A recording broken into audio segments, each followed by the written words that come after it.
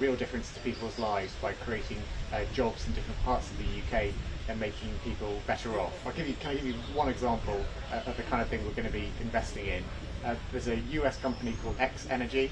They're going to be working with Centrica, who own British Gas, to invest in building up to 12 advanced modular reactors. That's small nuclear power reactors. Now these 12 reactors will create energy for 1.5 million homes, 2,500 jobs, and add billions to the economy. So it's a really important thing. That's going to take place in Hartlepool, bringing jobs and prosperity in that local area. But there will be investments right across the UK. So we talk about big numbers, 150 billion, and it is a huge number, but it makes a real difference to people's lives.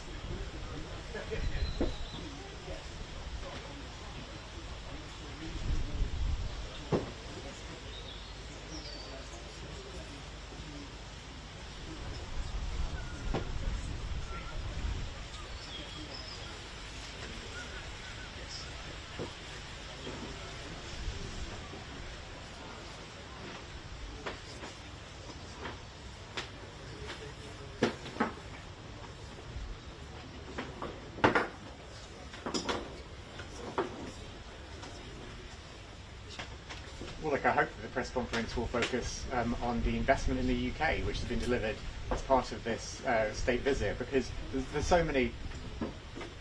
Well, look, it's up to journalists to work out what they want to ask at the press conference later, but there's so much to talk about when it comes to the deal that we've done with the US. It's not just the headline £150 billion and all the different ways in which that's going to be invested. There's also a nuclear deal to make sure we can build nuclear power quicker. There's a tech deal, which means that we can use things like AI and quantum computing more efficiently to have medical breakthroughs to help tackle cancer and create new drugs. There's so much people can ask about. It's up to journalists what they ask about later, but there's a lot to talk about in terms of what we've achieved with the US this week.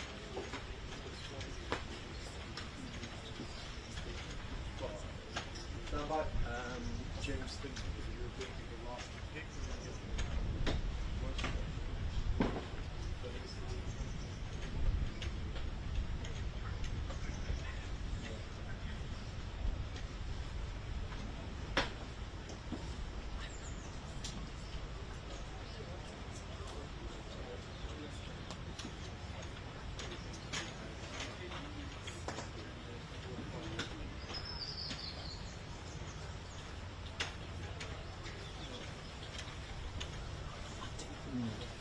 So some of this investment will happen almost immediately. Some of them are ready to go, in the coming weeks and months. Others will be over the next 10 years, because we're talking about obviously sizable investments here in long-term projects. So it depends on which individual project, exactly when the investment is delivered. But what we know as a government is that a lot of families across the country are finding things tough right now, which is why, whilst at the same time as securing this investment and putting our economy in a better place, we are also taking action right now, boosting the national living wage, extending the £3 bus fare cap, extending free school meals for more children. All of that can help people now, but what we need to do over the medium and long term is to get the economy in a better place, which is why this investment in our infrastructure, in our jobs, in our local communities is so important.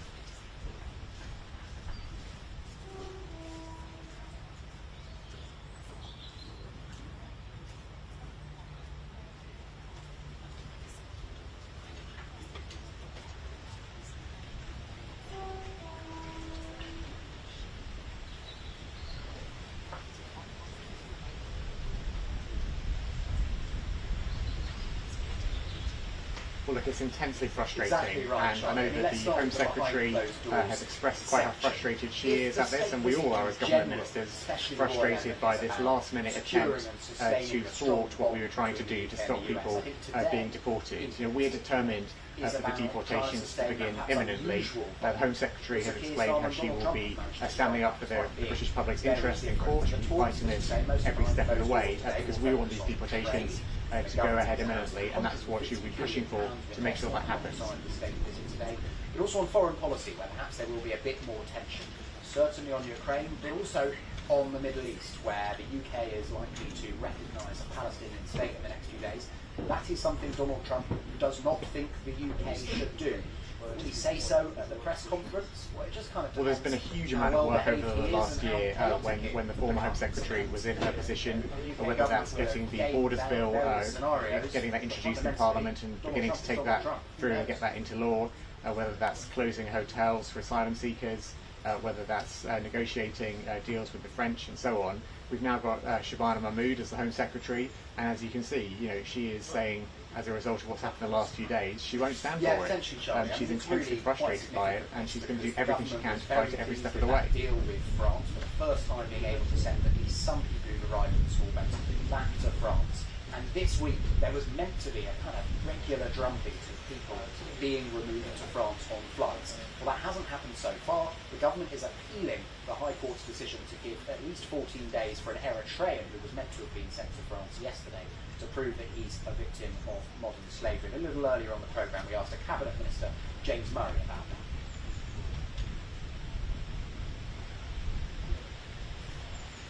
Well, I think really, to be honest, what has happened in this case makes a mockery of our laws and of our country's generosity. I think, as I understand it, this individual has decided, they're a modern slave at this late stage, despite having never mentioned that before. And as I say, it's a mockery of our legislation on modern slavery, which is important legislation. But what this person's done doesn't take that seriously, and that's why the Home Secretary is so determined to take this head on and make sure these deportations can go ahead.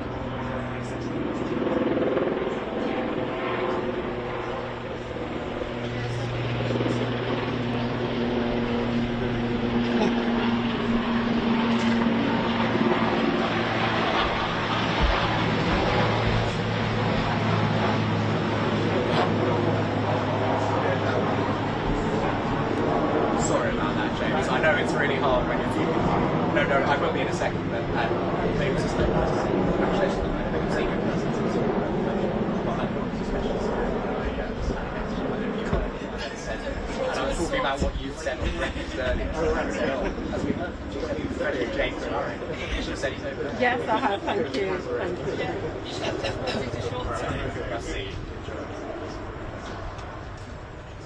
Hi, sorry, yeah. That's fine. Thank you. Thank you. So lovely to see you, and have a lovely, lovely day. Lovely to see you. Thank you.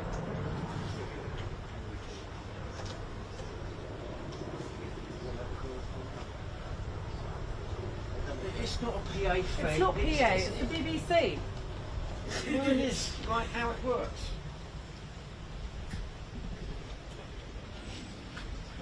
No, we're. I tried to speak a bit more quietly while James was doing we're it. just. But you know how it works. Jammed together. Sorry. Henry, I think you should just come into the live. Can't really mute the state broadcaster. That was all right, guys. Huh? That wasn't bad. The LBC was a problem. I'll head over to Yeah, that's just what you saying right there. Send me those things that arrived. Yeah.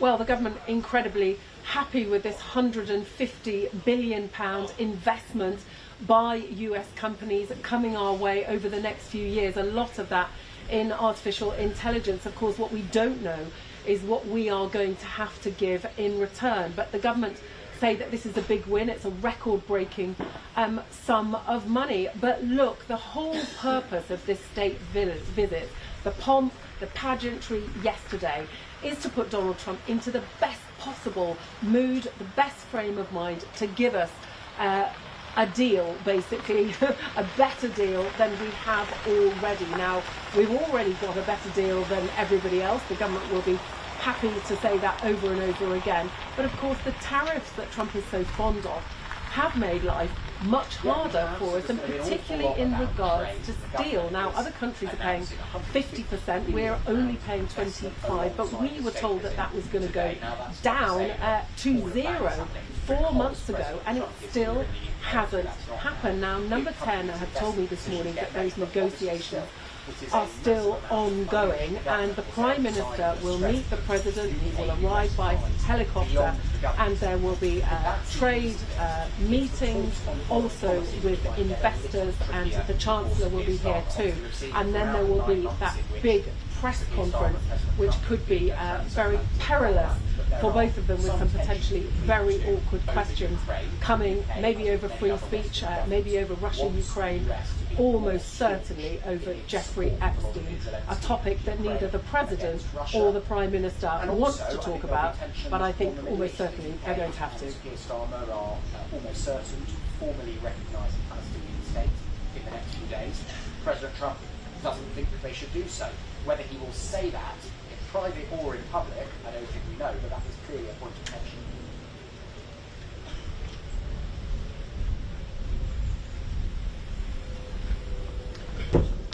If they're going to tell... Yes, definitely, on the part of Downing Street. I mean, they've seen Donald Trump over the past decade in the same way that we have, so they'd be mad not to be concerned. They will hope that President Trump, as he certainly was yesterday, will be on sort of dignified and restrained form. But who knows? And there are areas of sensitivity. Obviously, the tensions between the two leaders, as I mentioned, on policy areas there. There's also, of course, the matter of Jeffrey Epstein. It is still only a week since Lord Mandelson was sacked as the UK ambassador to the US over new disclosures about the depth of his relationship with Jeffrey Epstein. Well, President Trump is facing his own controversy in the US over his relationship with Jeffrey Epstein, albeit prior to his convictions. So it would be a shock to me if at least one journalist does not bring that subject up. How Donald Trump might respond, well, it would be a fool's errand to predict that.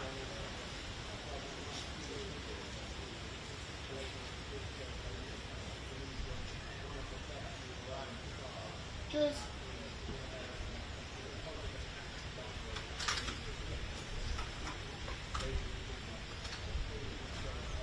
Right, I'm back in about 20 minutes. For 5 Live, but they're putting it on the telly, I think.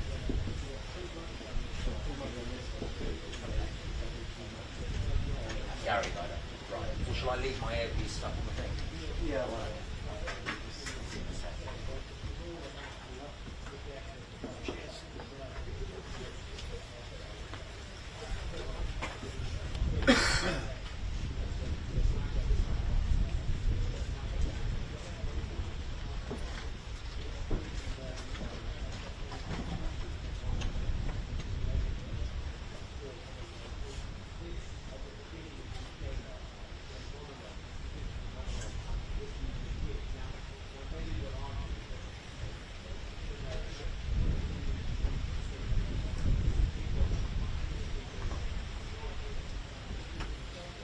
Great.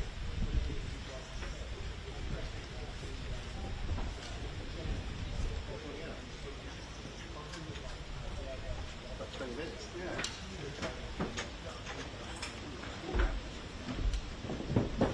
Sorry.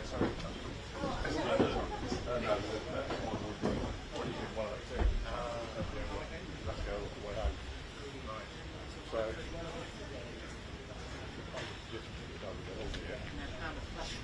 Back up.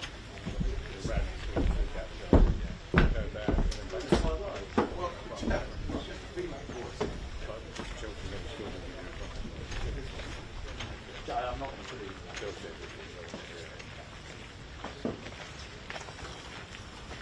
Hello?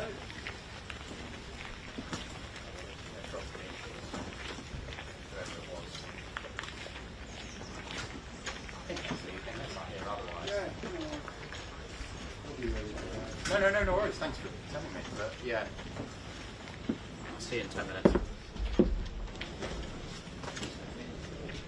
None too shabby, Henry. Henry, before you go back, so what time are you staying until then? I'm staying till the end of the press. Right. So, because we were just figuring, are you going to do it for about 300 grand? Oh, don't worry, I'm having okay. Alright. So I'm going at 5:30.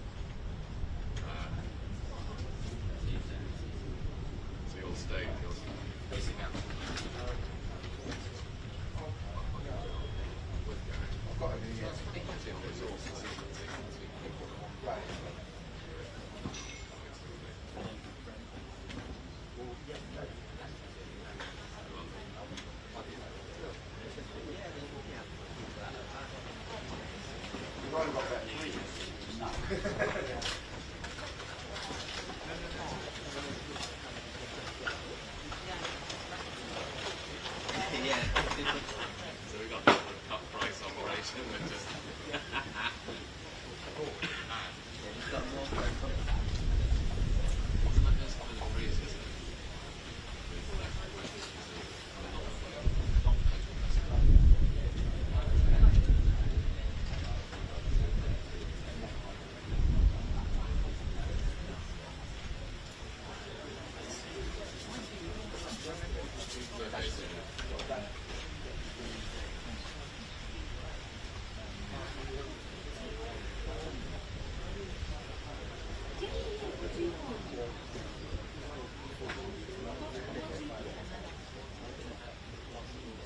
Sugar or no sugar?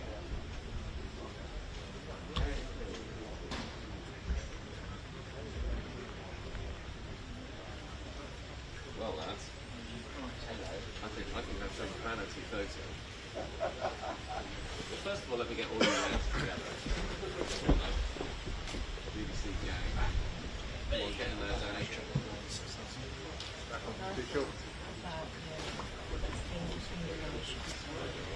I'm going to get another box.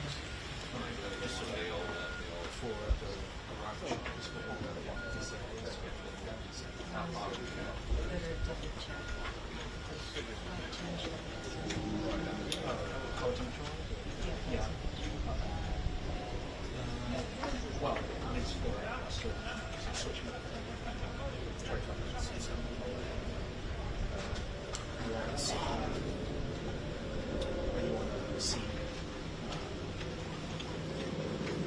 For color. Yeah, profile. That's that profile.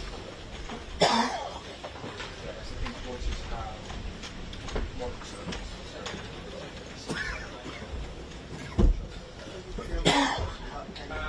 In that like down there.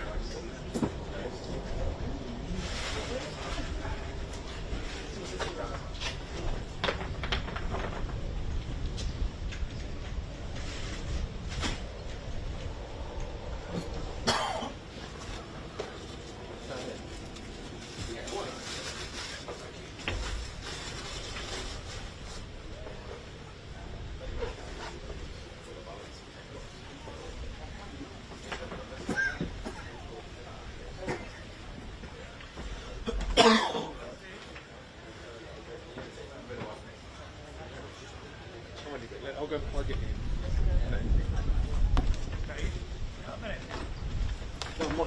I'll get told off from walking over there, mate. What's up?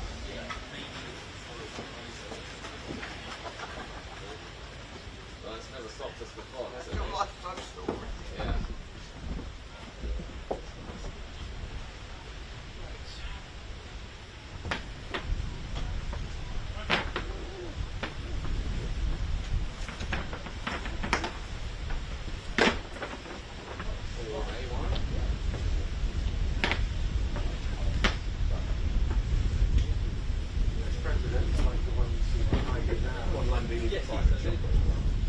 Yeah.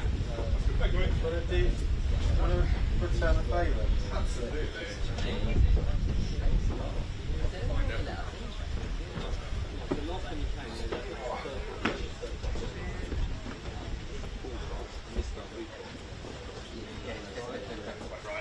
Yeah.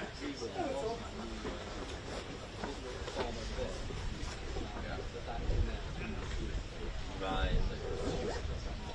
Right, yeah. Yeah. Yeah, better. This is no, it didn't read it. I mean, if you, I'm just to my dad. Down the street. Yeah, that's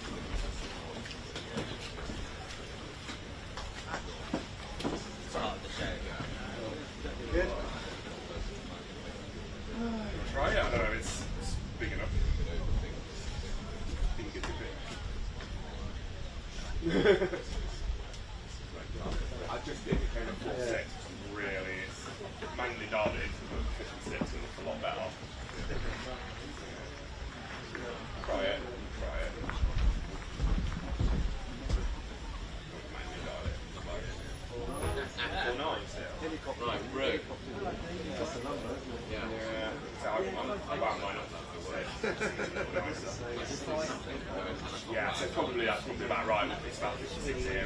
Yeah. All right, I might just kind of line up there. Technically working for you.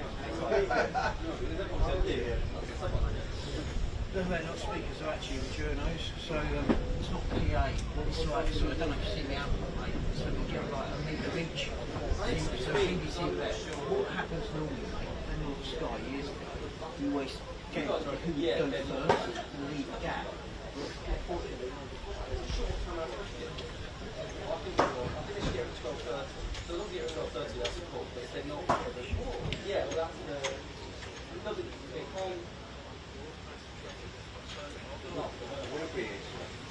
Yeah, well, that's how big I listen to.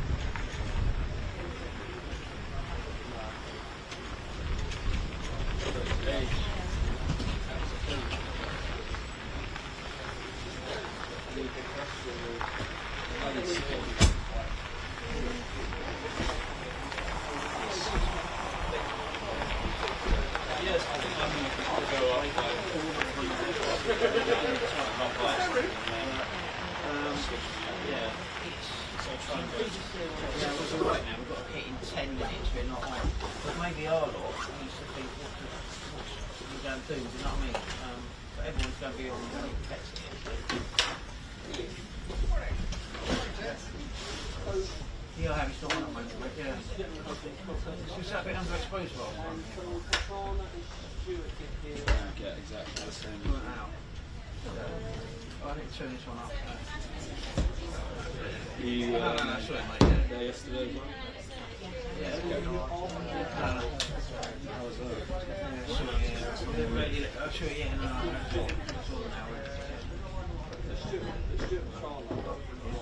cheers, mate.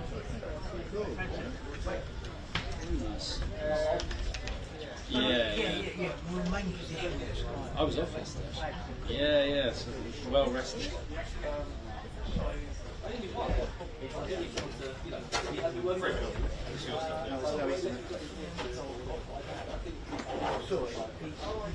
just saw on the Chequers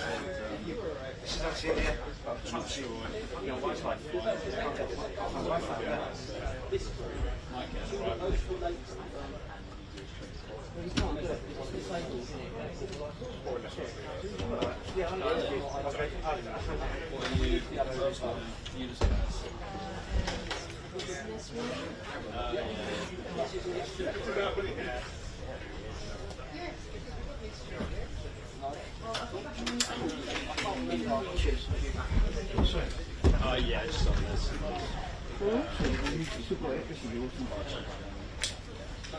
And he's got the phone on.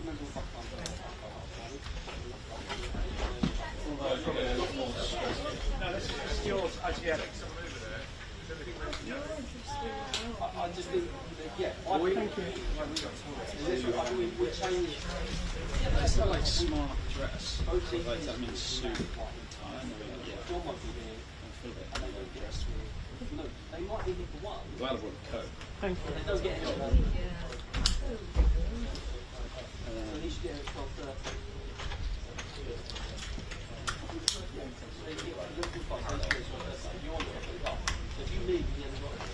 So I did turn that unit on, didn't I? I can't remember if I did or not. Can you hear anything? Yes, I can hear.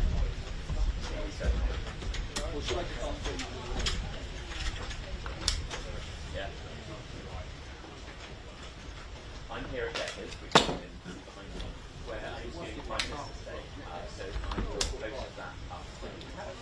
No. I did feel that was one place about staying out. I have. Daryl, thank you. I'm at Chequers, which is right behind me. I'll talk to the Prime Minister's Day about some of the really important issues that came out of the meeting with US. I'll post those when I have them.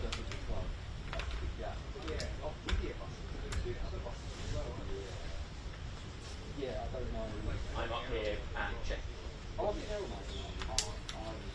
here at Chequers for the visit of US President Donald Yes, Trump. thank where you. I'll talk to the Prime Minister later about some of the issues that they've discussed in that building. I have, thank you, yes.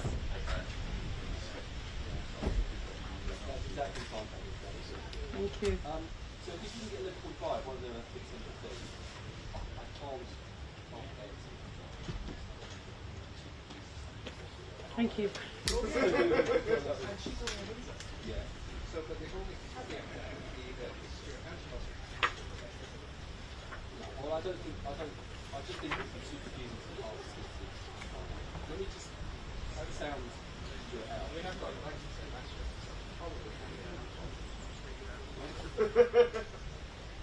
well, the reality is, I just need 2 camera positions at one point.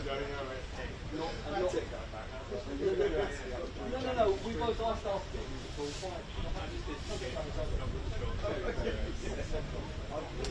Yes, the President had all the pleasure of that Windsor state visit yesterday. Now down to business here at Chequers, talking about trade, about foreign policy, and of course there's going to be that press conference this afternoon where pretty much anything might happen.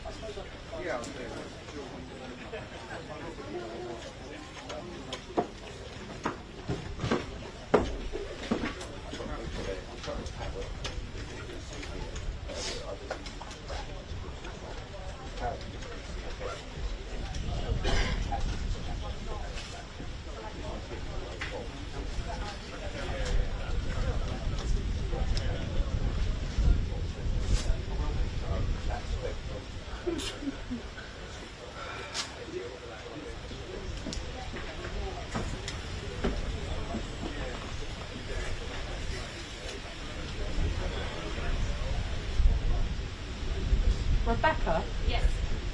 You don't have a Bloomberg sub, have you? No, I can get it probably on my computer. Because they're basically saying that Trump is. It sounds like they'd be happy to have Karen Pierce back, which begs the question: why on earth did Starmer get rid of Karen Pierce in the first place? I can check it for. I mean, I can say. It's saying that Trump is phoning them, which I can't say because I haven't seen it. But the noises from Washington are indicating, being reported. Hold it for this head, and you can. And when we check it, we can say the next. Well, we'll head. see. Also QR. I'll try. Depends if they're going rap in my ear. I'll try. I didn't say it. But, you know, they need to put the QR code up if I'm going to say it and they don't put it up, then, you know, it's a total waste of time.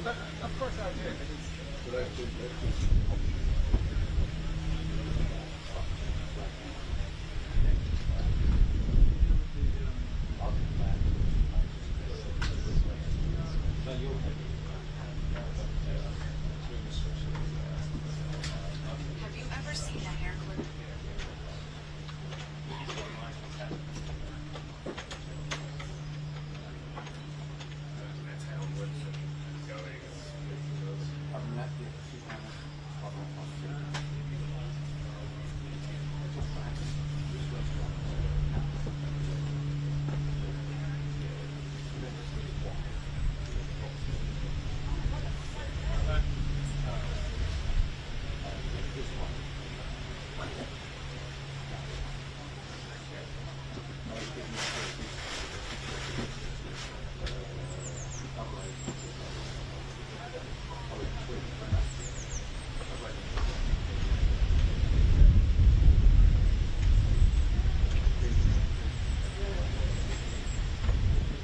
Okay, thank you. No, that's the smell. It won't.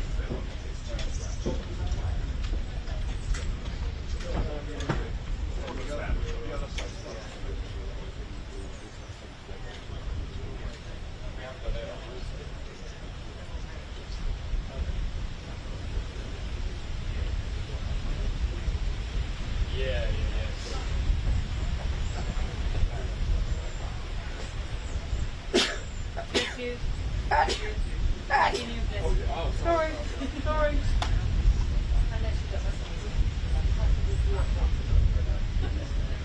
We spent too much time on it. I'm just saying.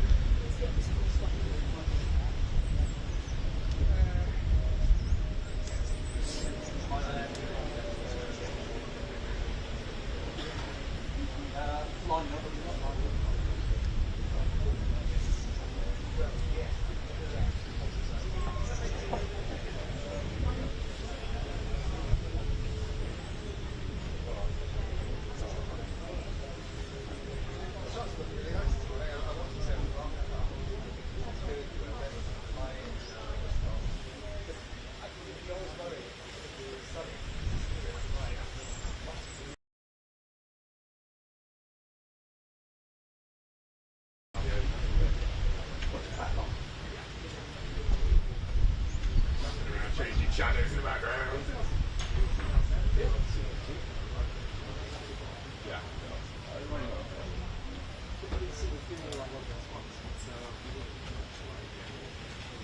Hi, how are you? I'm alright, thanks.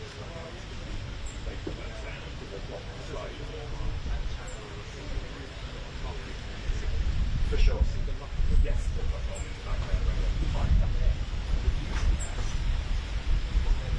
Sounds good. Great.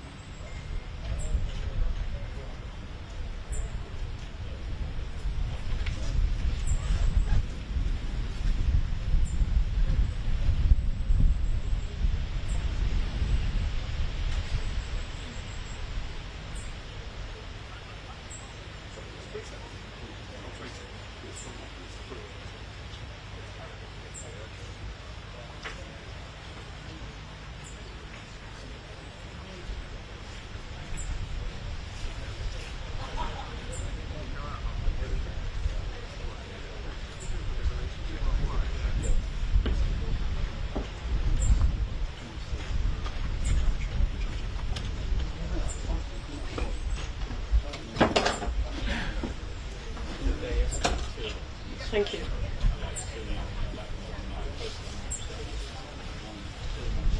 You right? Well, I don't know.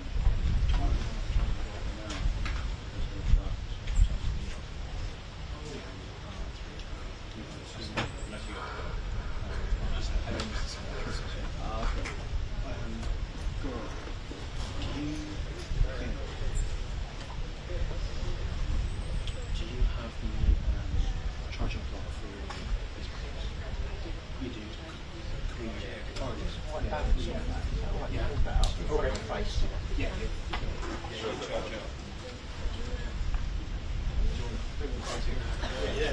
Okay. Probably the ones that are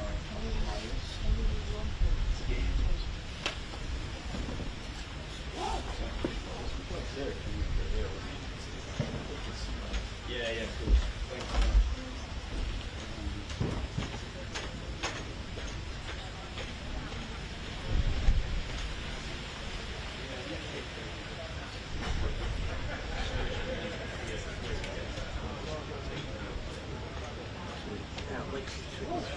Sorry? They should have said you first, because now you're going to touch your ANC.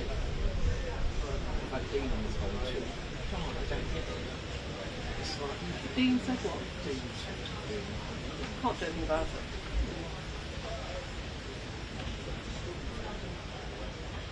That's all Hi, right. Nikki. I said that's not yes.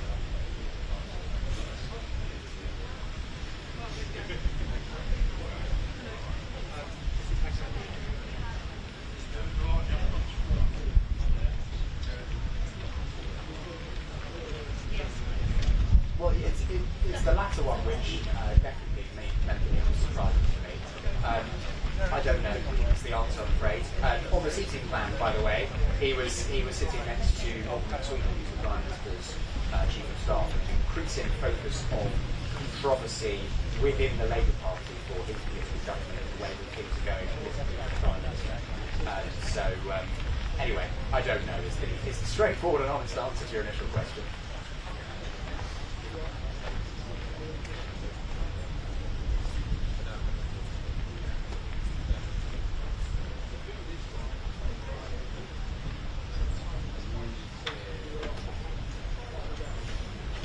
Well, today is the sort of political day of the state visit. So yesterday was the pageantry and the royals, and let's face it, Donald Trump's been pretty clear that's the bit of the visit that he was most excited for. Today is the more substantive element of things. So if you think of the state visit overall as the UK trying to solidify its warm relationship with the US, I think today is Keir Starmer trying to solidify his warm relationship with President Trump.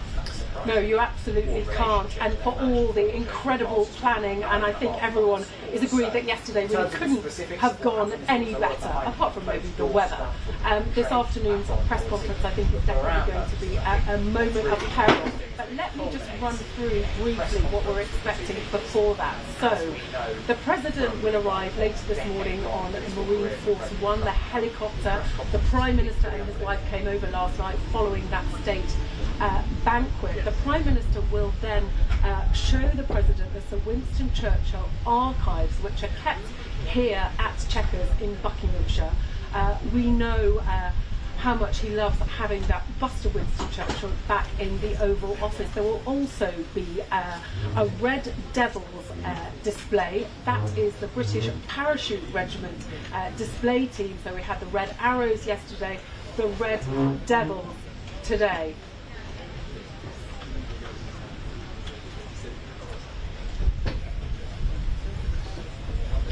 Coming back to me or not? Maybe, but they'll definitely be. The lost sound. Not least from the Are they going to come back to me? Because Sir Keir Starmer hasn't taken the questions about it. Oh, they're not coming back to me. Okay, all right, thanks. This is worth reflecting on. I don't know what happened then. Sound went. Prime Minister stood up and was back into the House of Commons and after repeated questioning from MK of the Conservative Party leader was adamant that he has full confidence in International remaining ambassador to the US. It's only a week since the Prime Minister then reversed course and sacked the ambassador to the US. And still really facing fairly brief questions about why outside of knowing and saying He will arrive in some degree of association with Jeffrey after his initial Okay. But he's coming by helicopter, so he'll land somewhere, but we don't get a shot of him. it's safe to say that we both So he will have by chance. And it's still about 10 to 11. So I should spot up on the beach now. In case I have to send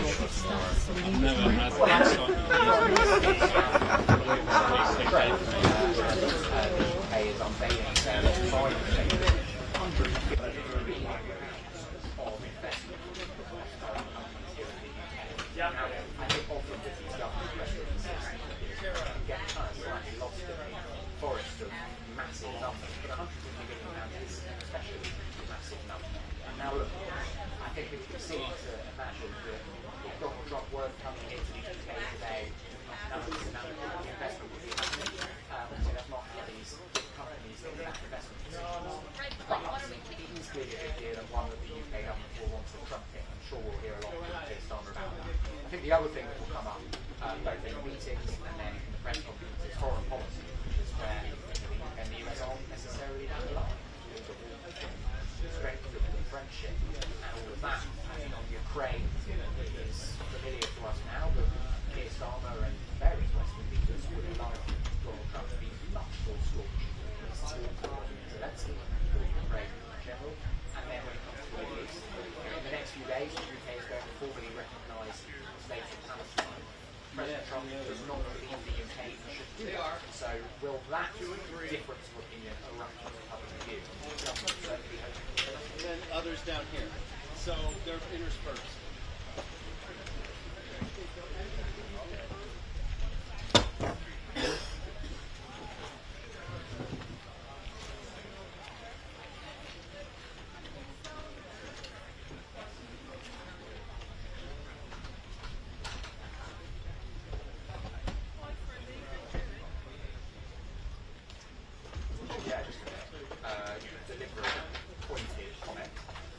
Using the authority of the king and his office, and we know, because he keeps talking about it, that President Trump absolutely loves the monarchy and family.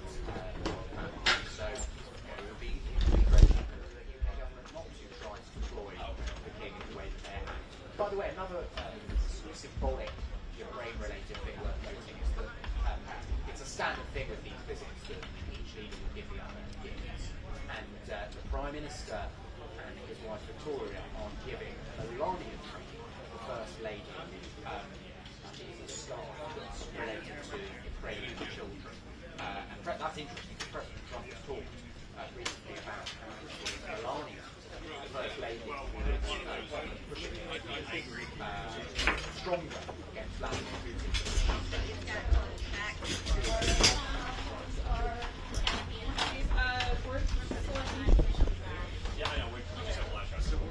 No, I haven't. It's very unusual.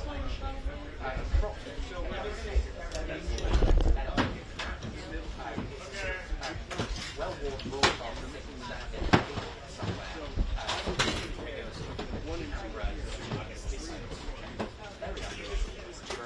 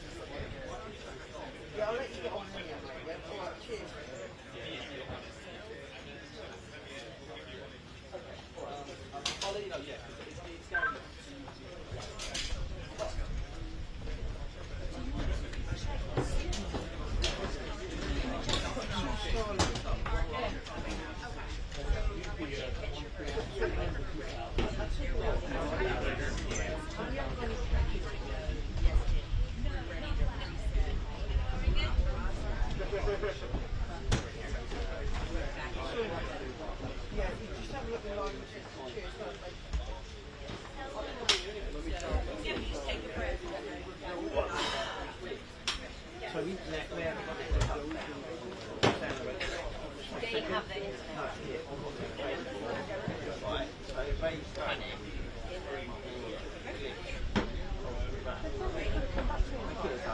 So now I've got Arsenal on the other end, going up there, but it's fighting now, so Arsenal get driving centre, and it turns to I think they've packed it, which means basically They always couple up their end, they need to uncover they it. don't have nothing.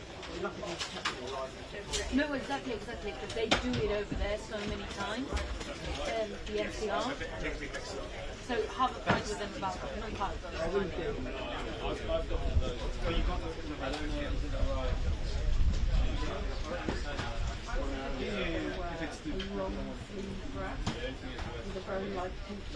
But you saw 18 degrees. Came down to there, and then I thought 18 degrees actually quite good.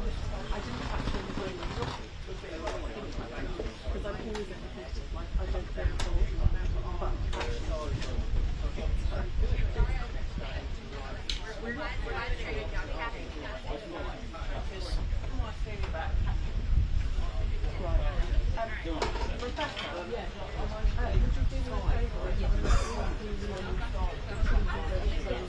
I need to go back.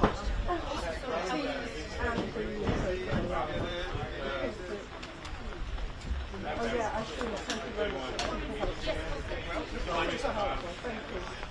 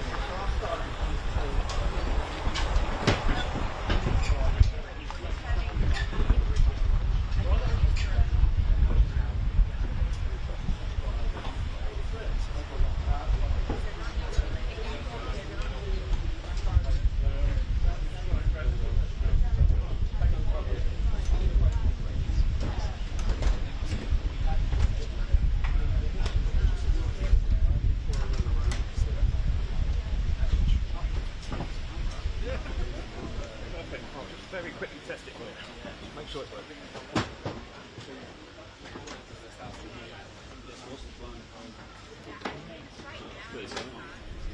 One's that side, one's this side. Yeah. There's one there and one here.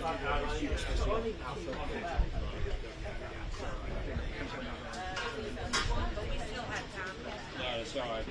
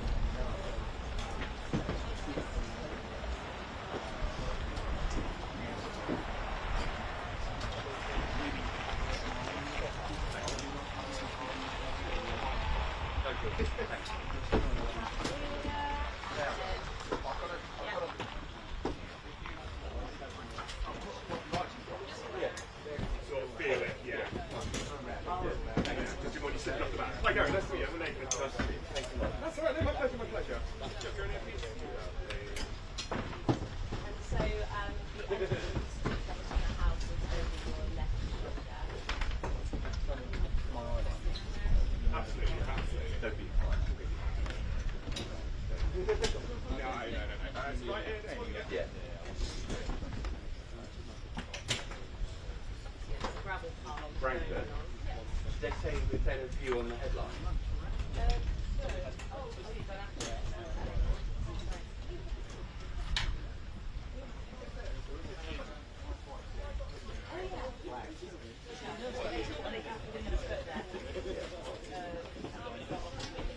Oh, okay.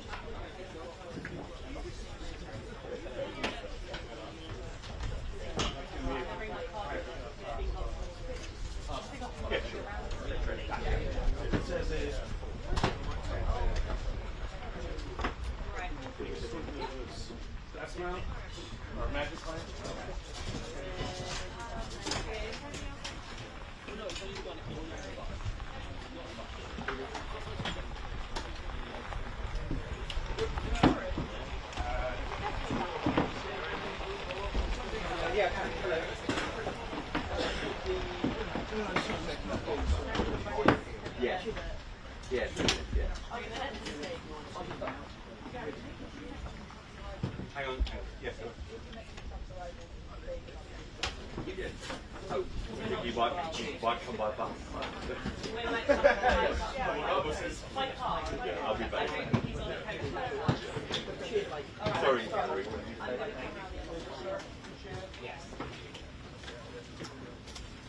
Yeah. Will you cue me? Yeah. And you'll cue me into the headline. Thank you. Where are you? You're right. Yeah, perfect. And your perfect. Yeah, that's great. To the headline.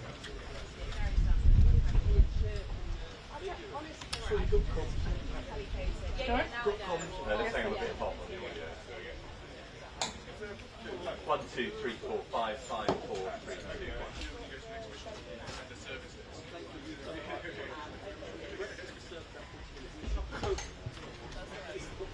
1. Rebecca's got us some bags of food, one for you, one for me, one for her. So that's good. After this.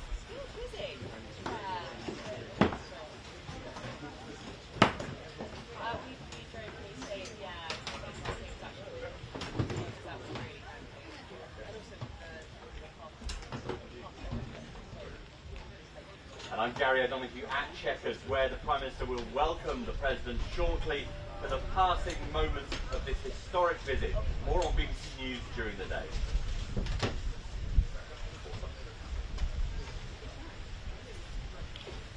Something.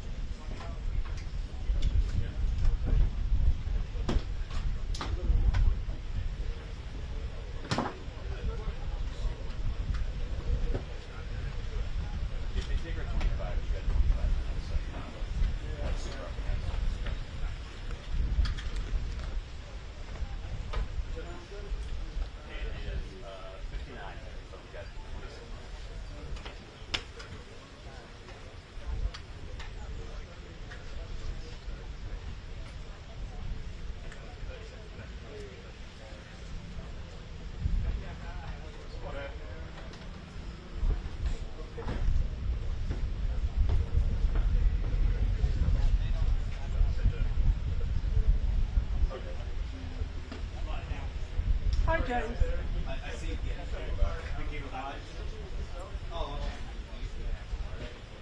Okay, fine, fine. Okay, so you'll stay on camera and to get the picture. Yeah, you can. Just, that's fine. Do you want to come to me now, very shortly? That's fine. Yeah, that's no problem. All right, thank you.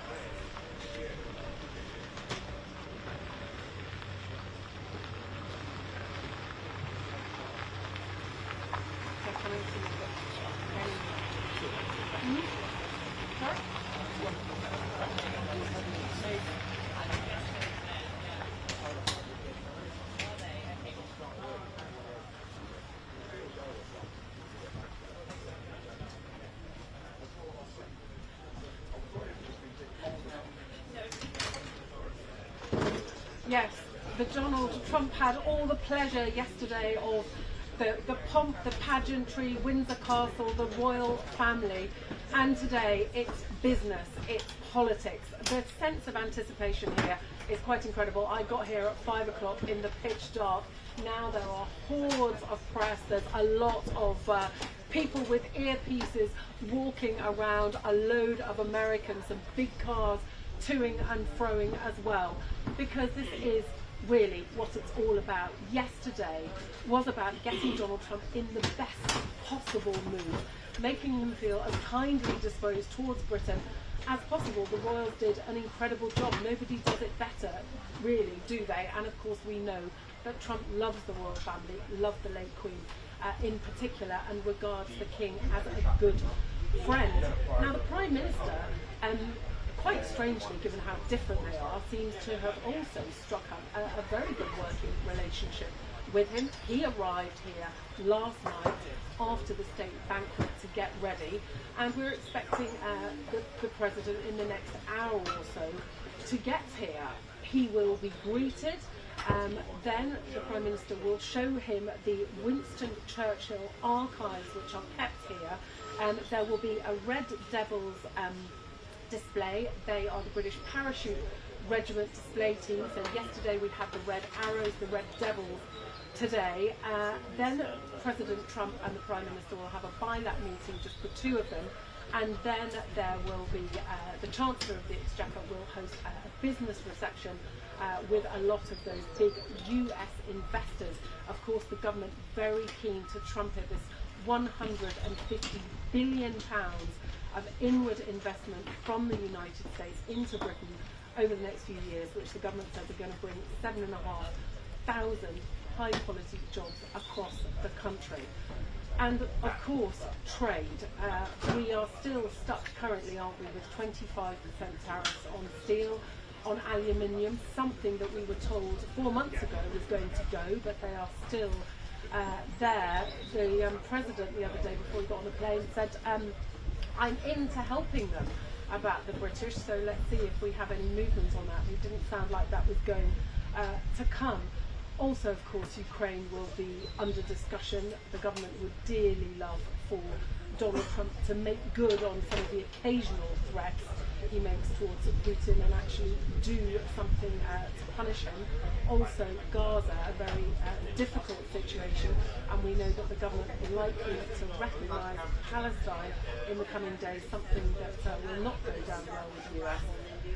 But the press conference, I think, could be exceedingly awkward this afternoon. Back in 2019, when it was Theresa May was here, it was quite embarrassing. Donald Trump freewheels. You never know what he's going to say. He loves the television. He loves the cameras.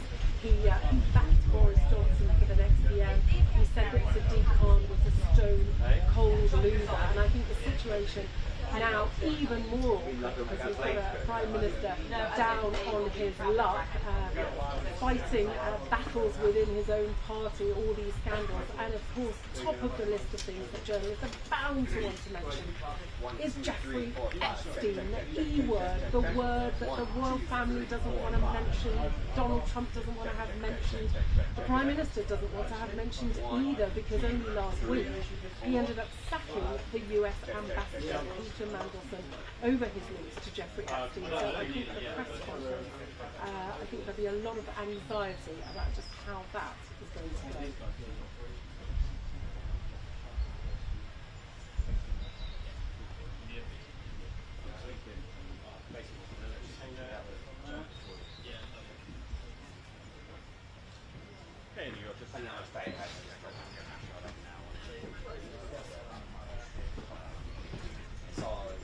Thank you. Oh, okay. Thank you for just staying here, apparently.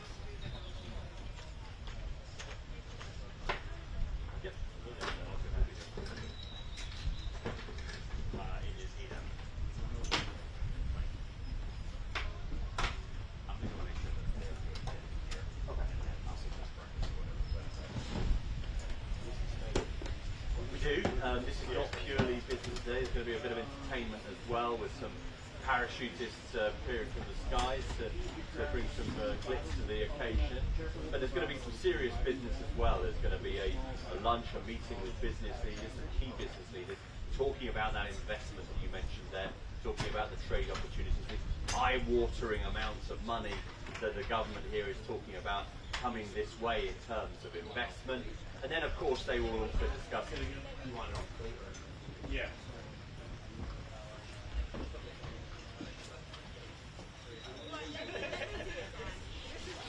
Actually, the bottom of that is also the power supply.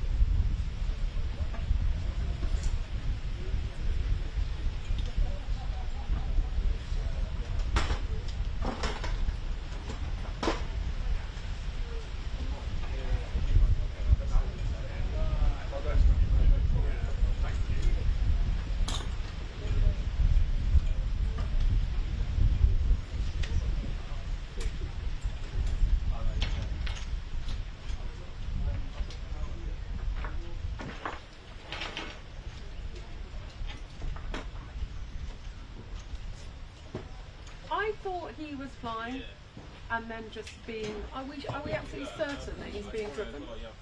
Because we thought he was landing over there and... Sorry? Lands there. That's why we're all lining up to get him landed. Yeah, but now they're talking about him driving. You've got to drive to the helicopter at the other end. Well, no. They would have just landed in Windsor, wouldn't they? Like they did yesterday. In the park, so we have to drive to Windsor Park, take off, fly here. Is that what happened yesterday? I think that's what they do. There's two pieces, so there's one here and one there. Okay. All right.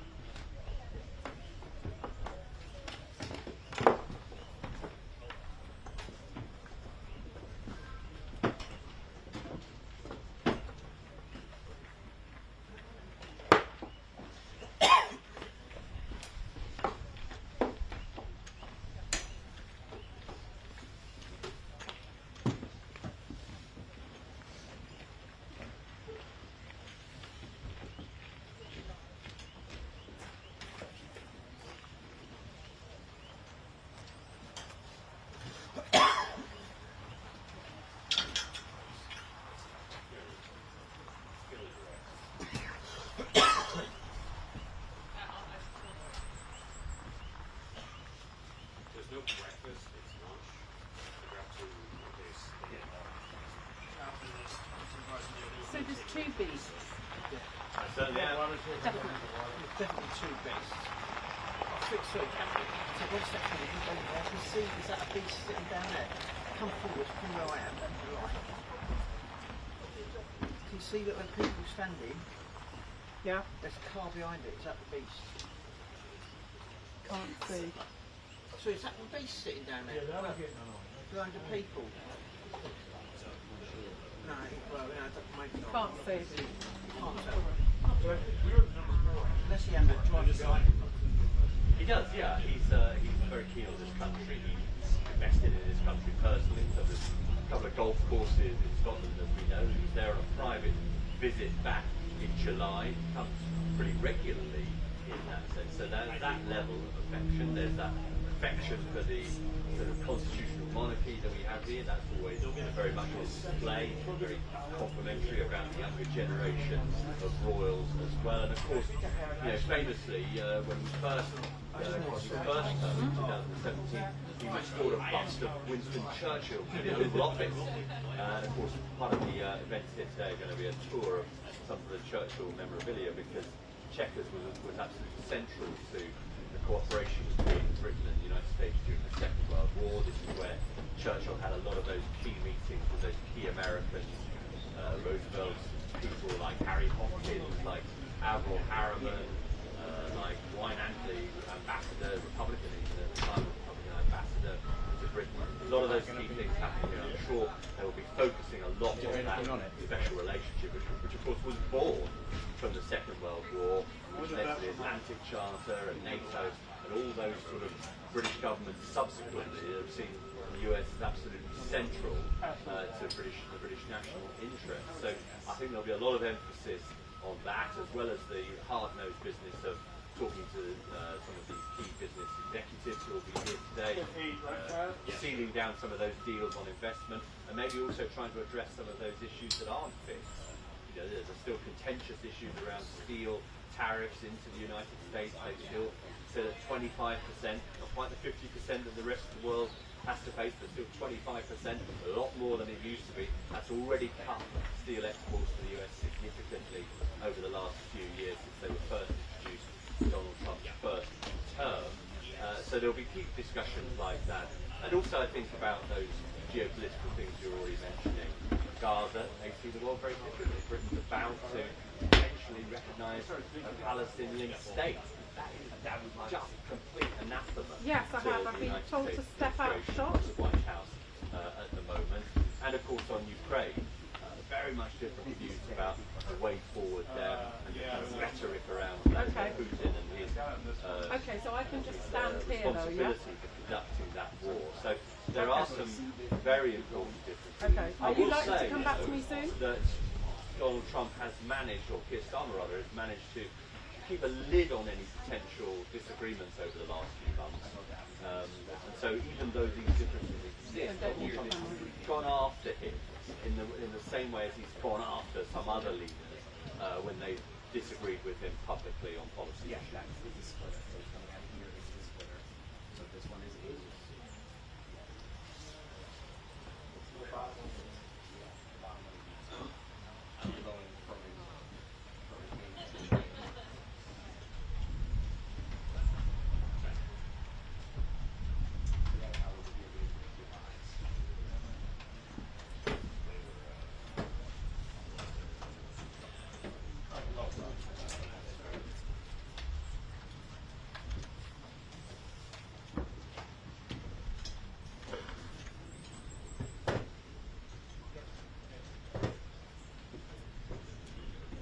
Well, I'd be amazed if someone doesn't ask about Jeffrey Epstein. I mean, why wouldn't you? It seems to be the common factor here, doesn't it, in terms of connecting all these different parts of the visit. And of course, Britain has lost its ambassador to Washington, Peter Mandelson, as a result of his emails and letters to that convicted sex offender who killed himself back in 2019. There's a lot of controversy, of course, here in Britain over the extent to which Keir Starmer did or didn't know about the nature of these communications between Lord Mandelson and Jeffrey Epstein, whether that was looked into sufficiently, whether the vetting was good enough or not. I will say that it's clear that the White House had a pretty favourable view of Peter Mandelson. And just a couple of days before he was fired, he was in the Oval Office with the First Minister of Scotland discussing Scotch whisky tariffs. He did manage to achieve some access, and particularly his expertise over trade issues, where we've been former EU Commissioner in that role. That, I think, was seen as one of the contributing factors, as well as his sort of political expertise in appointing him in the first place. But there's no ambassador at the moment, no indication who we're going to get. And that is one key thing I think that the Americans will look carefully at, and they will no doubt have views that they will express in this summer today.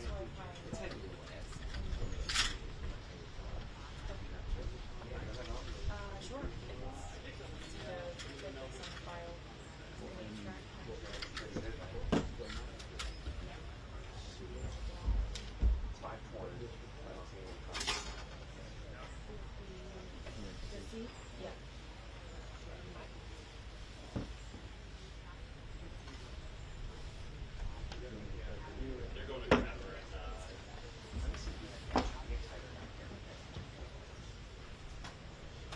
Something I have with me, but I know is in one of those cases.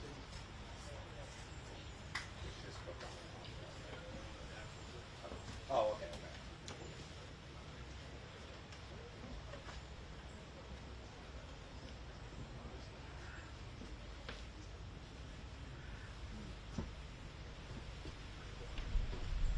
Yeah, and I think we have to be careful about these kinds of. I mean, it's a nice round finger, 150 figure, around 150 billion pounds.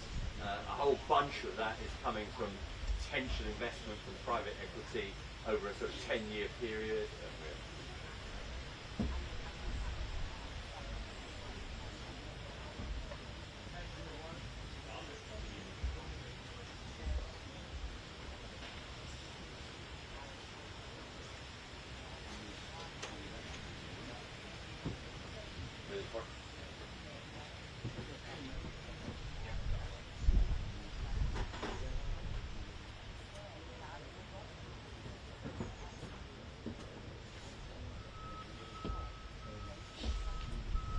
So is that the entrance to Chequers in shot now?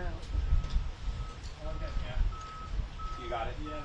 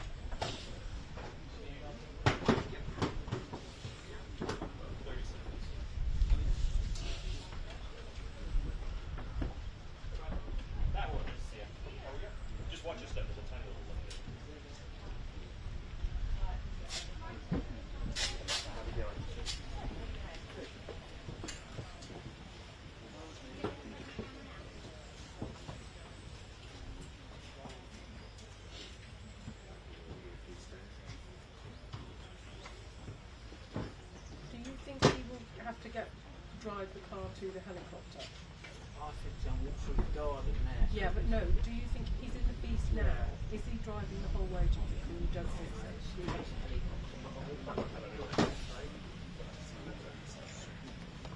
Find out.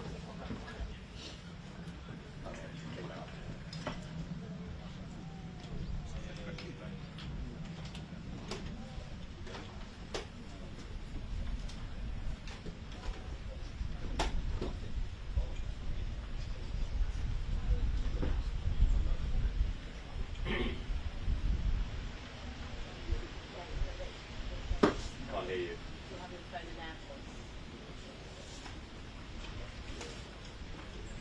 But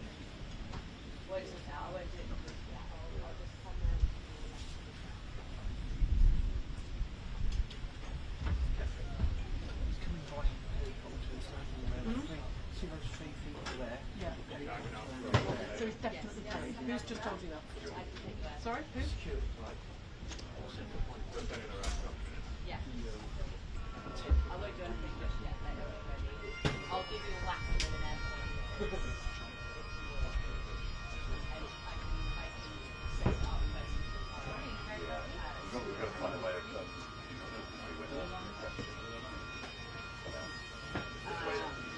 Yeah, that's right. Can you give us a talk back? I guess not. We'll get a lot for Is this the entrance?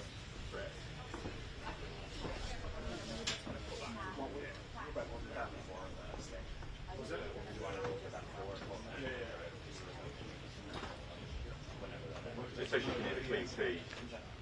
I feel like less configuration.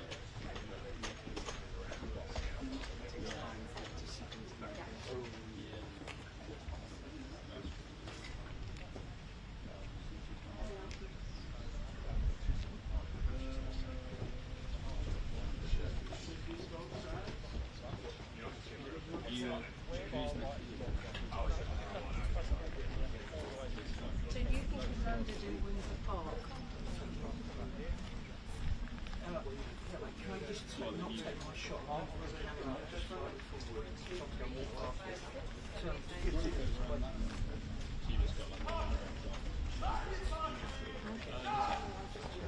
move forward. So if you go a bit further that way, he's going to walk along. Total chaos. But he's going to walk. Why should be in the park? To that gate. See that gate? Yeah. Do that all through the bit, so you can just, you know what I mean? I should be able to get him. They've said he's going to be on foot. With who? Starmer with man. Meet him over there Is that Lammy down there? or down there? Is that Lammy down there? You can see Lammy? Yeah, Yeah, it's Lammy. He's going to meet Lammy.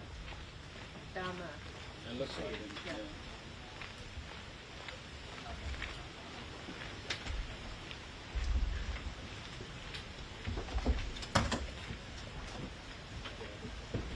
The lab should be on both channels. Is it sounding different?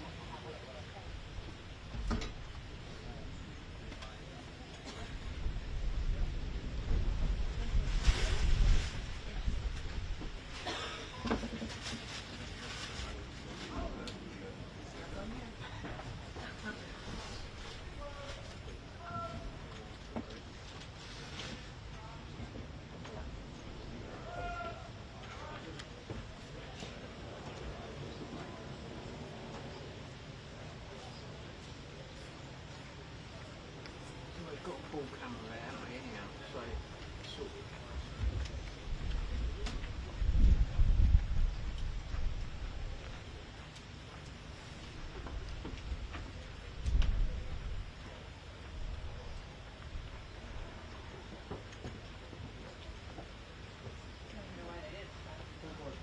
Are we still on there? After the break, yeah, we're after the break. We'll get So there. how much time is that? At least probably 2 or 4 hours.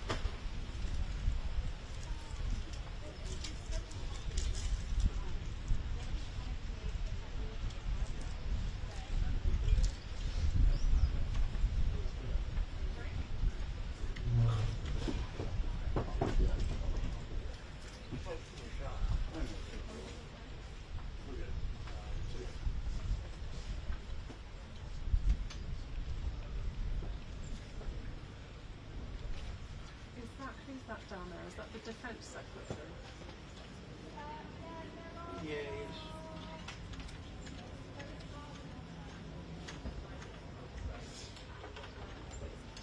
No, it's not. It's copper. No, it's not. No.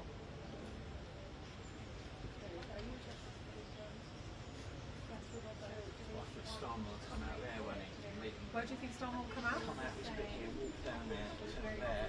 So they won't come past. Then meet the three blokes. That's where a helicopter's going to be there. Those blokes are the Secret Service. Yeah. Go out there and they meet them somewhere there, but they've got a camera down there. Yeah. Camera. So you think they'll walk through? Through the Rose Garden. Yeah, there. Right, the professionals. So they won't come. Hello, hello. How are you? So they might come to us. Really? Just shot me out. Yeah, so they've got the shot there. So there was there's a for that. Yes, I'm here. He's arriving now. No, not yet. Yes, it was always coming by helicopter. Yesterday the police observed why just get shot all the time. So Catherine is going to salute it. I knew he was coming by helicopter. You don't need to tell me. Yeah. He's got meet Starmer on the grass, dragging it there, walk over there, and into that the diesel playing music, then making that all there. In this group or another group? Look, there's the There you go. Have a look. Well, Then look left. you could have told them if anybody had asked us.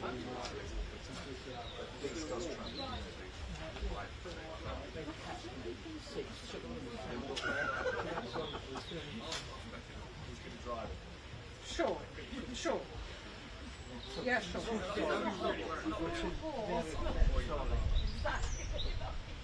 19,000.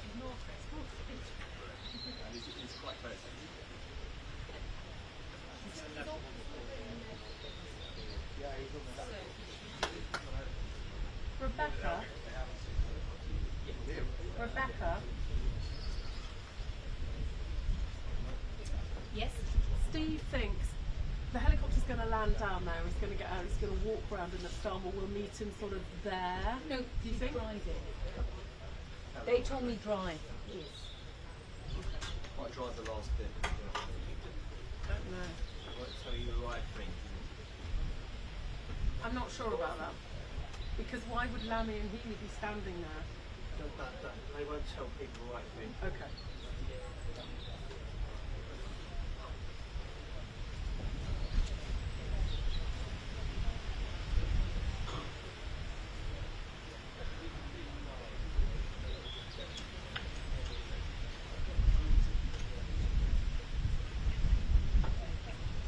Yeah, I think that's pretty standard. The Secretary of State with him, Marco Rubio, who's also acting as the National Security Advisor at the moment, and that's a key role when it comes to some of these discussions over conflicts in Ukraine and Gaza. And of course, Scott Bessent, the Treasury Secretary, is a central figure, and maybe it's one of the things that the President will be asked about, certainly by the US.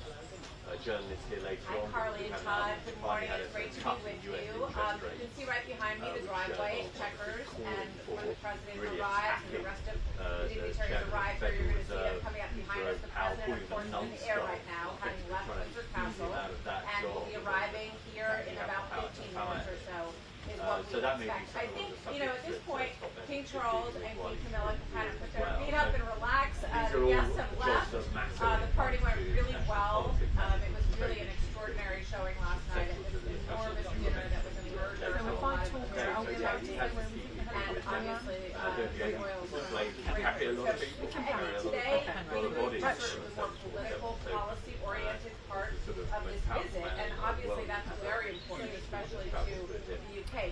Yes, well, the number of people building here, it's quite something. A couple of moments ago, there were a couple of bagpipers standing by the door at the Chequers.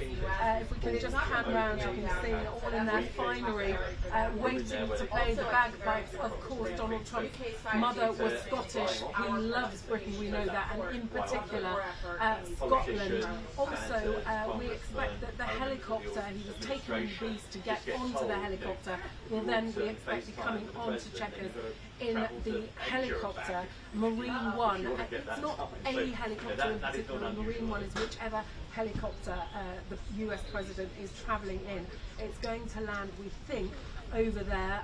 I can see, I think, David Lammy, the Deputy Prime Minister now, and it looks like, can't really see from this distance, possibly John Healey, the Defence Secretary, already down on the grass waiting for the President's arrival. And then the Prime Minister, of course, came here last night to Chequers following the state banquet at Windsor, along with his wife, to get ready.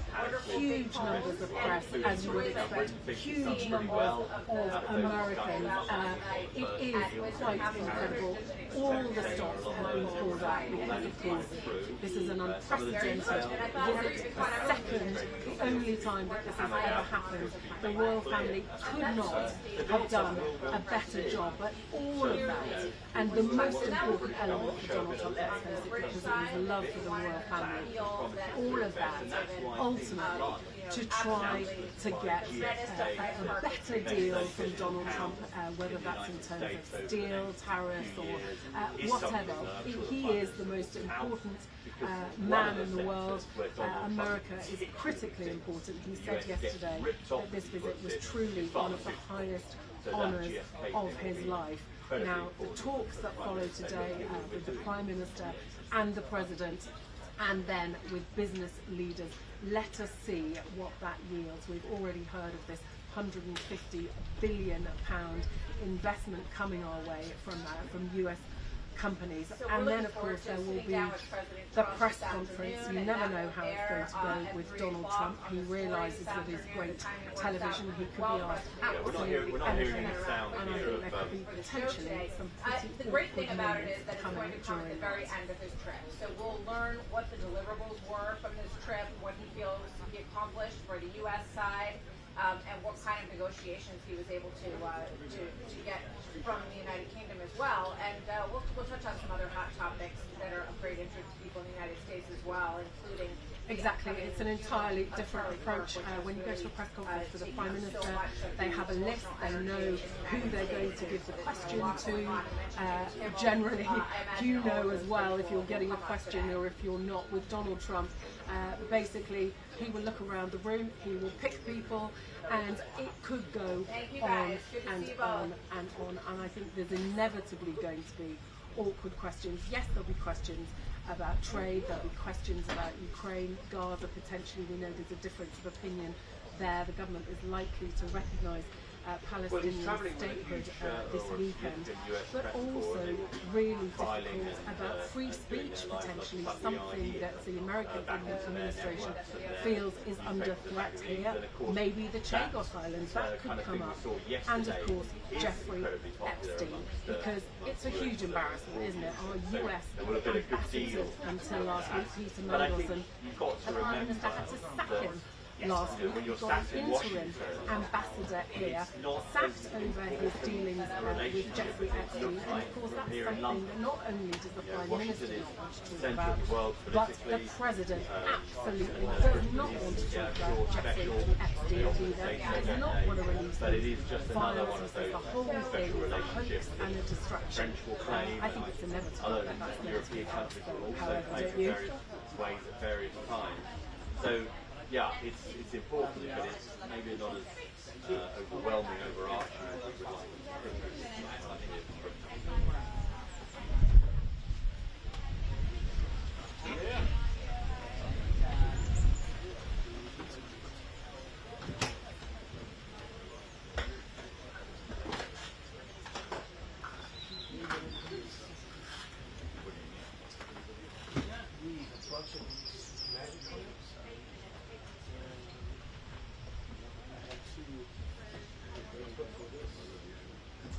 Yeah, I mean, Donald Trump, when he's asked about Keir Starmer, in fact, I asked him about Keir Starmer a few weeks ago. He said, yeah, he's a liberal, but I quite like him. So he knows there are key political differences in terms of their philosophical outlooks. They have pretty different backgrounds, of course. Keir Starmer being former director of public prosecutions before he entered politics, and of course Donald Trump, as things stand, has been through a whole bunch of court cases over the last civil. So that would be an interesting discussion about legal systems between the two of them.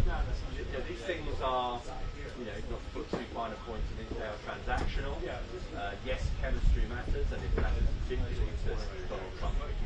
Chemistry can solve a lot of things, and chemistry does matter in politics. But at the end of the day, there are some hard calculations that are made about the numbers, about the national interest of each country.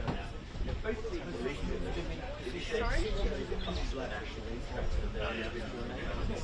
And Britain likes to think that is often not always seen as but they try to make it as close as possible. But there are times when they is their duty as an SME to ensure that they get the best population that people are voting for. So, I think one could overemphasise the chemistry. It is important, but there are some more decisions that have to be made about your place in the world, their place in the world, your interest versus their interest, your allies versus their other allies. And that is an incredibly important thing to do in terms of international politics. Hi Sophie, how are you? That we're in this time of such significant unrest in terms of conflict, It's weird because Lammy and Helio literally standing up. It's weird. It's gonna emerging from really unipolar world after the Cold War, where the US was the only superpower. maybe not. This era I when just said the it rise of Lammy and China Johnny. and Russia advancing its muscles in Eastern Europe has again moved into a kind of new phase. Great power politics, as they often call it, great power rivalry, sometimes. Freddie has said Which again, what I was going to say is that how you approach the business. Yeah, I know you got it. so there's zero possibility. Nothing on the website. No, you're right. Say again?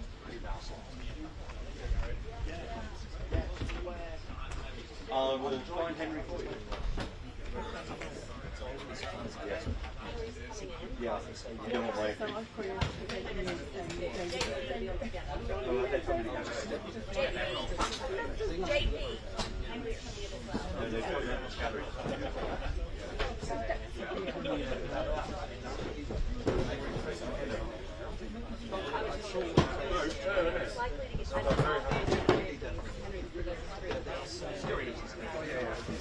Do you want to find out what they want?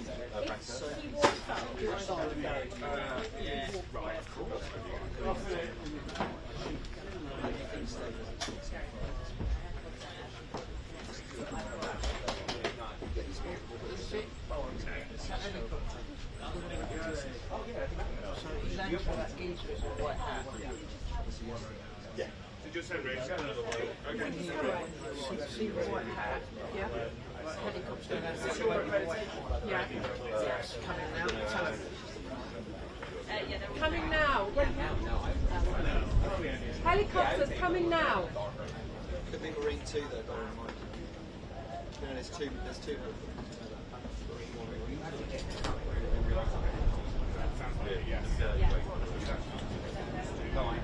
Can you bring in some across this?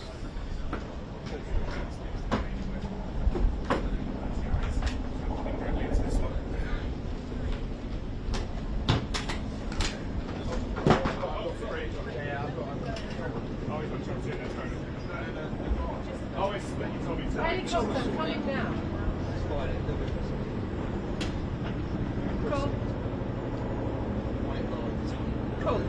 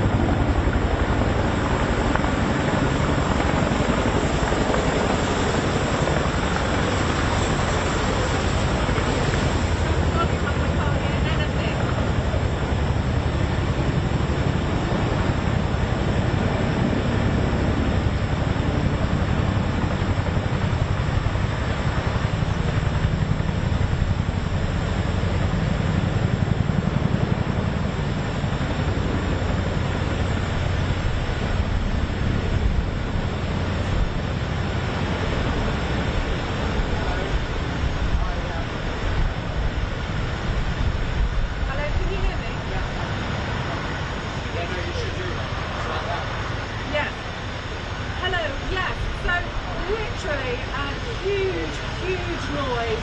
I can see the helicopter just about to tent for the press. The wind is blowing, an enormous wind. I'm probably 200, 300 metres away from where Marine Forces, one of the helicopters, or several of them, isn't there, has touched down. I can just see there's another one coming in now. All the people, other helicopter landing now, left, side. Forgive me, that's one on the ground, another one about to touch down. I'm not sure how many there were. Okay, two on the ground now. There is another a few trees in the way. Two on the ground, the noise, and the third one just had to touch down, which looks to me like it could be the one that is actually bringing President Donald Trump to death with a historic second day of the second stage of something which has simply never happened before. The noise is incredible. The wind from the rotating blade of the helicopter, you can feel it even though I'm a few hundred metres away. So many officials in the area, so many press. Of course, the media's presence to communicate events like this dozens and dozens of times, even for them. Everybody has got their cameras out because, we're watching history, so this is history being made here. So, just trying to see the hatch is open, people are coming down, out of the helicopter.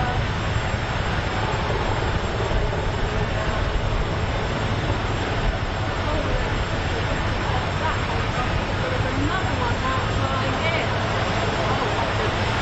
Right. So we've got 1, 2, 3, 4 helicopters coming in now. It is perhaps the actual one which the president has got one up on. And again, we've got the huge noise which I'm sure you're hearing. I can see my red banner. Hey men, walking in, just running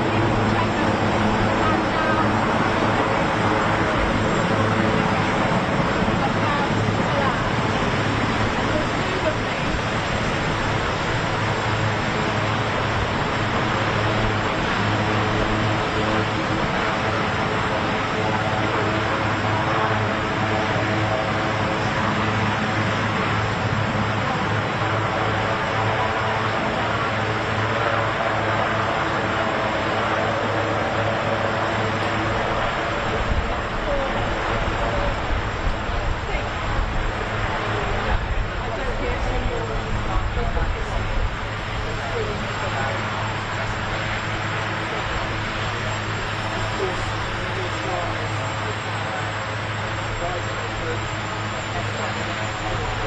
Chequers. And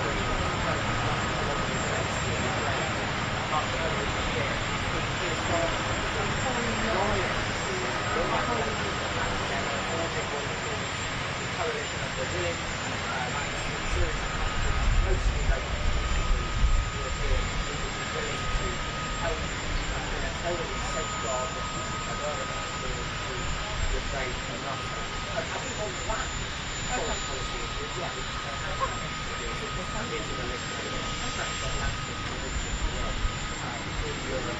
land. And presumably what's interesting is that in the coming days we're expecting the government to formally recognise a Palestinian state. Now that's not a surprise because Starmer announced that. We've just seen now President Trump just preparing to disembark from Marine One.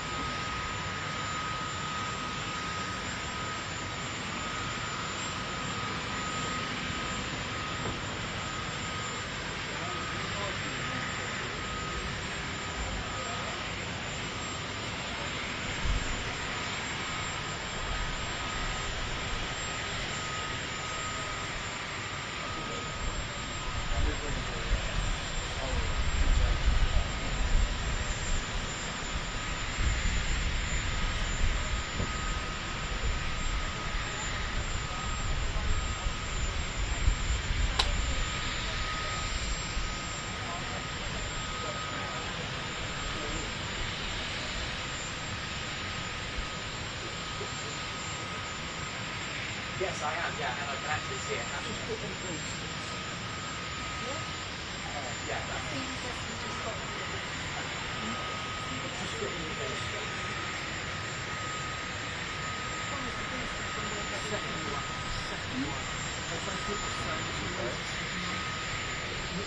Not the first one with the flag, the second one. yes. What I see. If I get a chance to say What you that, can't then quite also see say is behind the we'll scenes have where I'm special standing. opportunities to try and The do it journey art of if I is can. going to be very easy.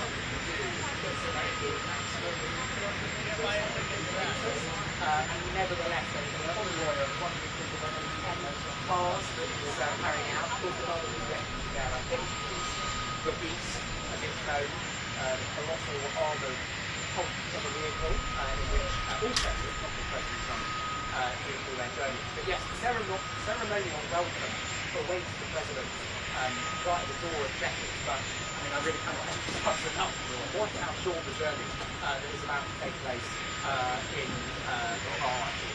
And looking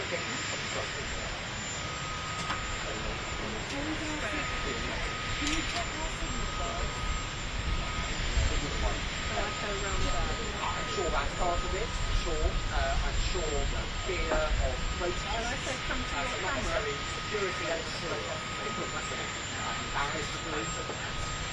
Everyone's view of protest is part of that. I mean, it's not new. President Trump, when he came over, I can't remember if it was a state visit, came over to see Theresa May when she was Prime Minister during his first term in office. That took place at Chequers as well. The convoy on the move.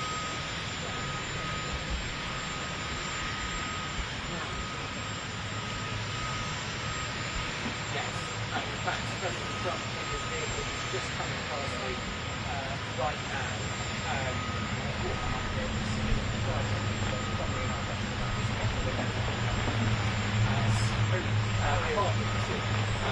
I don't know if he was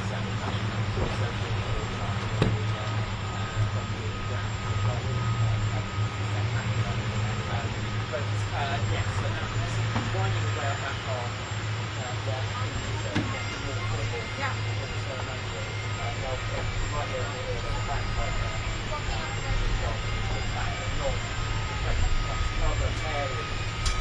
Yes, so literally in the last few seconds, a whole convoy of incredibly big black vehicles, including the beast. We saw the US President looking out the window at all the assembled press. There are dozens and dozens and dozens of us here. He gave us all a wave and then they drove through the gates into the grounds of Chequers. I hope you can hear now the bagpipers. I got a look at them earlier. They were wearing a fabulous sort of purple and dark blue tartan. Of course, Donald Trump very proud of his Scottish heritage, his mother Scottish, who has that golf course in Turnbury that he was only at just a couple of months ago. A great love of Scotland, a great love of Britain and the royal family, and my goodness, didn't they do an incredible job yesterday. I don't think anybody could have been happier with how it went. Donald Trump, the pictures of him standing with the King and the Queen, a smile so wide, I don't think I've seen a smile like that on Donald Trump's face since he was standing with our late Queen on the last stage visit. So his arrival now, greeted by the Prime Minister and Lady Starmer, who will then be shown the Winston Churchill archives, which are kept at Chequers, and a little bit later there will be a Red Devils parachute display too. Great too, seeing our own Bev Turner. She got off one of those helicopters, she came running up the park, gave us a wave, and has gone into Chequers for that President a little bit later.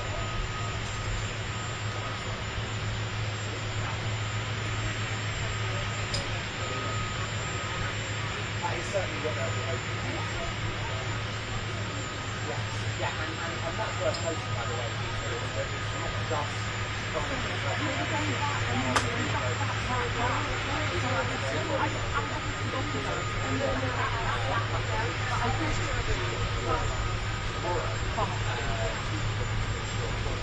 and also Rachel Reeves and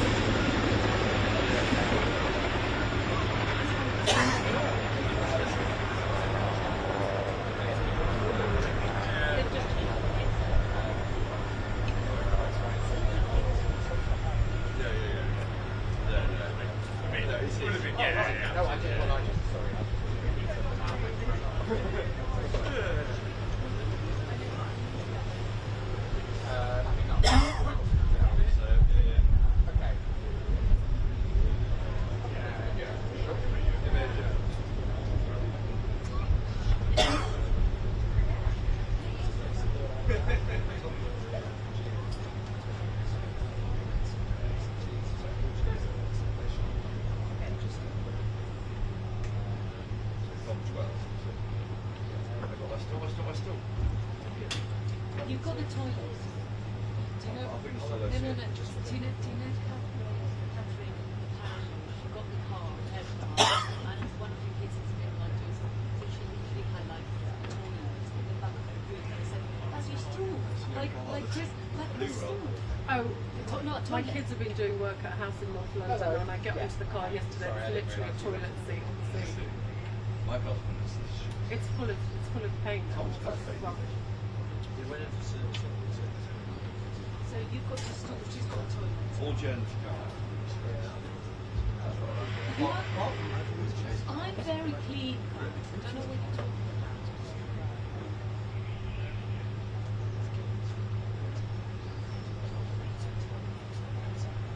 Yes, the bagpipers have been here, the big cars, now the meeting and a lunch with US investors too. Following that will be a potentially rather awkward press conference.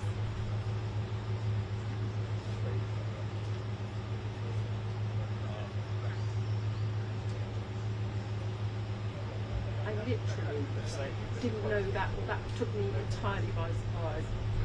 I didn't hear anything really until I suddenly realised about 5 seconds before that they were about to speak to me and I hadn't thought what I was going to say.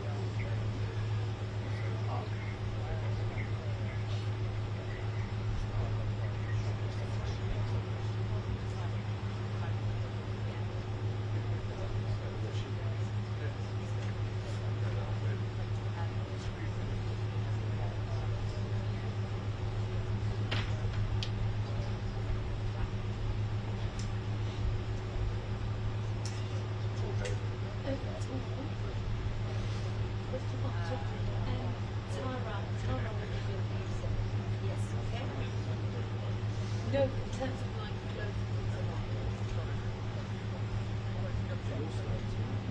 no.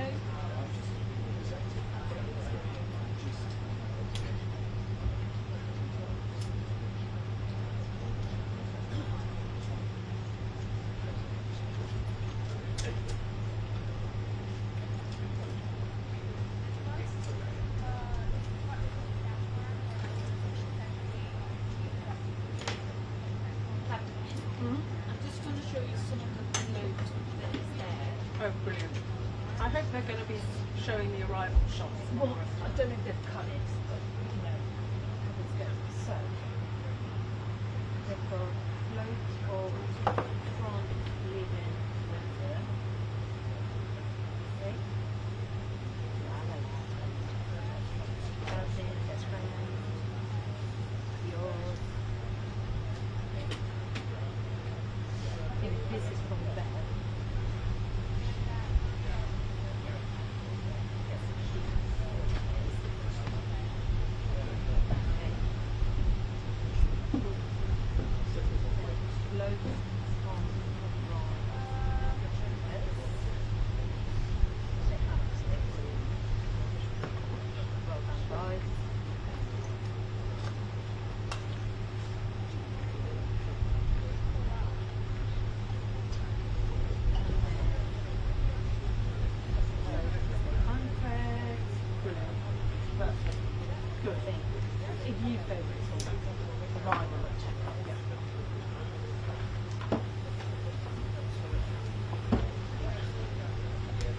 Came as a terrible shock. I don't know what I was doing. I wasn't registering that they were. Lawrence and Brian, great to be with all of you.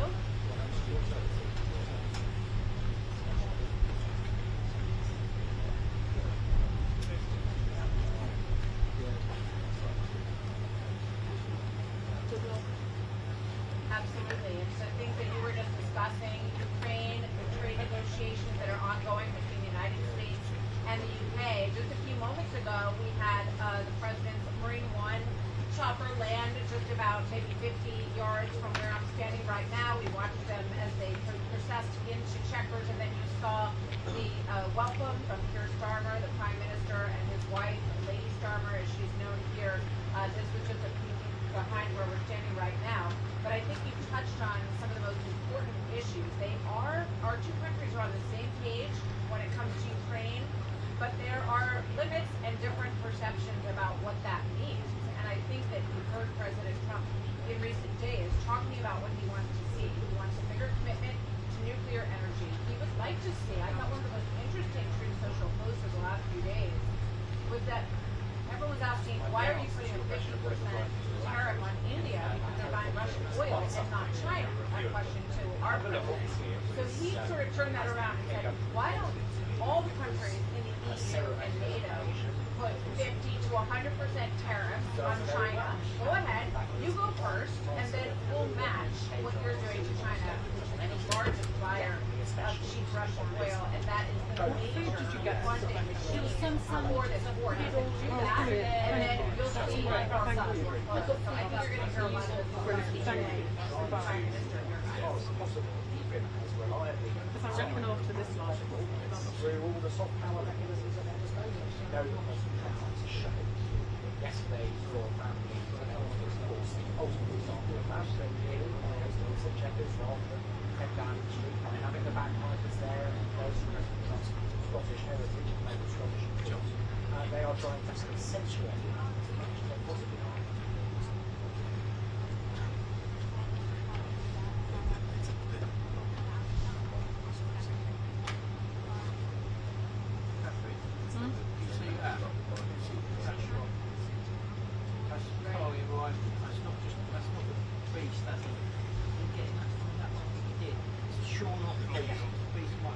So what they came to in the spring was, and it was the first trade agreement after President Trump out. So that's the Things that we don't know about.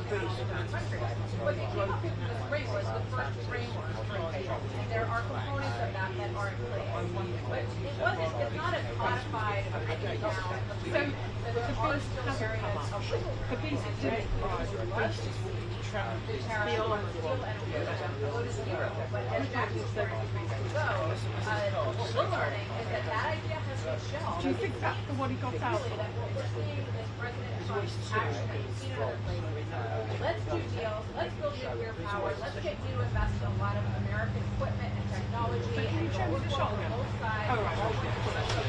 Yeah, he doesn't show any signs that yet. They're about to start talking of taking that down to zero. So what we heard was the next level of negotiation for Prime Minister Starmer. Okay, can you promise that it will lock in those 5% on steel and never go higher?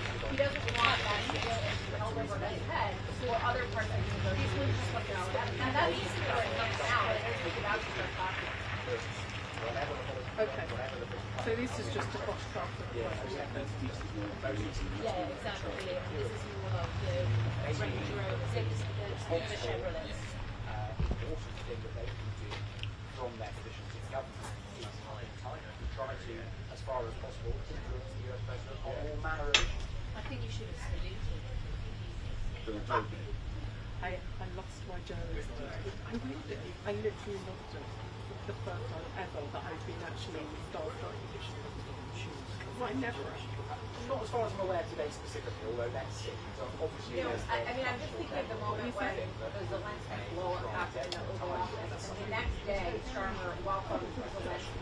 So keep the camera nice. There are pretty strong nuances, I would say. That's not an oxymoron in terms of the way that they view the Ukraine situation. And what we've heard out of President Trump in the past few days was, this is going to happen. It's all right. I can hear it. It's just there's so much background noise.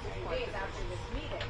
But I think that what you're seeing is continued security guarantee from the United States. That's the latest word is $75 million in the middle of Ukraine. It's other elements that the United States has indicated that they're open to.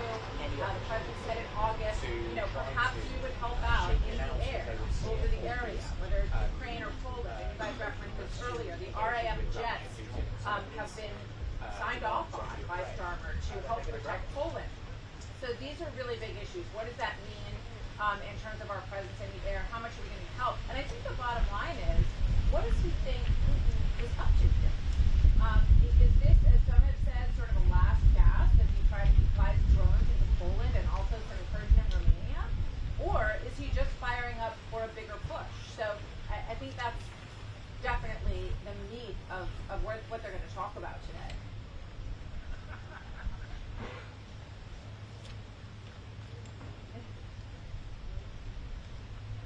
Thanks, guys. Thank you.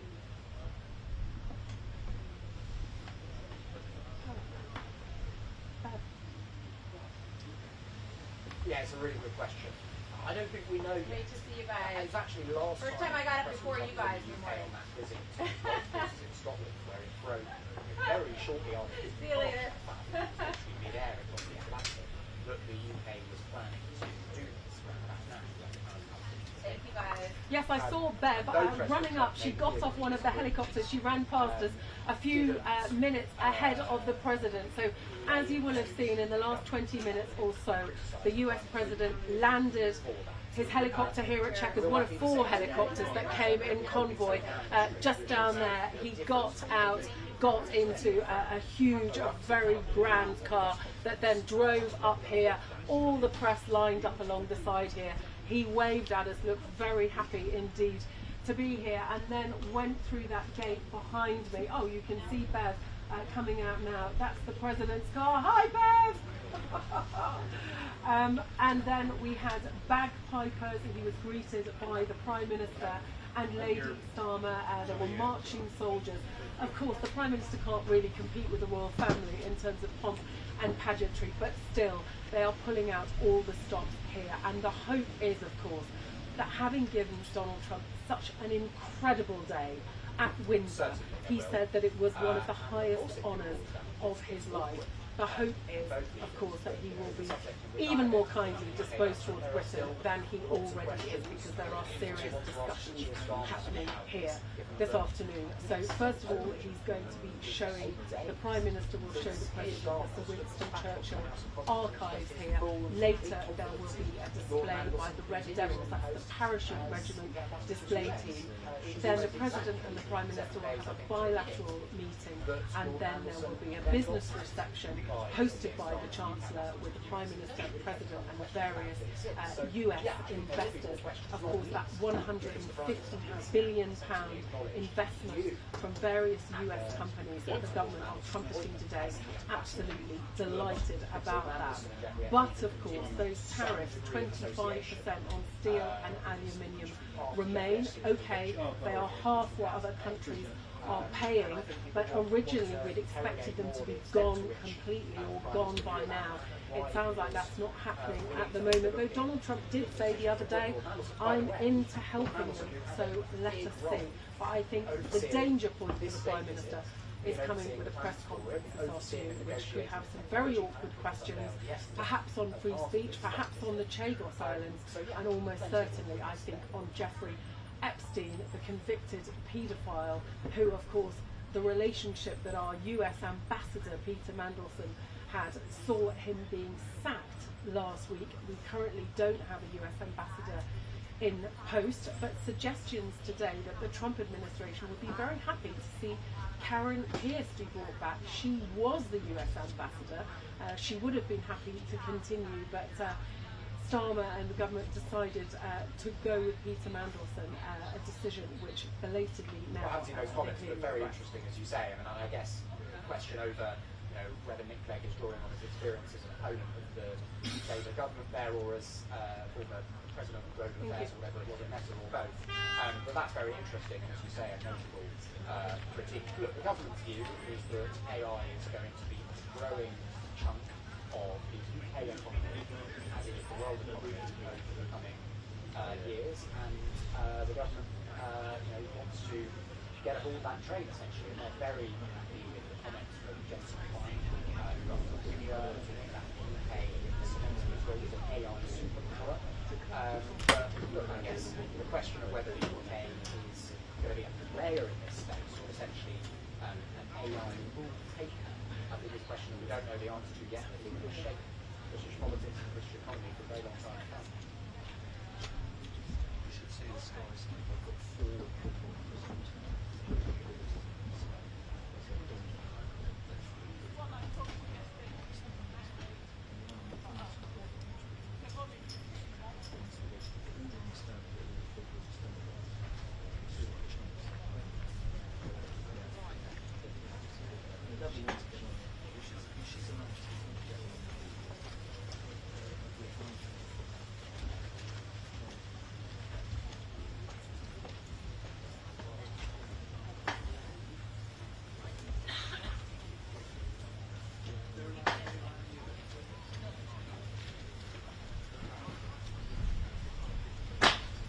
Exactly, that is the argument being made by the government, and we don't need to rehearse now all the ways in which the government is in trouble politically, but clearly, speaking as I do to people at the top of government, they believe that the biggest possible solution to their political difficulties is to find a way to deal with the UK's long-standing economic difficulties. The budget, which Rachel Reeves, the Chancellor, today will deliver in the next 8 or 9 weeks towards the end of November is going to be a massive moment, the biggest moment, not just economically but politically too, for this government so far. And the choices that she makes will shape the politics, I think, for the period between now and the next general election. And so, of course, this government is going to grasp at any possible way, find a way to grow the UK economy that it can fund.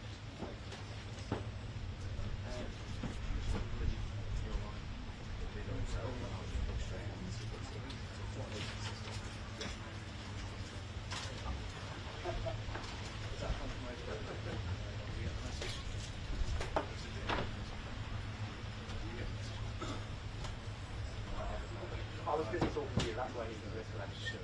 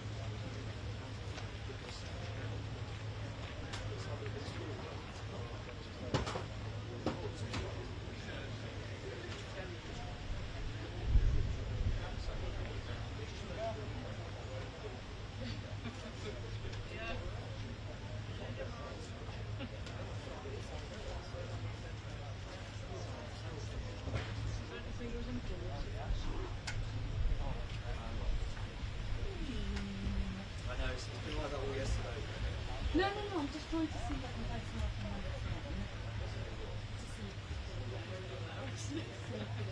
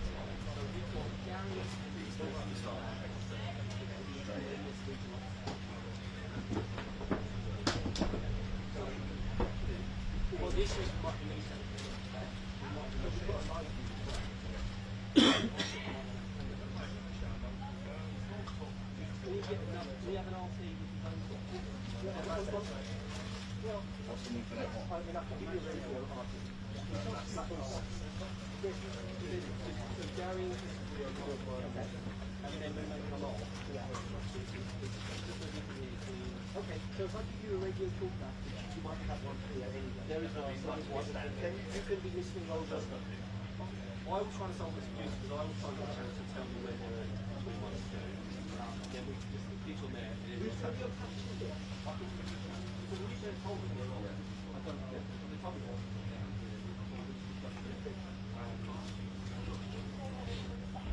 That's two. So, one is four.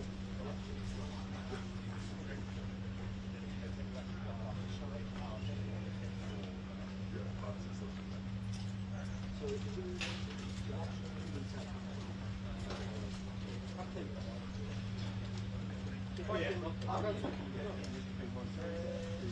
so basically, once the pattern is finished, you go straight in on the point. Yeah, about 30 seconds between the two. I'll have a TV diagram. I need your telephone. You can do that. I'll dive in. What we'll do is, as soon as the one is finished, we'll have TV set up for the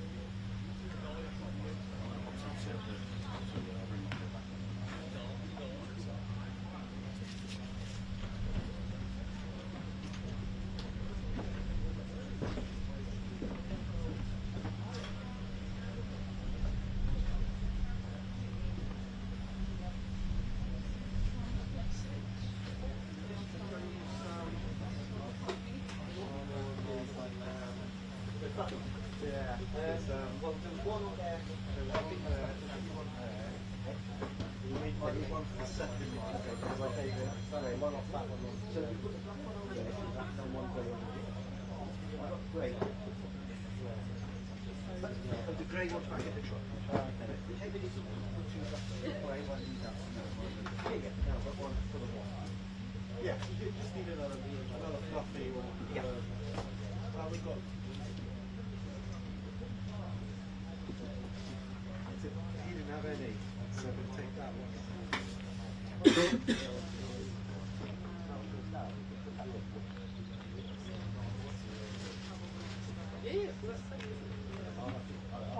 Wireless network. Yes. No, it's the host coordinated work.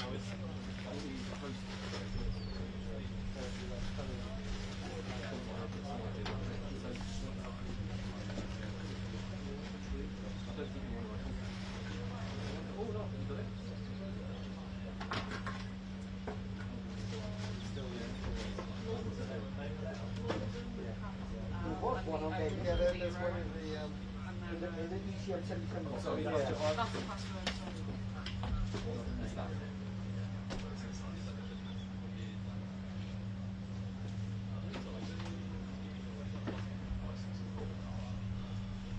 Media, broadcast system, my views.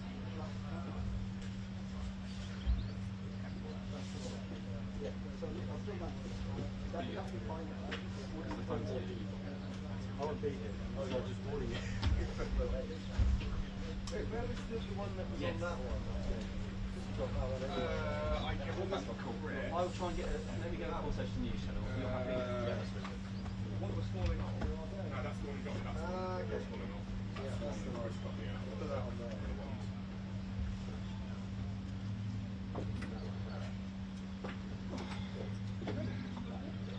Yeah, not bad.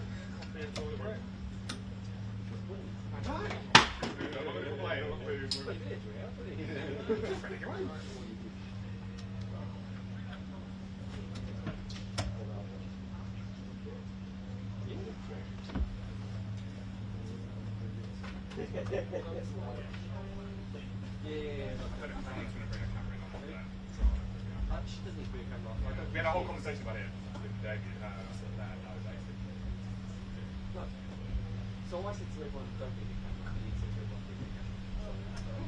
I made the decision not to, because otherwise I would have left my house at 4 o'clock this morning to drive to Far West and to get it and drive here. If something goes bad, yeah, that's exactly what I thought I'd do. And the problem was back there.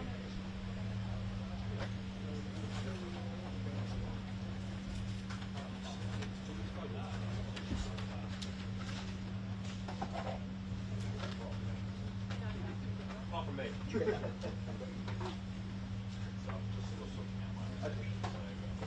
Give it to Warren. Warren.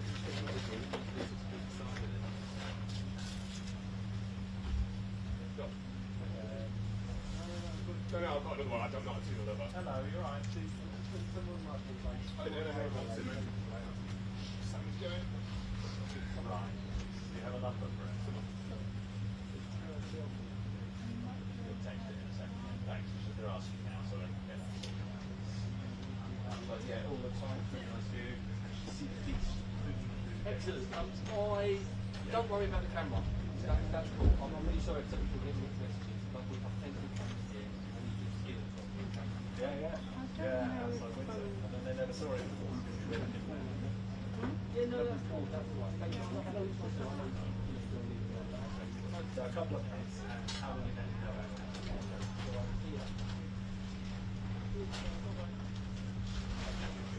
So there's a fairly tight turnaround where you carry it on this space.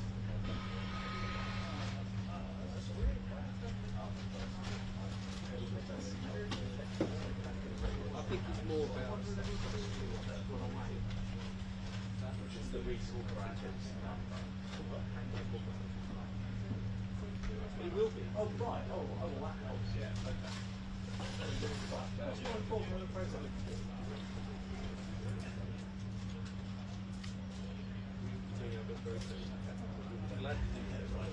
I guess that's it. Cheers, mate.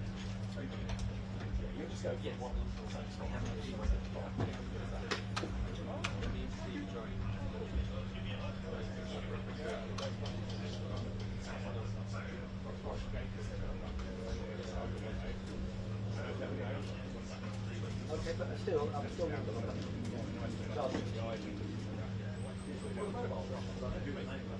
yeah.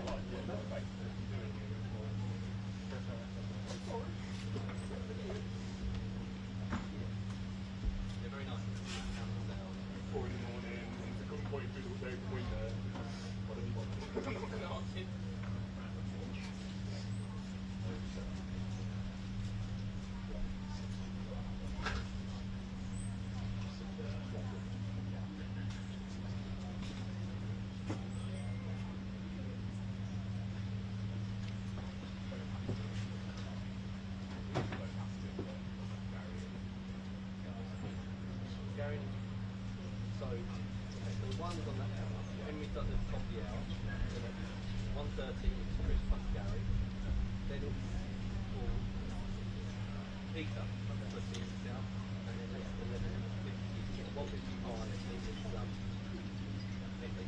it should be new channel. I need to check if they're doing it, if they're not, and I'll put Peter on next. Hi. No? Oh, well, I'm not possibly next.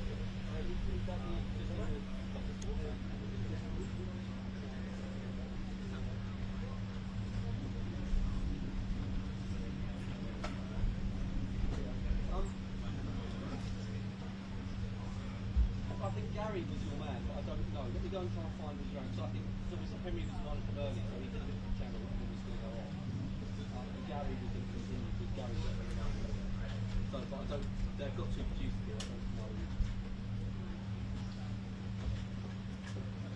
Yeah, just check with them. I will. The cameraman is with me and ready to go, but I'll try and find them. But I'm just not physically at the moment. Cheers, mate. Bye.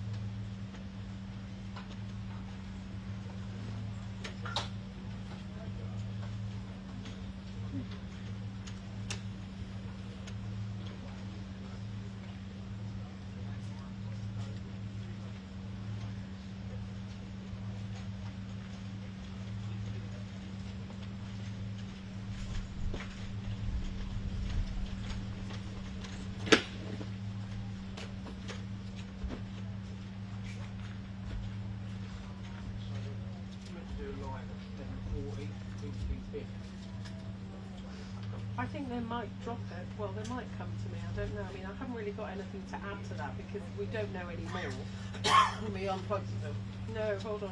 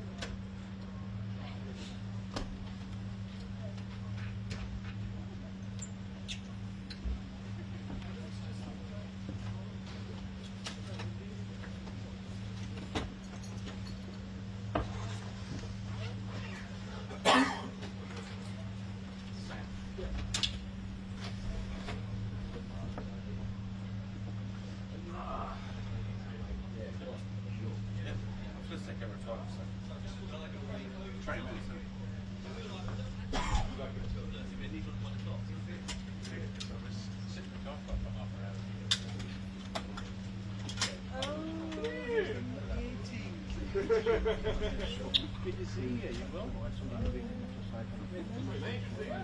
John, you right? I feel like this is a royal kind of plug-in. Right. Put it to Stuart on that camera. So the only thing is that camera, so that view camera, that is the DT1 camera. Yeah.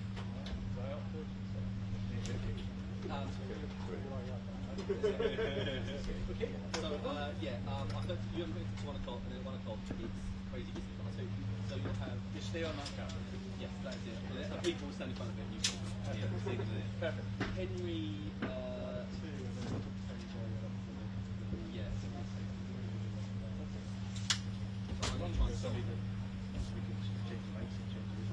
On the subject of advice, there was two panel licenses, one was one for a long time, but at 6:30, we usually have to use the televised radio where they want to use so we've got random lights.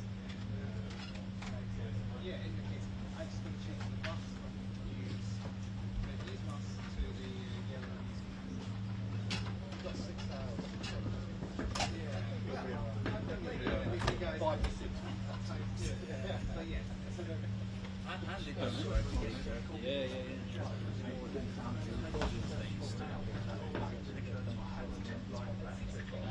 It's just about the Yeah. And they have asked for it to be a separate cameras. It's like, I told them exactly what's going on. So,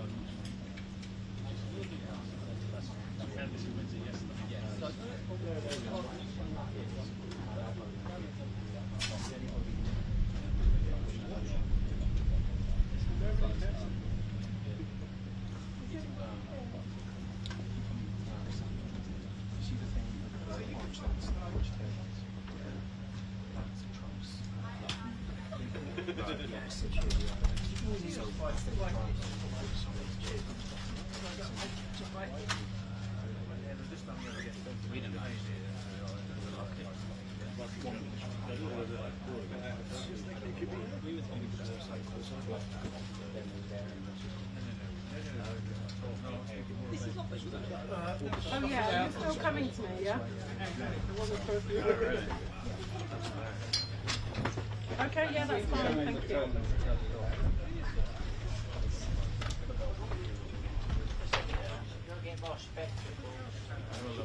No, I think we're okay. We're just putting your mic on. I just set my phone up down there and filmed it.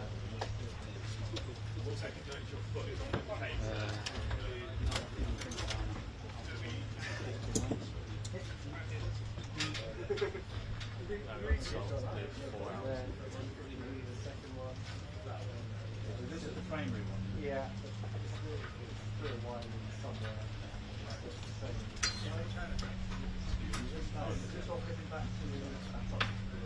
Yeah.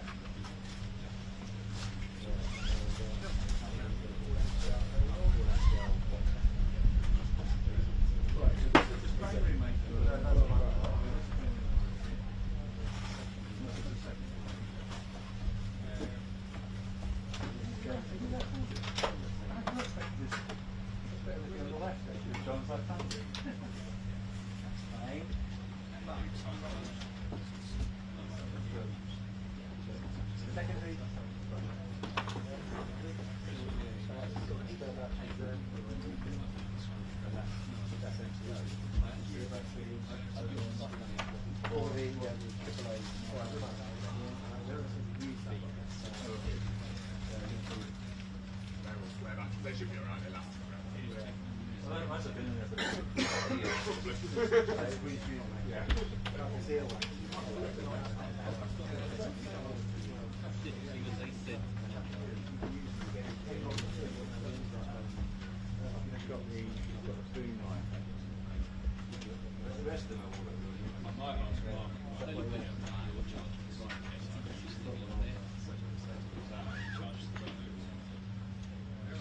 Yes, I did. And I've got, sounds like I've got a program coming through.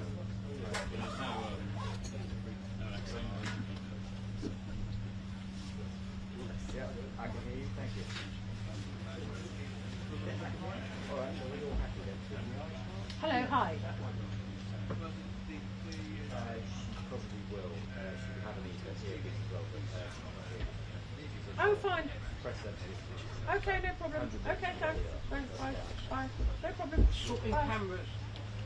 I'm clear. That's fine. Can't say I haven't had the fair share. Thanks very much. So you and me are clear now, yeah? Well, Yeah, well, I will go and sit down. Apparently Chris is eating our sandwiches, that's nice, isn't it? Given he popped up at 11, so he was here at 5, and he must have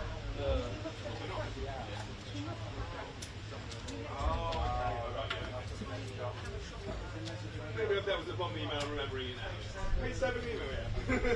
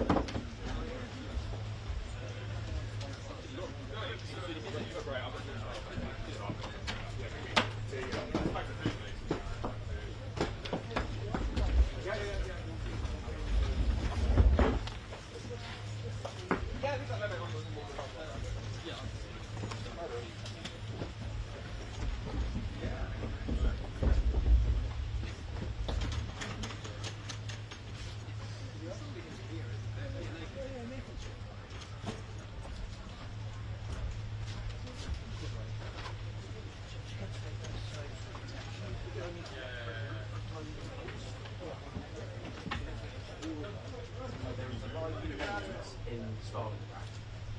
I put that in there last night. It's from that library, so you can shop it in that library.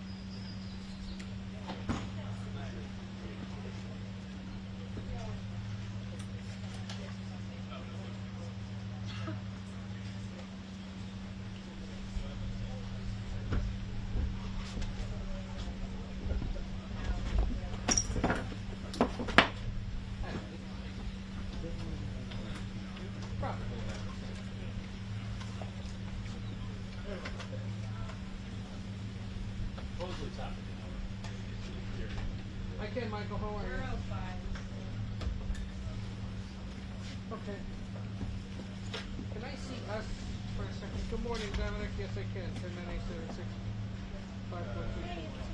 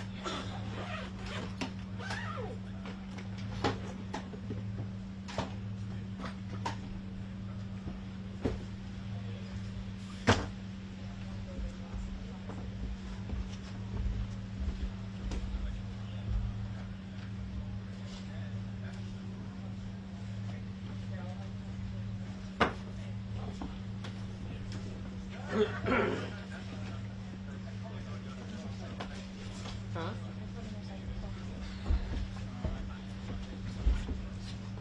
It's not rested on that room. 10987654.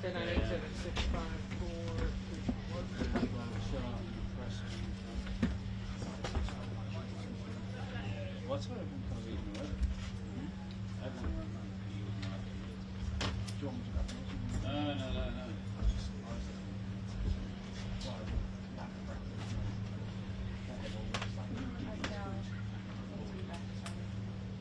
Need to talk.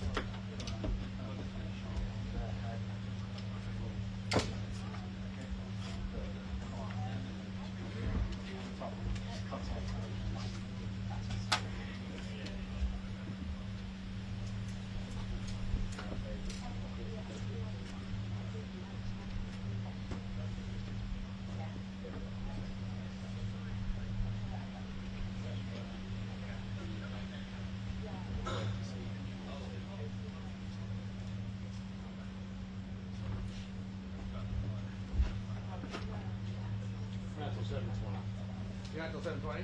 Oh, okay. Steve, what survey channel is it?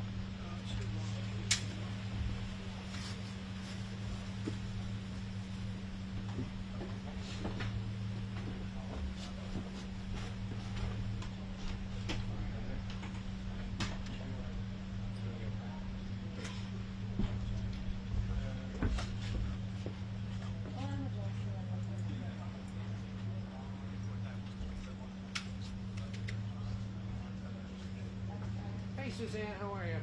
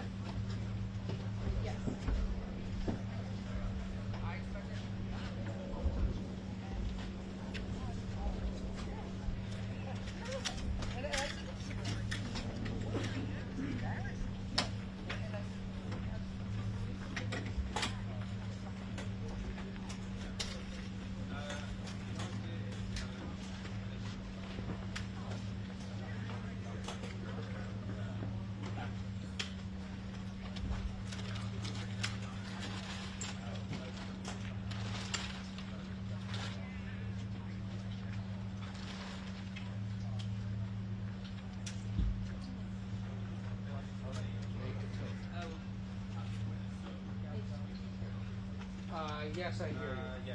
5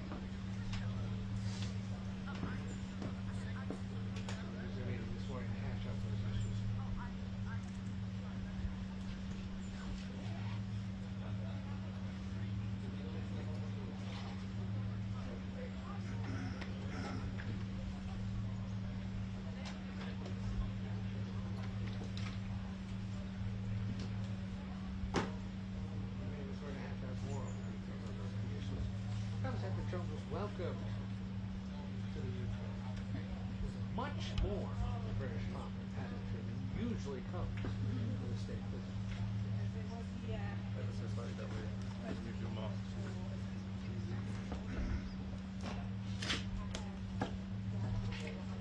Nice you to clean the floor for me. Put that instead.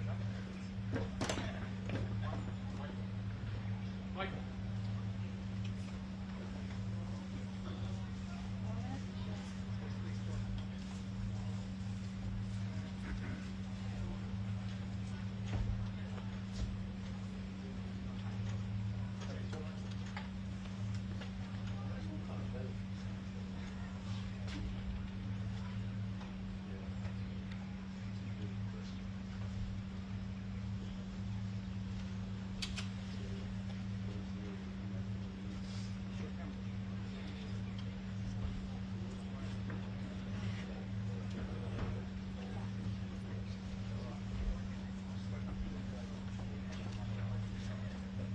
I've probably got a bit back.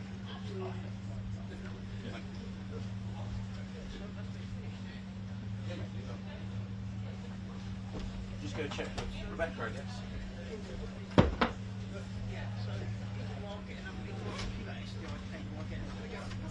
Hey?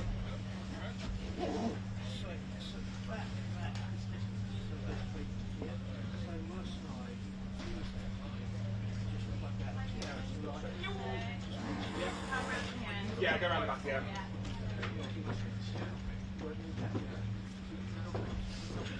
Gary, I'm not going to forget.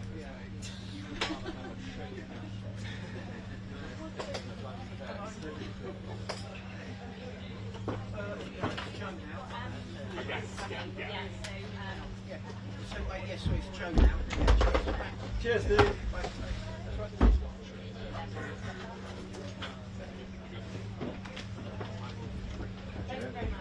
Hey, mate, all right, what are you? What time is it now? Good. Oh, let's have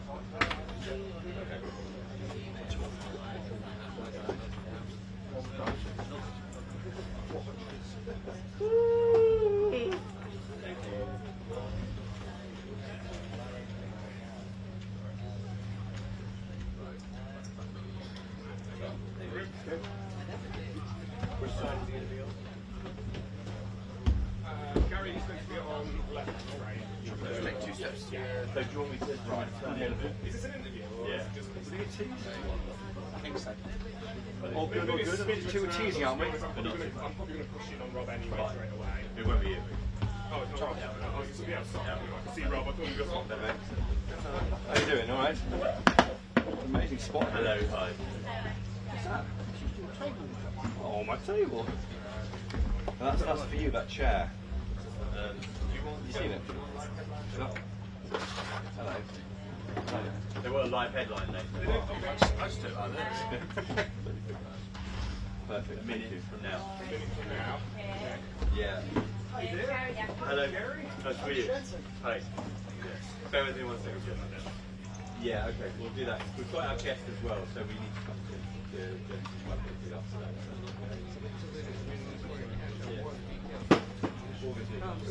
After the president was welcomed to the UK, even more 2 minutes. 2 minutes, everybody. usually come. Tariffs and trade are expected to be top of the agenda today. We'll also let So because we've got guests, issues like Ukraine, Gaza, struggle. Thanks, mate. Thank you. Thanks, mate. Where is he? Oh.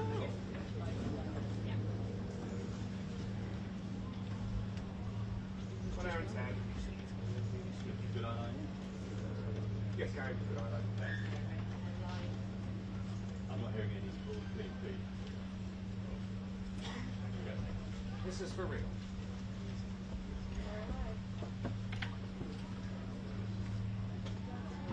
I'm Gary O'Donoghue at Chequers, where the President and the Prime Minister are ensconced in their talks over business and politics.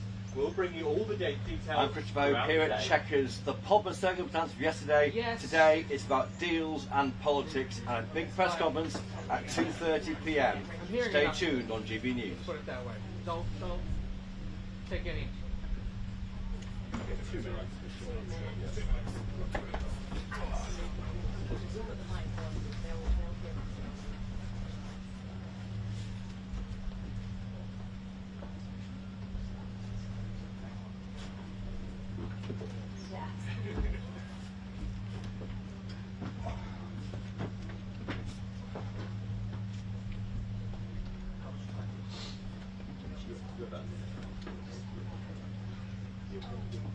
How's it look, Jan? Jack? I see.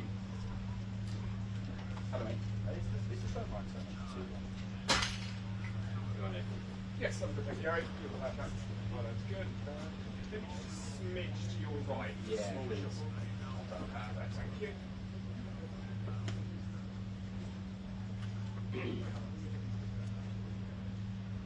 Nice one. Cheers, buddy. Right. Let's see how we do.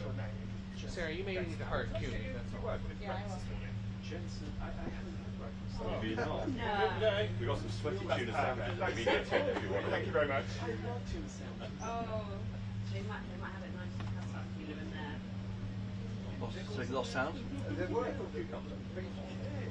Oh, came back.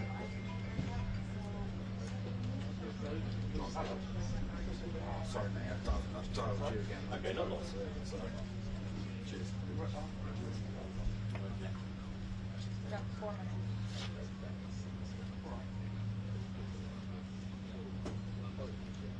Okay, just square your shoulders more towards the end of that then, thank you.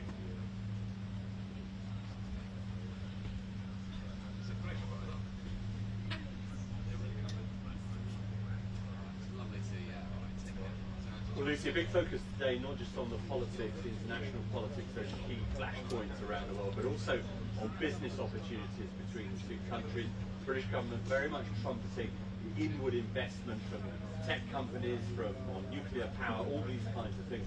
And we've got one of the chief executives of one of the world's biggest companies, I think you are. $4 trillion capitalization. This is Jensen Huang from NVIDIA, the chip manufacturer. Now, what investment are you planning on making in the UK? This is a big week for UK. It's a big week for AI in UK. We're partnering with Nscale and Orbital. Did you ever let Isabel know about our conversation? I just said it was fine.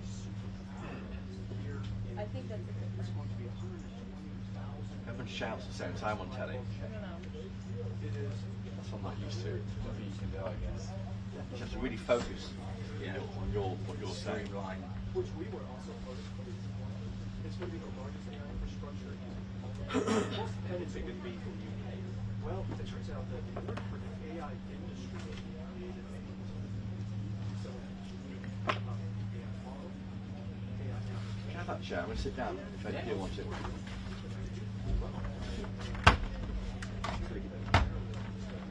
So I can make a note. Okay.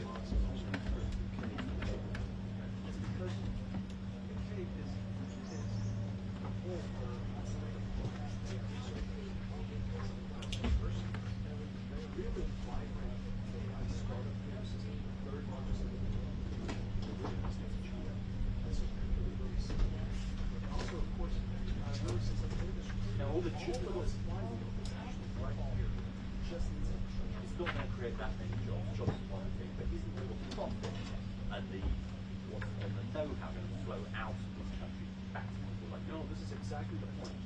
If you build the AI infrastructure here, and this is what Prime Minister Starmer really managed to do in the last trip. The last trip over 10 years ago, understood that in order for that AI flywheel to happen,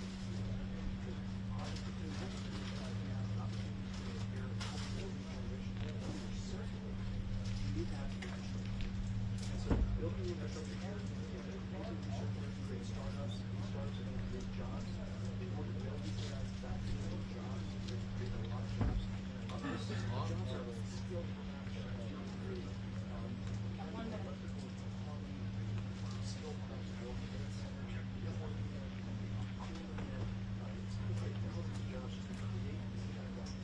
concentrate a lot of energy technology. Electricity is a lot more expensive in this country. This is going to be... Hello, I keep seeing Freddie for you and you're not there. I was fine, so I was talking to the counter-terrorist guys. Oh. Oh, Freddie's trying to meet you as well, by the way. Hello.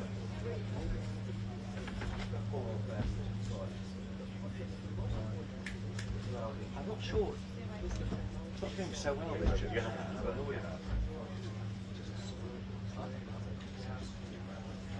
I'm sure she'll be able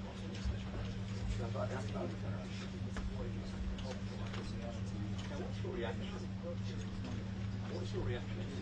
Nate, very good morning to you. We're outside the country estate of the British Prime Minister with the Senator hashing out those key details. And it all comes as the President was welcomed in the UK with even more British pomp and circumstances that usually comes to the state of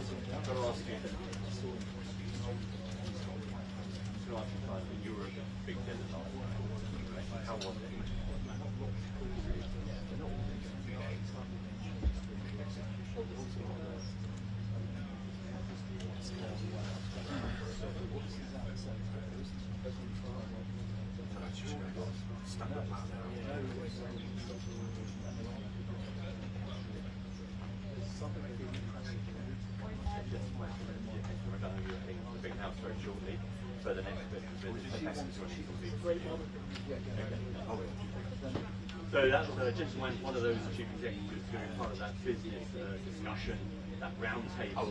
Also British companies like GSK who are offering to invest £30 billion over the next few years in the States. That's a big important announcement for the British government. Very hot on the pump. Disbelief that the American taxpayer gets ripped off when it comes to pharmaceutical spending.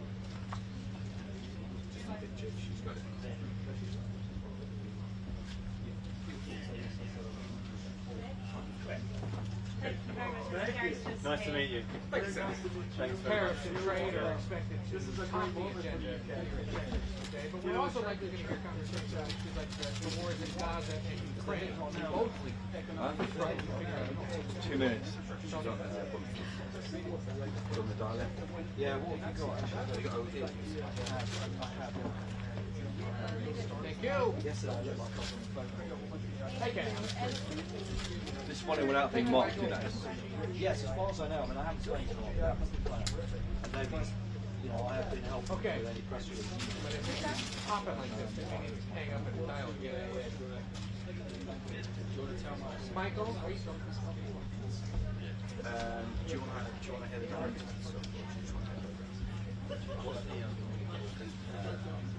Michael in London, are you there?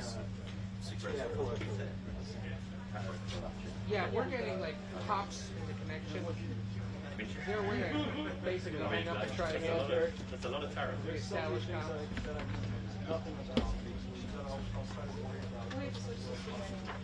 Because you're also trying to sell into China. You've got really not worth. You go over the need chop up? Yeah, all good. I'll get some water off it. No, don't worry. Water. Why would we lose that? The piece is going to be dated by the future.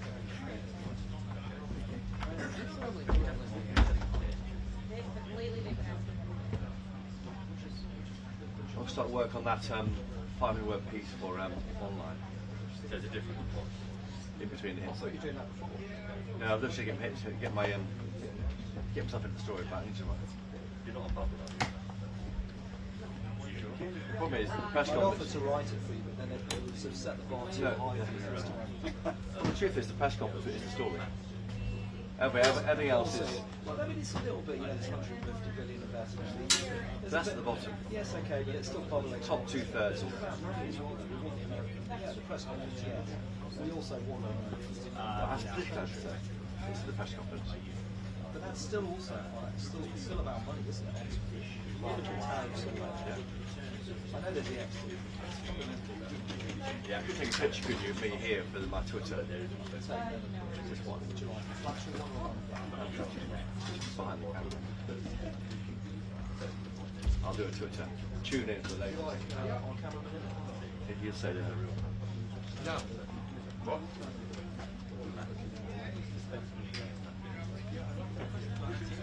Because that will change. Wear my big tie today. This is my big. Trying to call me the president. You know there are journalists here. We can get in, expert, have a chat on what to expect. Ben Riley Smith over there. He knows Trump very well. Ben Riley Smith, very well. Yeah. He wrote a good piece, a magazine piece. Telegraph guy, he's quite cool. Huh? I'm doing the one. The one, yeah. Actually, that place is 1:30. With me and Chris. Well, let's get your mics and everything.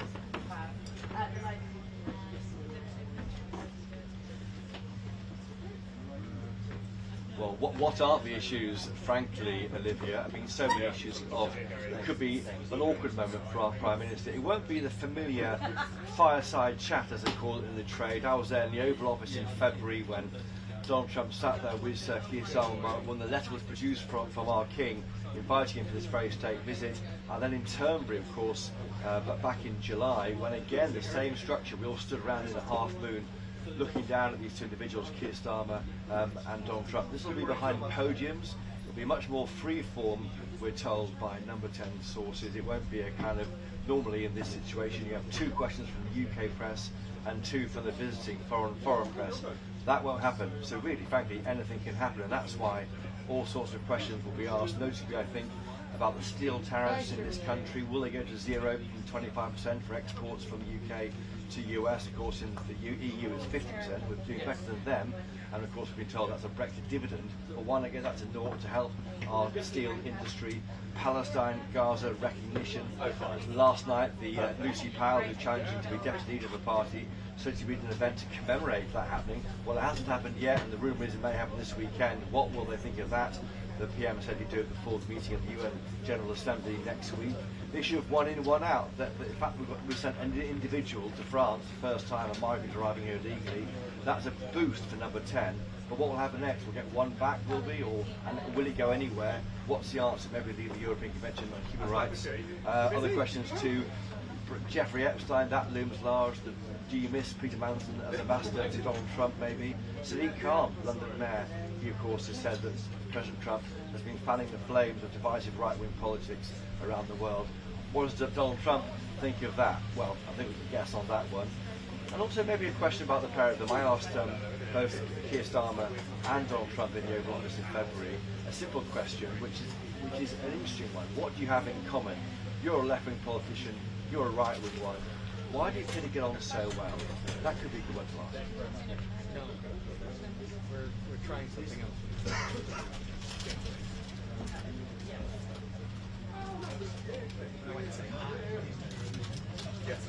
Yeah.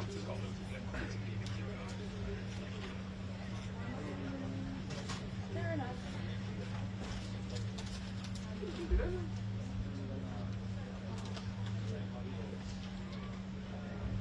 Yeah.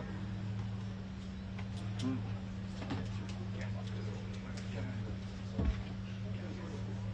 Yeah, Liverpool then Brighton is always the end. No, I've got listened to this year. I'm switching on pretty nice. Yeah. It works. Yeah, and the crucial thing here, of course, is who's in charge. Now, both in Turnberry in the summer and in February in the Oval Office, the person in charge is the President of the United States, even though Turnberry is UK soil. This is Keir Starmer's country house as Prime Minister of our country. He's in charge, so he can really coordinate and make sure that he keeps it ticking along. If it gets embarrassing, maybe he might overrule some questioning. I don't know. Let's wait and see. I should say that right now, or very shortly, the Prime Minister and President are meeting with business leaders. Of course, overnight we've heard of a £150 billion tech deal signed. There's a business reception ahead of the press conference. So they'll be keen to talk about what they've been up to, trade, frankly, and we'll be trying to work out where the grit in the oyster is, where it's a stone in the shoe of the special relationship. But you're both journalists, I've known you for a long time. What would you ask him?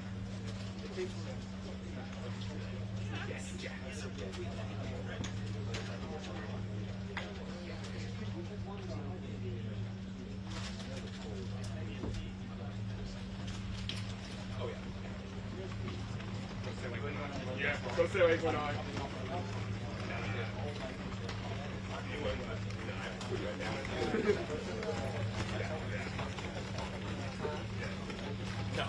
I know.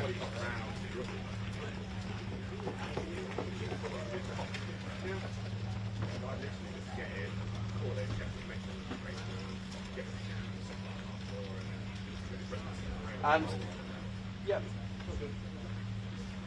Well, but particularly we're in the home of where Magna Carta was signed a few miles away, and don't forget the Jimmy Kimmel cancellation overnight for those remarks about the killing of Charlie Kirk and the MAGA, the right reaction to that. That will be a question, I'm sure, that the US press pack will be keen to push, and will raise maybe Lucy Connolly, maybe Graham Linehan's arrest by 5 armed policemen, an Irishman tweeting from America, not even the UK, but being arrested on arrival.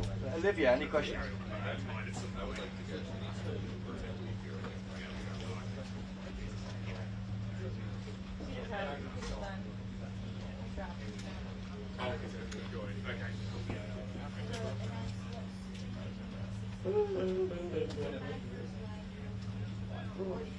Right? Yeah. I think my coach said, wait before 6, please.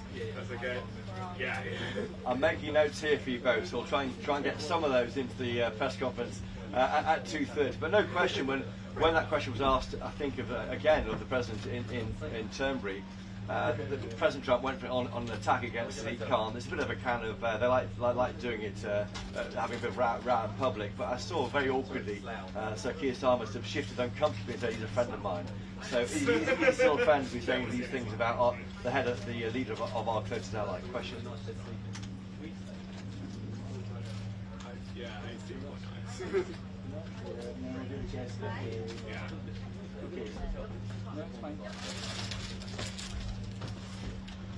Is that okay? That's encouraging me to keep going, making good points. Yeah, you're nodding. Oh, yeah, no, that actually helps me. No, I do, because I do feel like the Kimmel thing's interesting. Well, that's a good point. You know, I was listening to us, and I feel like, yes, I'm slightly irritated because my clients are pretty free. I know it sounds like a channel, it's like, also, think about it. You know, people like right.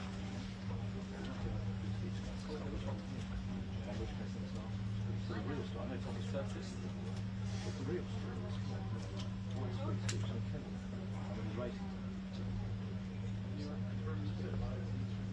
I think he's a bit Kaizen being as he's dead, hasn't been buried yet, and he's having a mourning. I mean, there's not. Still.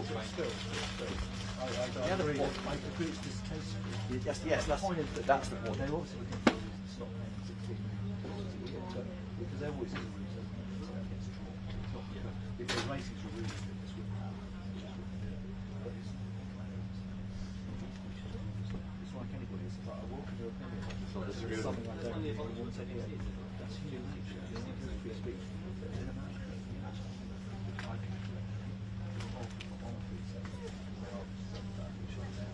so this is kind of free speech as long as it's a bit slightly Germanic. The left and right. It's a bit Germanic. You can say, okay. Left and right. Yes, but the problem is that. So therefore, that way. So I don't know. I'm not sure what's counter-trade.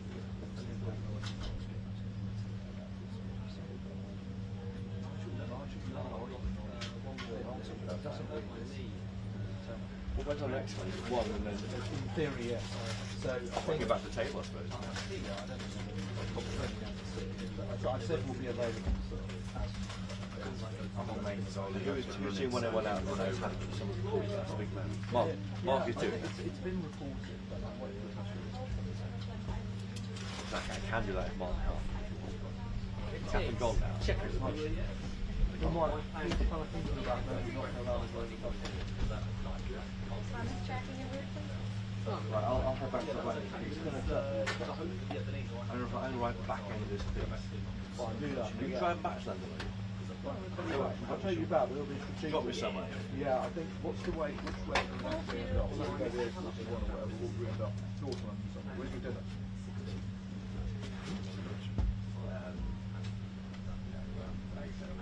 So if we go down there, I'm sure you want a tag in a story that's going to be outdated.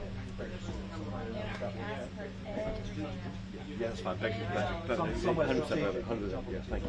What time is it? Right, so it is fine. Did you look at it? Did you ask the team? Ben Murray Smith?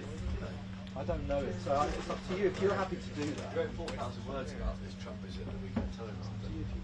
Because he had his chat again. Although I'm saying head next time. That's why I'm saying. If you wanted it, it's up to you. In the sense of, yeah. You know, the problem is if they give you a short hit. Can I ask them if they want to do it? Shall I ask them? You ask them? Go out. I don't know. So Seeing it and you want to. Just on. I'll go find it. see it. I don't know. Can I ask him if we can do it? And then If he wants to do it, tell me and we'll sort it out. Yes, when you came in through that, the team will be there and then before the money.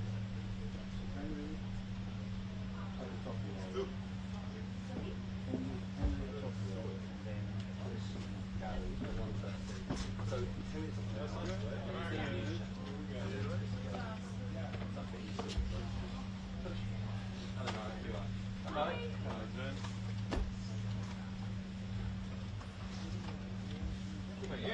Busy? Right.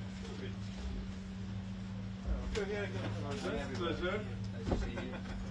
Special for it. Send you that. Send you that email. Where's Mark then? Is Mark doing the story? Yeah, I'm quite certain for that. He will have a ticket to go around. I don't want to step on anybody's toes. Alright, good mate. When do they want chocolate? Next hour or sooner? Yeah, he's done that one. We might. They'll be crashing something to their noon show based on what he said. Yes, for the press. I don't know when it comes together. Kaplan's offering to potentially stay, which I think is running out to cover that, but maybe not. I was going to say we might grab one of the other journos to be a guest. Chris is quite keen for the next hour. I don't know what we'll see. Well, yeah, the Telegraph's got really a lot of stuff about Trump. I don't think he's interested in that. There's only journos here. Nobody else, so possibly I'll let you guys know if that's an option. All right. Okay. Cheers. Bye. Bye. Bye.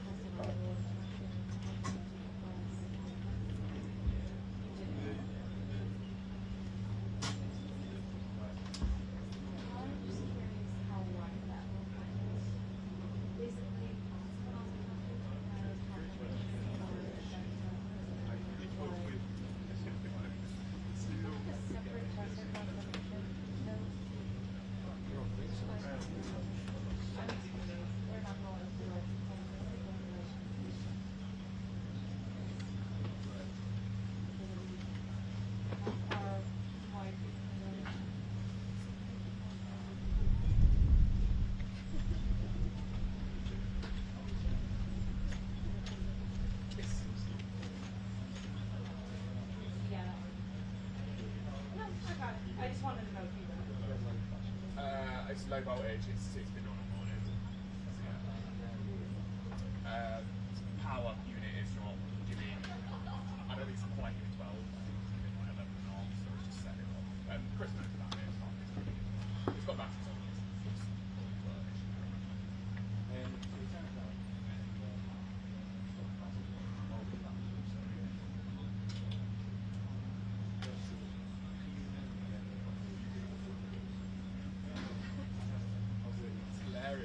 like everyone's done it. Yeah. So far away from the operating system there. To be honest with you, you switch it on, choose your filter, white balance, check back focus. Check back focus, that's what I tell everybody. Change lenses. You know, this garden looks exactly like the garden in San Francisco. It's the only thing I've done weird with it is put with film. What? English garden. I mean,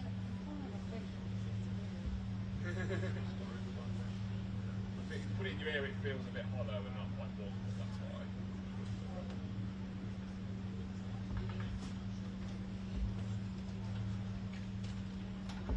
Oh yeah, yeah. Well, even yeah, if you go with any music, same thing.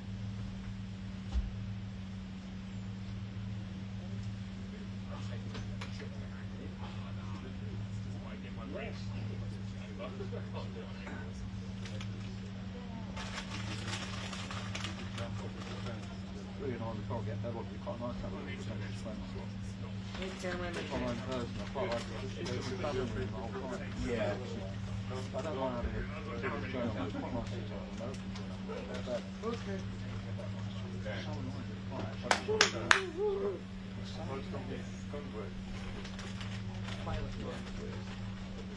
They literally do the bullying by you're trapped to bed in the toilet. No, he won't go. Come on, come on. I'm literally like a school trip. It's not a school trip. No, back on the bus. Yeah. It's exactly right. What are they doing? What are they doing now? Well, they're probably going to look at the business. There's a kind of business he needs to going on. It's not quite. Maybe. I don't know. Possibly it's support. I don't know if they're going to stand with it. I don't know. I'm not really sure. They'll get keep getting nice. Right now, we'll go. No, you over there. Come on, go on the roof. Get left behind. Literally, it's quite funny because the chatting to him is like, voice shrieks out. She's like, oh.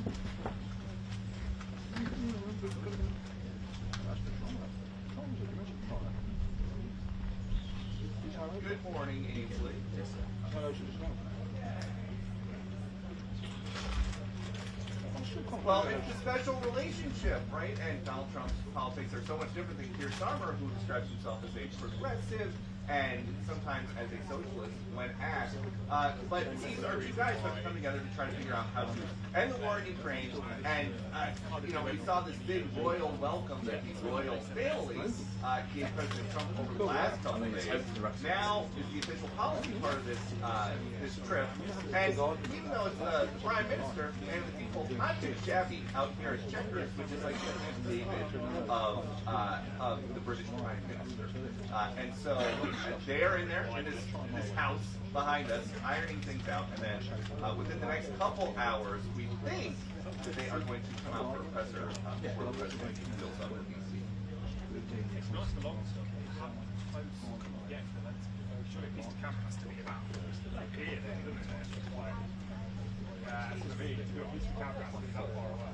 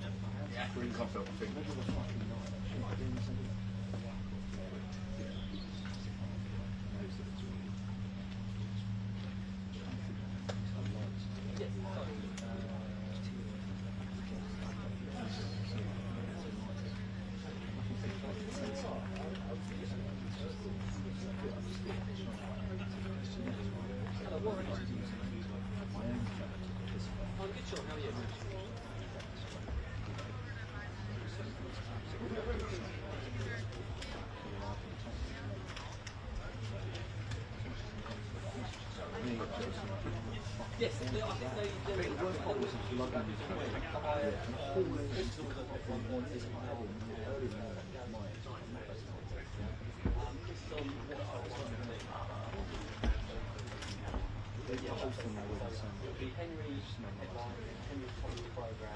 And there was quite a lot of gathering to do, so it wasn't one where you just go stand back like moving story, that's big thing.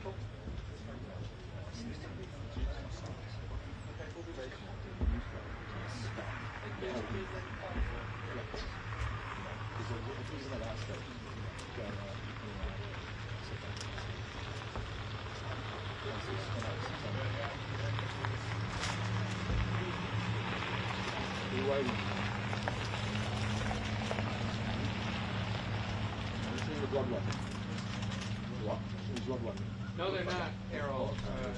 Anyway, they are but they're both eager to iron out the final details of trade agreements between the two countries. Remember, this entire trip was prompted in February by the president to come to the second state visit. No other world leaders ever received two state visits. But it was designed for a trade deal would get cut, and it was the first one announced by the White House under Trump's terrorism. And we are expecting to hear a little more today about ongoing announcements from various tech firms across the United States who are planning to now invest tens of billions of dollars in British artificial intelligence, quantum computing, nuclear energy technology. Yes, a lot of firsts for me on Fox throughout the years. This Sunday will be the first time I've ever hosted anything for an hour by myself, and so it could go great. Maybe not, we'll see. But you know, even though we have such great access to this president and his team, like every time I go into the Oval Office, I have 2 pages of printed questions. But there's always like 1 or 2 things that, because of follow-ups or because of other people asking things, that you don't get to. This show is an opportunity to explore and expand on things that are really important and that people that we get emails from and that we see it at the deli think are important, but there just is not always time within our daily routine. Especially because when Jackie and I are usually on these shows, we only have like 2 minutes, and then the rest of the news has to get covered. This hour at 11 o'clock on Sunday is going to be a highlight reel of what it was, and a look at what we expect. I do think we're going to have some very, very big guests. We'll hopefully get a chance to hear more I'll do that when I see with the British Prime Minister at the Chequers state. This is the country estate of whoever served the British Prime Minister, in essence, their Camp David. And he's been here before, he was here during the first stages, so the presidents have been here as well. But after that, then he heads back to the United States this afternoon for a full slate of things, including attending the funeral of Charlie Kirk Sunday.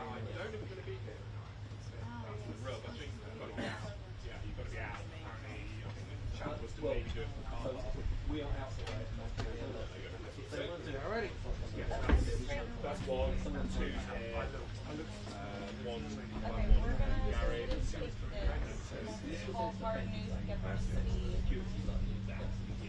Either of my We're going to do this. Turn off. Yes, turn on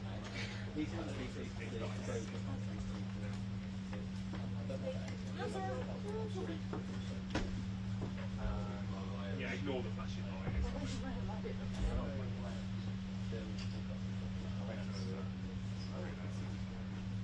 What time, Jack? Well, once the press is over and he's cleared out, I think let's see what they ask us to do. Jesus asked for a bit for all the 6. So we can't really Jesus, but be on so it'll just be a question of getting on the bus. Because on the bus is shuttle. If they say you'll see the biggest uses go back on the bus. I mean, I'm doing that, but I can't say that because it's difficult. But he'll clear off. Yeah, straight off. Straight through. No, I don't believe so. 10, 9, 8, 7, 6, 5, 4, 3, 2, 1, 2, 3, 4, 5. No, I believe that. 6, 7, 8, 9, 10.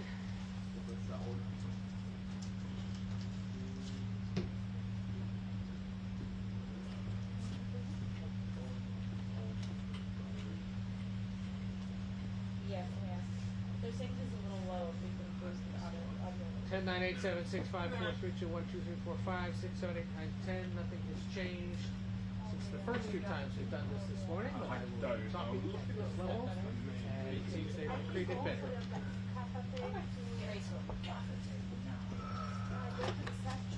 I'll go find some shit. No, don't worry, honestly. Sure. Okay. No, listen. For stair for 6, This is for the 9 a.m. Yes. Oh, we're doing that one. It's not redoing for the They're rest. aware. Don't take your foot off that. Oh. No, this is not the West Coast. No, this is not a West. This is not yet the West Coast update. First, we will do the 9 o'clock. Then we will do the West Coast. We can do West Coast updates. Do you want to just do those first when you have your before you switch to Raw? Yes.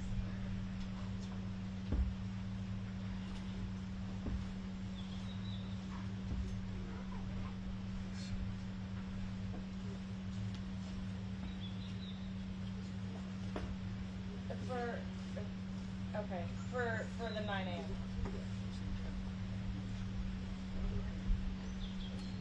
Okay, great.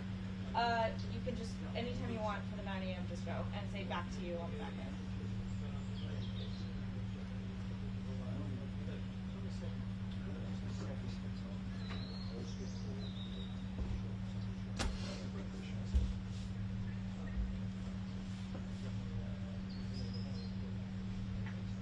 Well, good morning. The two leaders are meeting here at the country estate with the British Prime Minister to hash out those issues.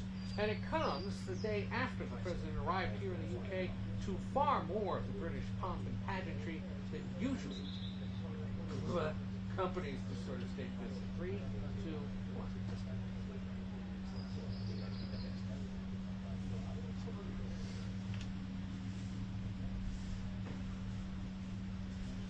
Well, good morning. The two leaders are meeting here at the country estate of the British Prime Minister to hash out those key issues. And it comes after the President was welcomed here to the UK with far more of the British pomp and pageantry than usually accompanies a state visit.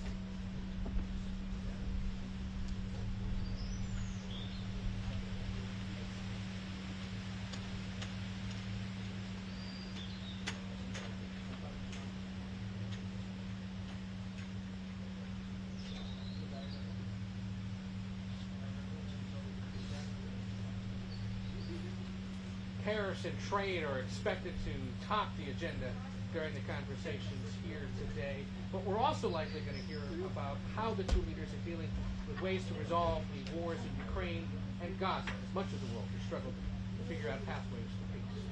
Back to you.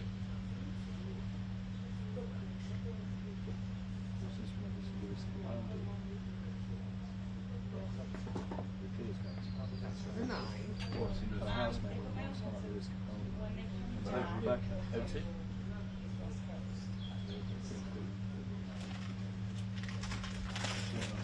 Just let me know when you're back.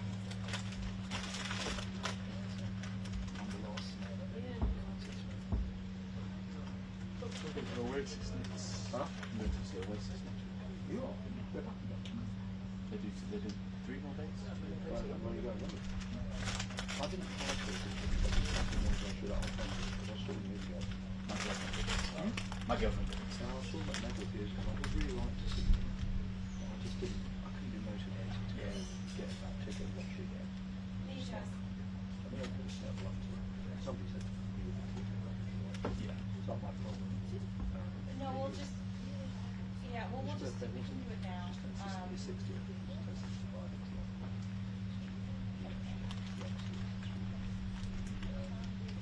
We will hold, yes.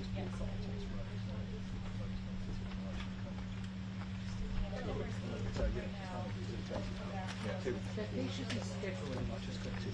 Telling us what he's going to do. Yeah.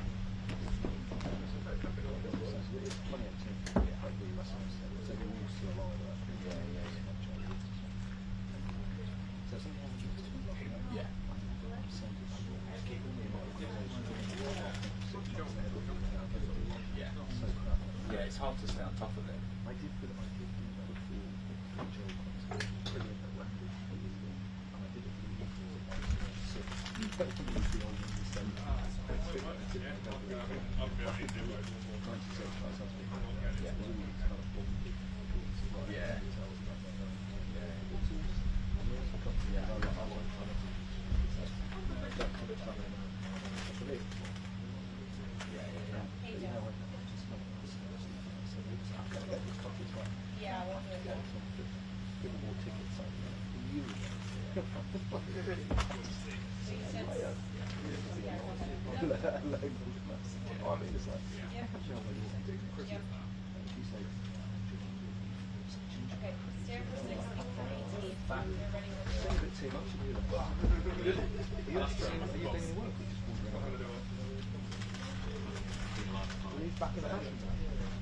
Well, good morning. The two leaders met here at the country estate of the British Prime Minister to have and it all came after the President was welcomed to the United Kingdom with far more British pomp and pageantry than usually accompanies these state visits.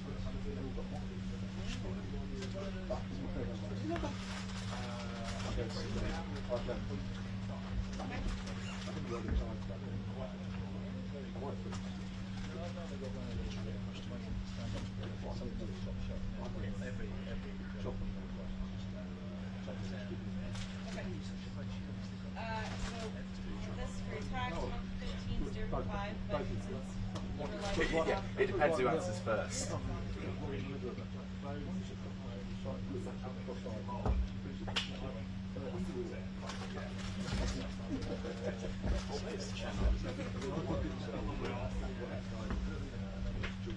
The President and First Lady are scheduled to be back in Washington tonight after the 2 days of pageantry and diplomacy. Both countries hoping to build on the goodwill that played out here in the last 2 days. The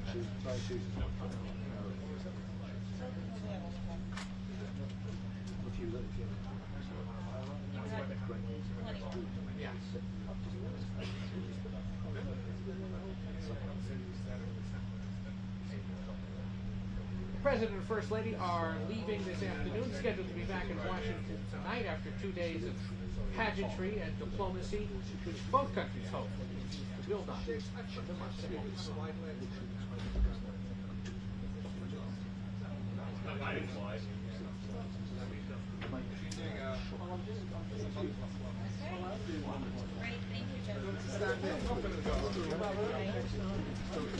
Should be all right.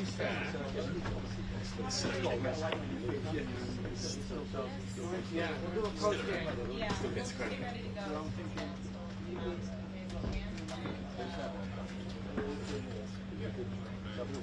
So I'm thinking centre will be there, and then Gary. Sometimes they'll kind of talk and have a chat and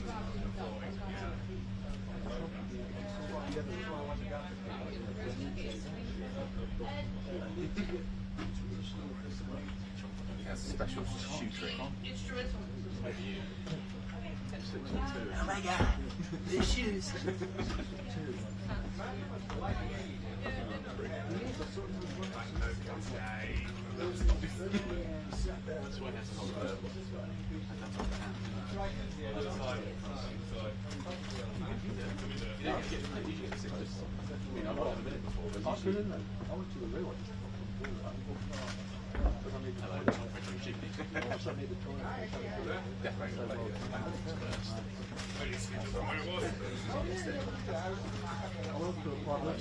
Yes, yeah, I saw you.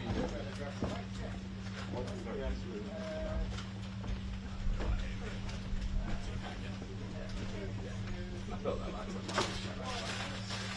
As soon as someone looked back at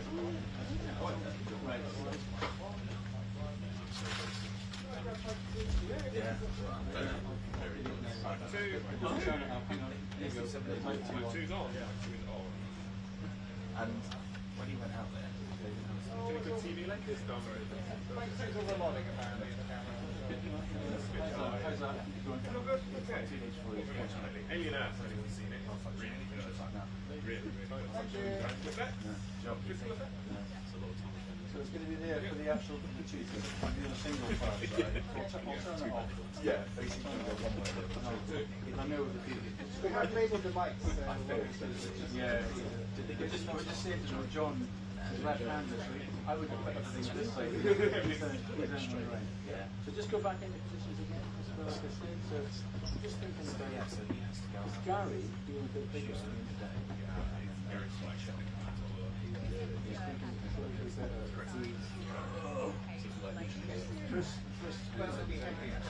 No, Henry's at one, and then Chris and Gary are half. It sounds like.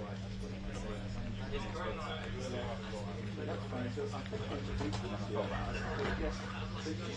So just say you're Chris. Yeah. So you're around to the ground there. I'm joined by Gary, which is Gary there. Yeah. Gary, and then I can come in on Gary quite tight, rather than just give my full profile.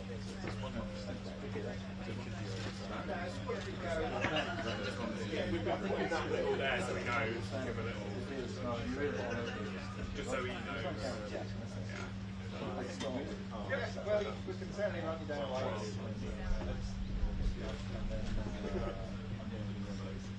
And I think his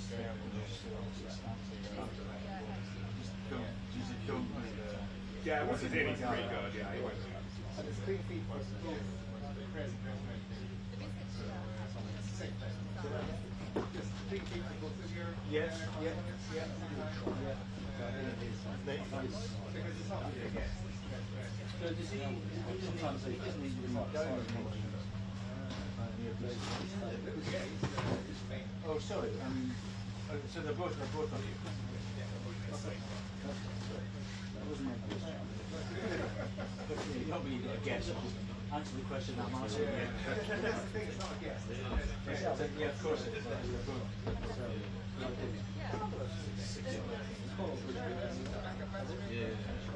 This is on Paris. It is? Yeah.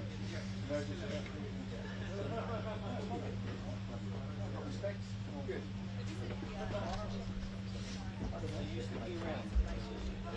For the chaos clubs? Yeah. Lovely.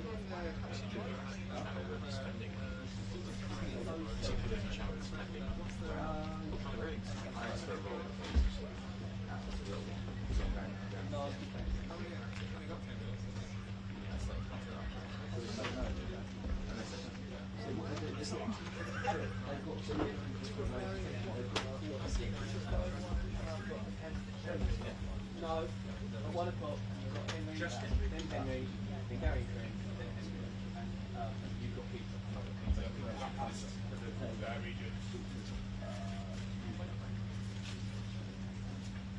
Hello, Ron. Sorry, I was shooting out.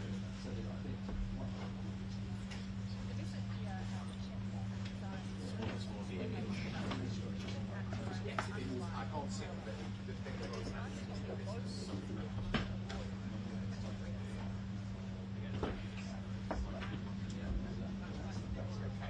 that's so much better. I don't know, but that sounds like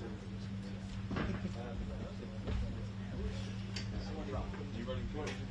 There's no balls. Okay. Just tell me that.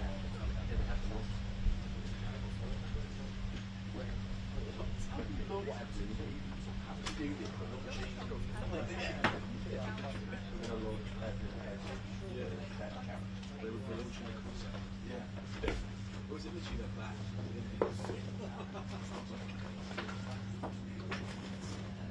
But I think I saw it starts on Monday. On paper, it sounds kind of amazing. Yeah. I mean, I'm sure it's good. How are you? Nice to see you. I think it was the last summit was Glenn Palace. Well, did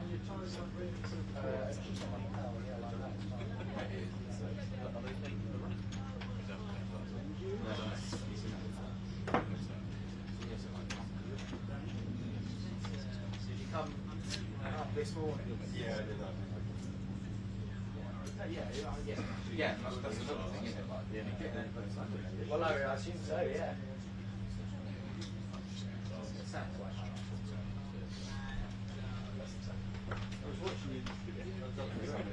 this morning? Yeah, I've been here for, it feels like a week. We got here at 4:30. It's very atmospheric.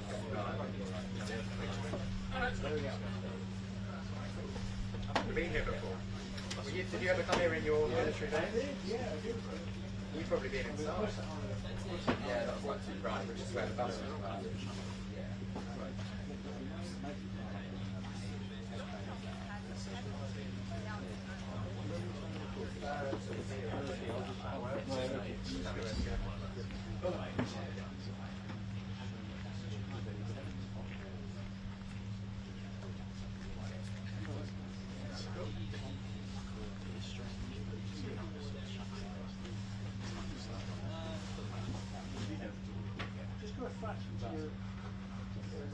trying to get a bit of a piece of it. Yeah, right.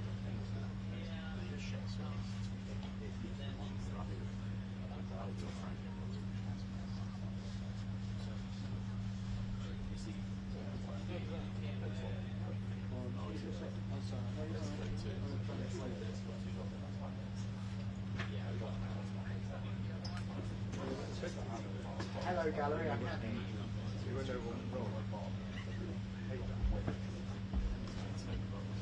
That's right. I am. Just let me know if you want to do a rehearsal. Sorry.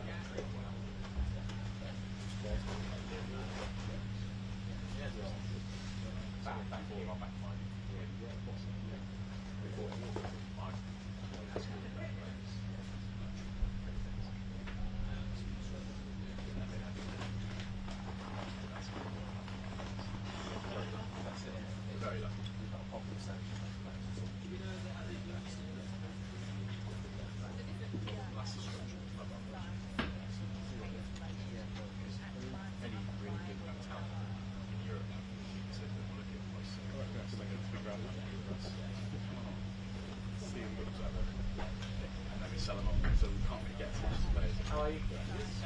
Yeah, good, thanks. I've been here for a very long time.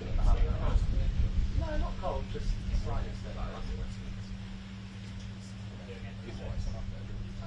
Quite a lot of spots. That's better. What are you going to ask?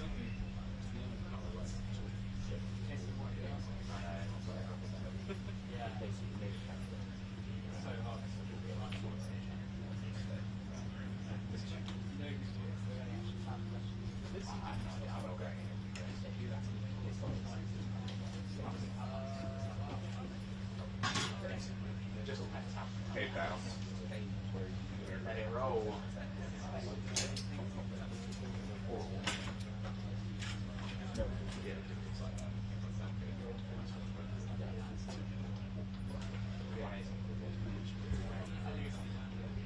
Hello, hi. Great, okay, yeah. Just give me a key, yeah, thanks.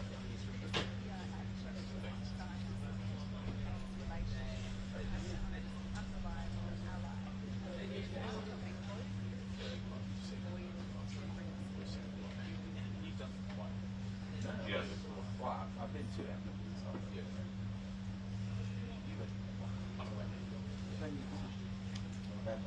When the press is done. How about you? Toba, good morning. 6 lines worth. You should say your VCR. If you have one and it still works. Oh, wait. We found some tapes when my dad was cleaning out his house, and it's like, well, my dad was cleaning out the house, and he had all these DVDs that we used to love, and he's like, does anybody want one? It's like, I can't even play it on my computer.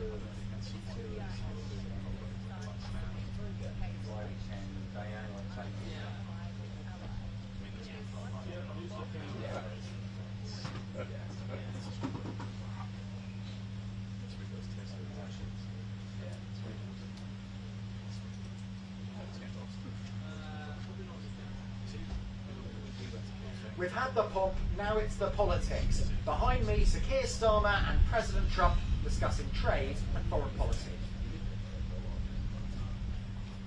Yeah, sorry, I didn't know that was what I was going to say. No, it's fine. That was what I had planned in my head, but then I didn't have time to think of something new when Ben said all that. I'll come up with something else. Wow. That must be very expensive at this point.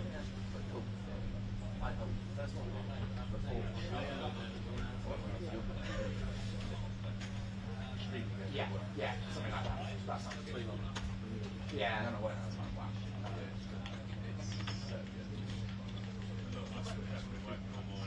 Nice way just to talk about what you talk about so just trying to get into the kind of why did they get on hi Joe? This is Ben. So just the kind of why did they get on signal thing you talked about? It's an unusual friendship to try and get into the heart of that connection. Do you want to do that? Yeah. Best you can. Think about that. So that rather than what they're going to talk about. Yes, I can do that. It's more you've done a deep dive. Why do they get on? What's their special relationship? Might be the question I'll ask you. What is their special relationship? Because that's what if I got a question, I might ask that question again. I asked it in the Oval Office, which is the famous Camp David question. When Bush toothpaste, Colgate, he called the Colgate Summit after that. I remember you asked it, yeah. But I find that question so interesting because they shouldn't be getting on, but they do. And that's everyone asks about Epstein. It's a kind of personal question which might reveal more than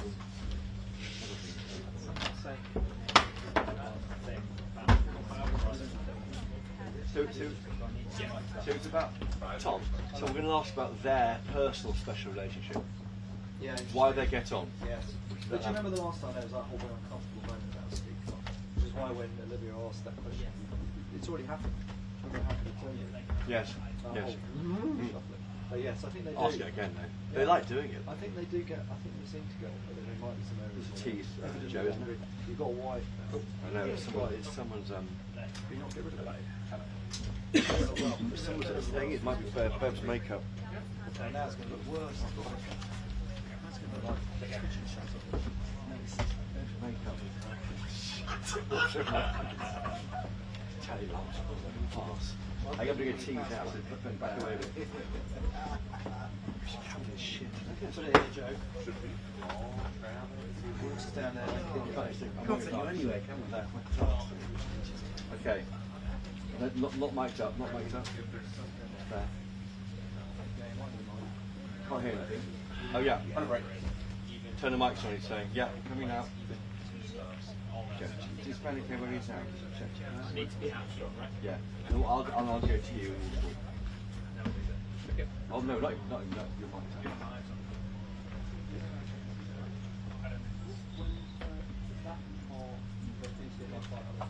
So it's a personal special relationship.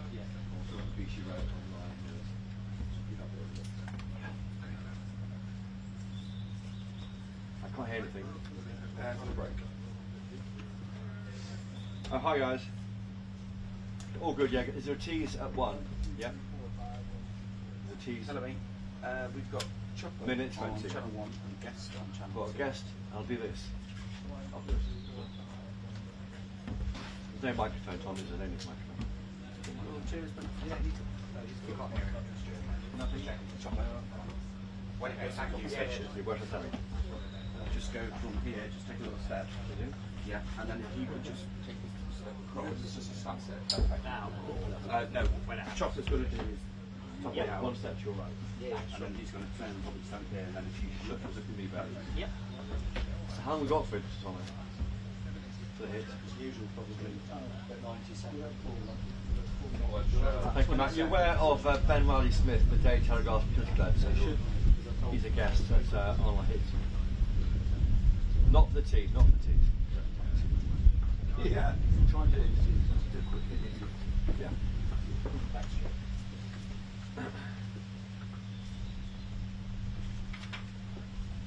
I did a Twitter shout out for questions. What are you going to tease? What are you going to do? Why don't you just tease it into that Well, yeah. Why? What is their special, personal relationship? Yeah, exactly. It's tease actually. Here we go.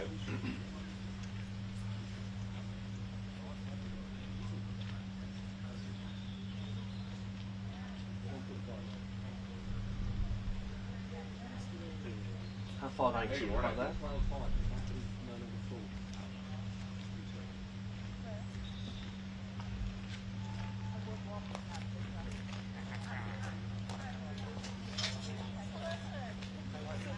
That starts at 2:30 p.m. And what's fascinating is the personal special relationship with these two men, one a left-wing politician, one a right-wing. And I'll be talking to an expert on why they get on in just a moment.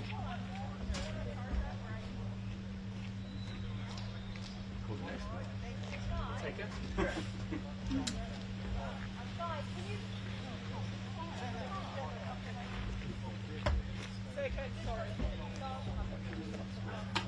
Expert. Something. You didn't say what he was an expert in.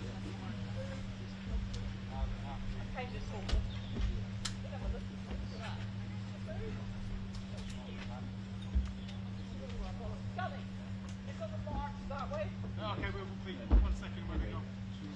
everything that's been ready from the Iranian advisor. Why did they get signed? How do they communicate? With special channels, but is there other ways too? Just they talk a lot more than we think. Good morning, and this final day brings us to Chequers, which is like the Camp David equivalent for British prime ministers. We are out in the English countryside. President Trump and the Prime Minister Starmer were having a private one-on-one for the last hour or so, and once they wrap things up, we do expect to see this business roundtable start. Remember, for a state visit like this, the guest of honor, President Trump, can bring anybody that he wants that he thinks represents the best of the country. He chose to bring some business leaders, specifically AI innovators, including Jensen Huang from NVIDIA, Tim Cook from Apple, and Sam Altman from OpenAI. These are the guys that he wants here talking about the future of American dominance in artificial intelligence. Even though this is the policy part of the trip, there is it is a beautiful location still. The red carpet remains rolled out for the president, but it is nothing compared to last night when he and the King of England toasted each other. You check that with somebody. These guys think. Melania, right? Melania, right? No, expect it. So if that happens, what they do, we should be going to speculation. It is. What will happen? Same as before. If it happens, then we'll just mind. Yeah, get me out. That's fine. Presumably she's on Marine 2 or Sorry?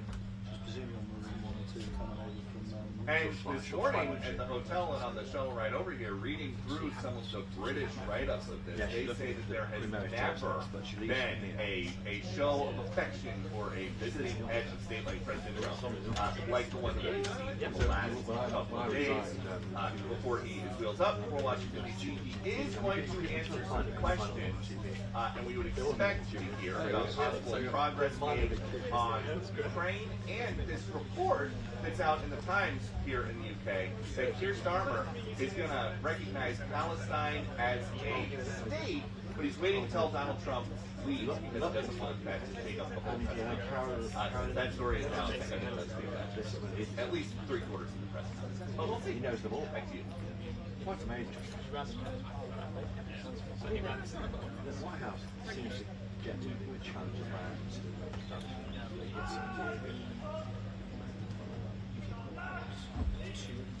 when I see on the news broadcasts when you saw STD and she said these news channel TV news like is a very part of the kind of the mainstream. Yes,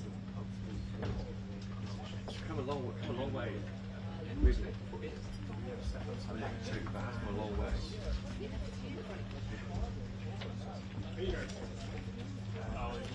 Definitely, I got my guest to my left, who's Ben Riley Smith. So just show him what we'll do.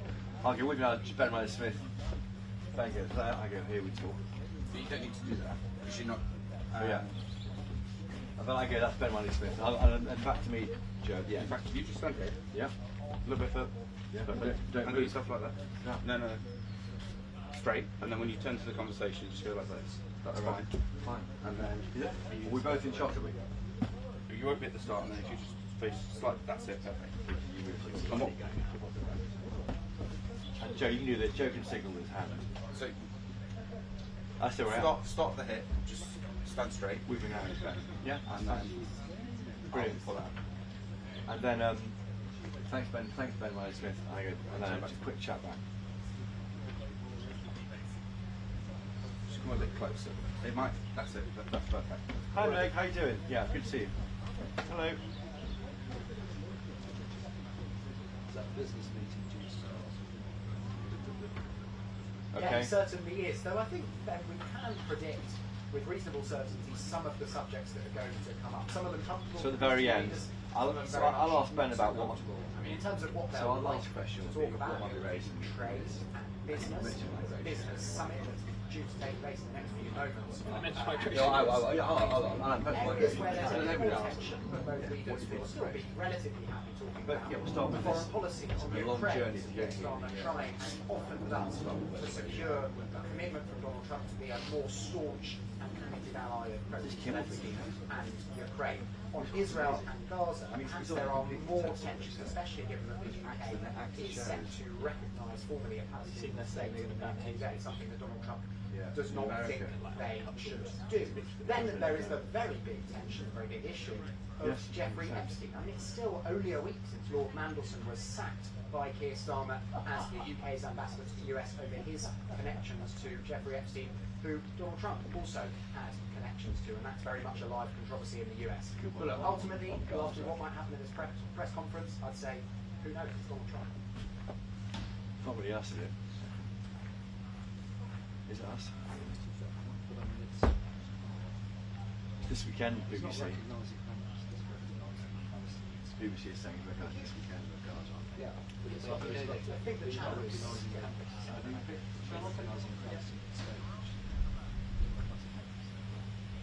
What's it mean too? Cheers, thank you. There'll be a seat of the UN, I suppose. It means there might be aid money going to the countries. Yes, I got some kind of diplomatic base. Is he okay there? Perfect. So I don't move. Don't move. Yeah.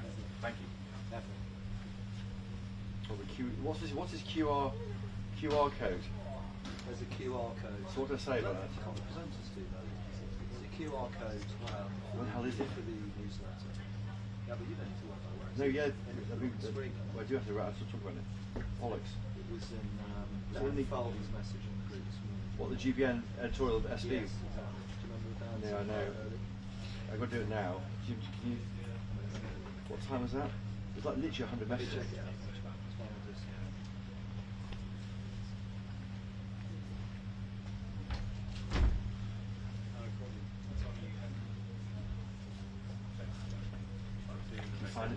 Can you send it again? Send it again. Personal WhatsApp to me. So my last point is, any question, I'll mention migration, I'll throw back, and I'll mention the QR code. Oh God. What is this thing? So I'm going to say at the end. I'm going to say at the end. Will they be ready to go to show it on screen? Can you tell them that, please?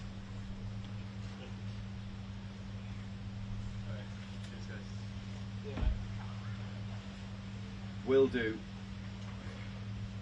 you ask them over there? It's probably better to ask them. Can you? Now. Just ask them there. Just talk to them. Come on. Hello, speak to me. Hello.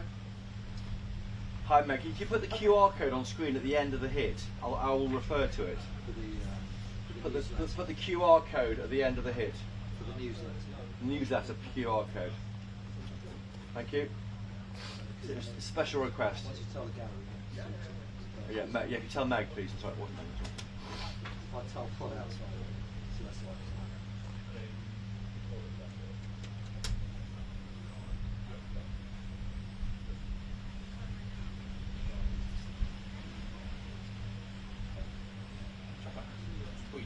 Thank you. They're having lunch now, aren't they, Tom? Having lunch now, on the schedule.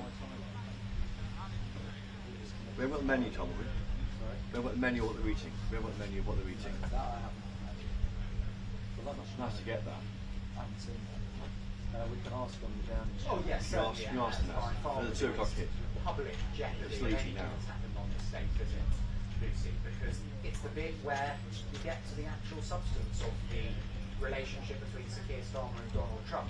Yesterday was about the much longer standing relationship between the UK and the US, but today is about the political relationship as it currently exists between two governments which, sure, are closely allied on plenty of issues, but are also in open disagreement on some others. Yeah, we know the £150 billion in tech deals have been announced. Some of the world's biggest tech companies are here, or have been here in Windsor. There's a reception behind me, a marquee's been erected, we understand. In there you're seeing them, Donald Trump and Keir Starmer meeting, trying to generate good news, good positivity about this special relationship between the UK and US. But what I think is fascinating about this press conference at 2:30 is watching the body language of these two very different politicians and working out why they have a personal, special relationship. With me now is Ben Riley-Smith.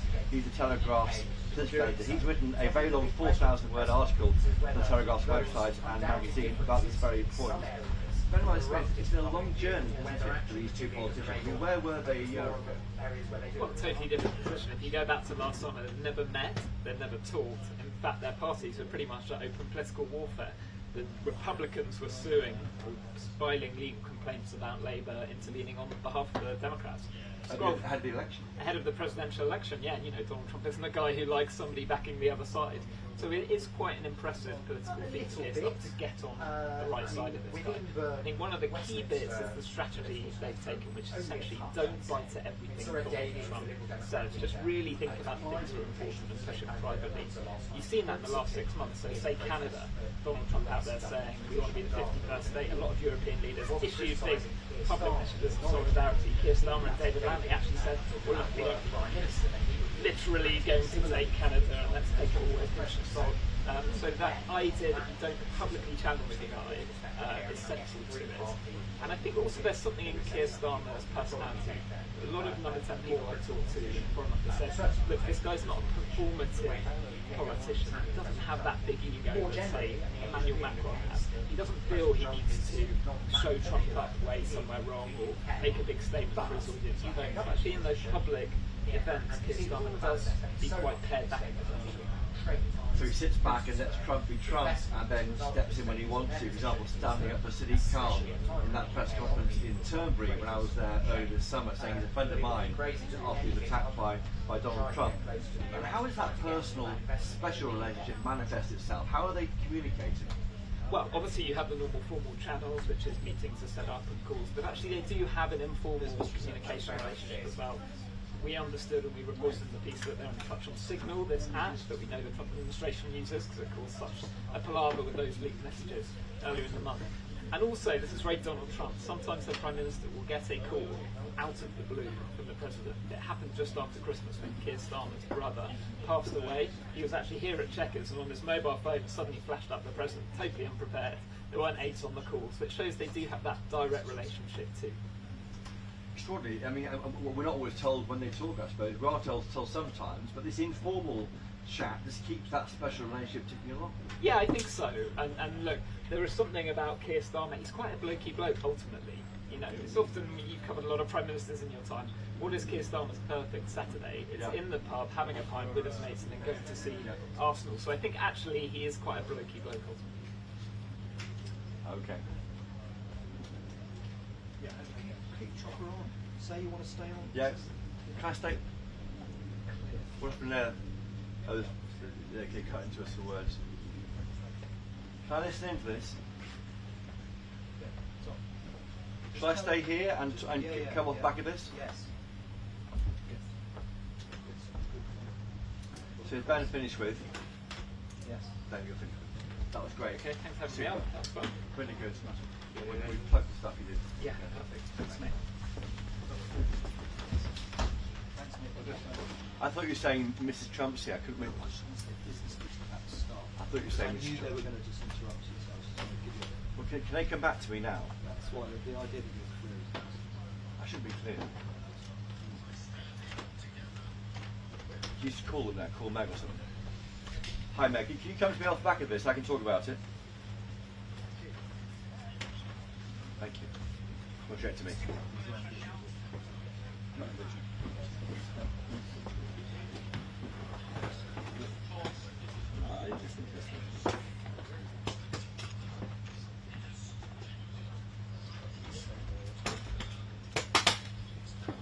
you hear it?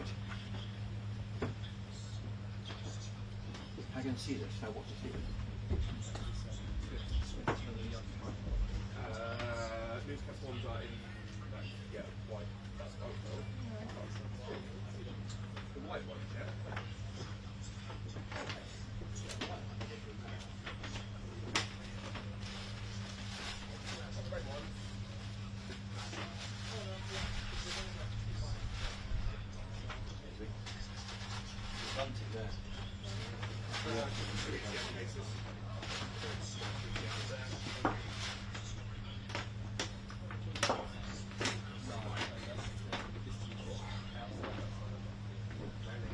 That's one play in. I'm not sure where the other one went.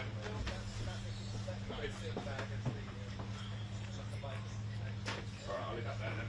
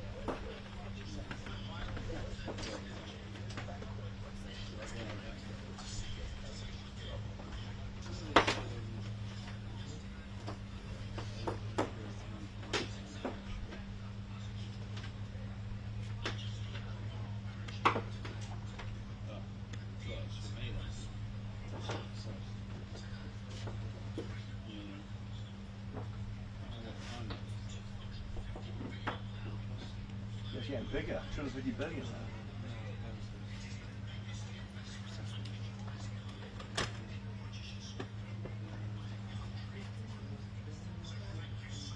They're taking over 20 past.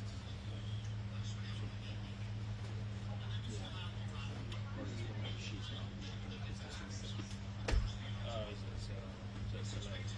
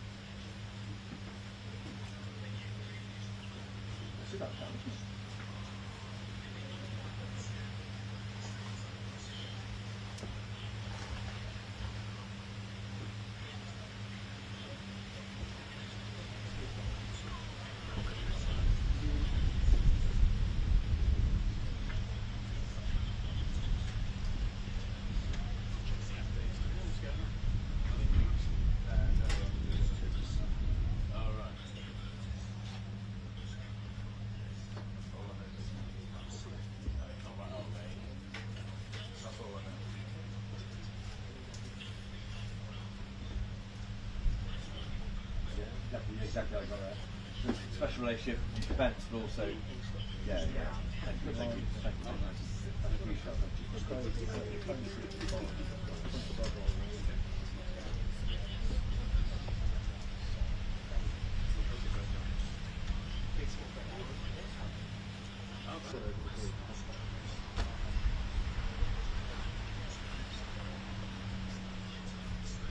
She's such an ally, my friend.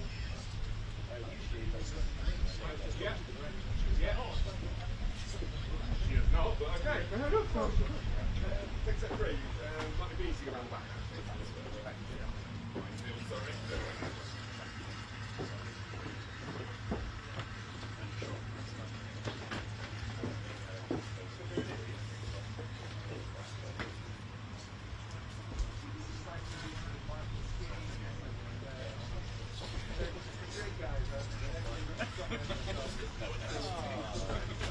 He's king of the costas, is Marcus.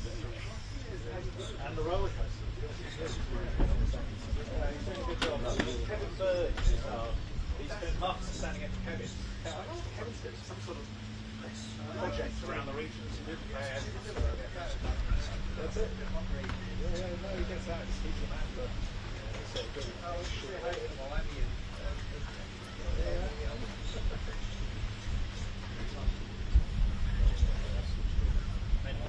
Sorry, I can't hold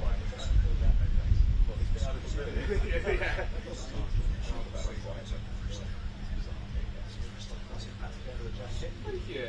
It's weatherproof though. Yeah, I don't know what's up with it. I've had it for a few years, and the first time I got it properly out of the way,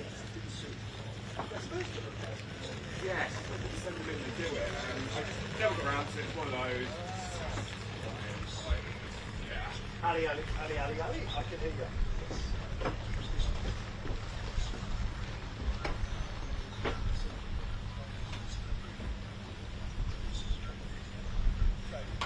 Have you got the gate?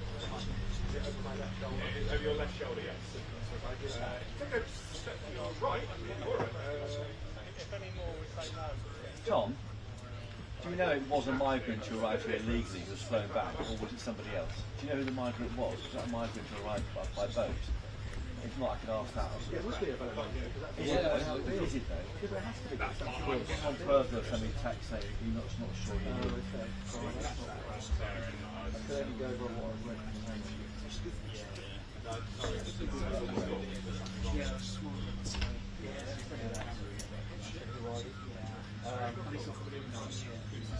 the removal for small boat migrants have begun this week. And you're right, very little. That's what we're doing. Send me a screen grab of that, I'll send it to Tom Thursday. Well, screen grab or do you just want the word? Yeah, the word, yeah. It might be open sound here, speak up here.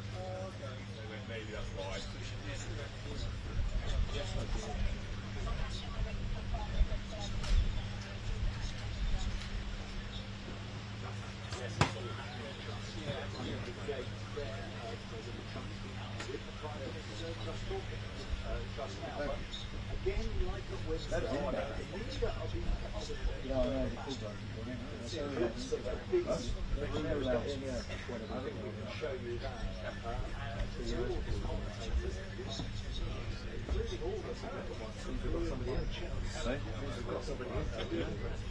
All standing on the platform. I'm not really questions, probably not the press conference going on inside.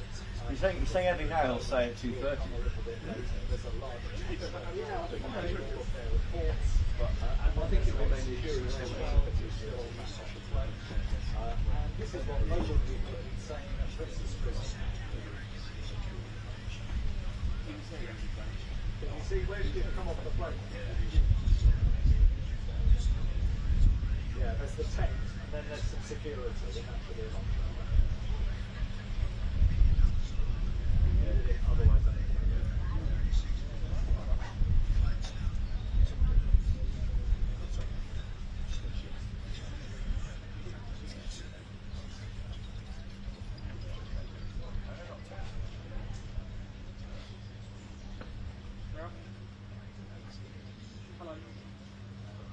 by necessity, Gary's away from people, and that causes disruption.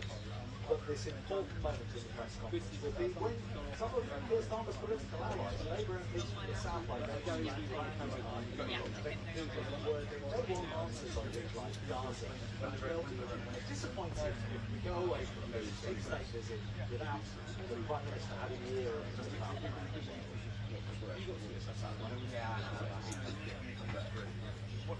They know, Tom, to go to me from this. But you told them, you said to them. Well, yeah, but they know that. Yes, I should talk about this side, that's why you're here.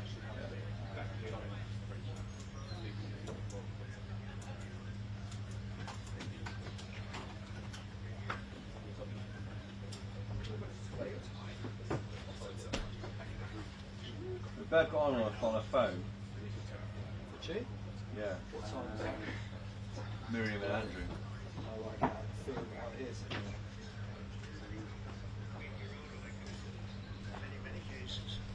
And we're giving you very rapid approvals. We're getting them approvals like this. 15 to 20 years to be rejected. Not here. We just reached 3 weeks to be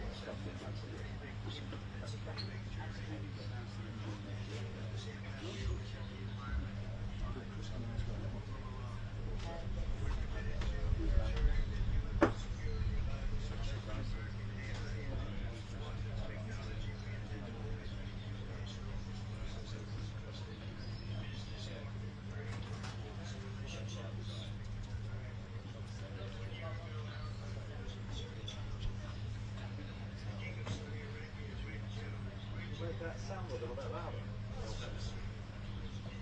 Sorry? This off-air sound. You made it a little bit louder so I can hear it. This one probably not. No, I can do it in your ear. That's The Indian man. The first Indian man. Oh, okay. Well, yeah, exactly. Illegal. There's no asylum in India. Why come back? A lot of Indians come through. Do they? There's a period when there are some free persecution technically in some of the countries. Generally, you can't get visas in these circumstances. Hey, Gary. I've heard a word of it. Bits and bobs of it, but not much of it. It's been very impressive. He's reading for a spin. It's been very big experience.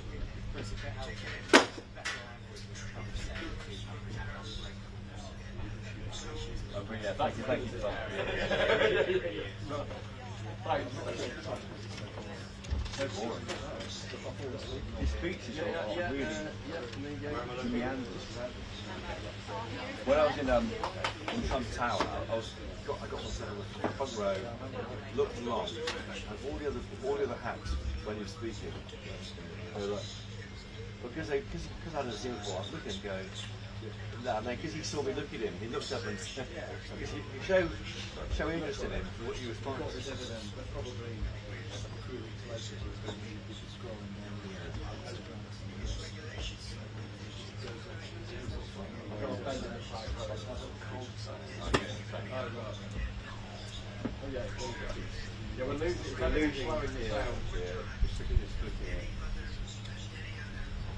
Joe, you didn't need down the back, do with this thing.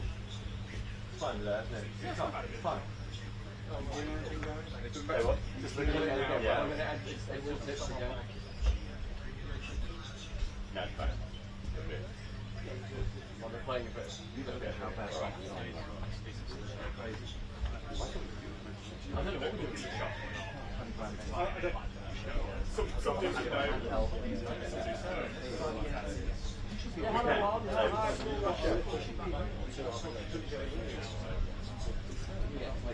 How do you want to do this? Phil, do you want us to talk to each other a little bit, or how do you want to do it?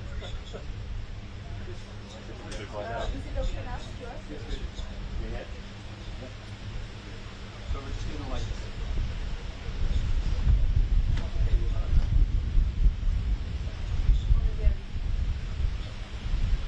We can, yeah, we can. I can hear you, yeah. Okay.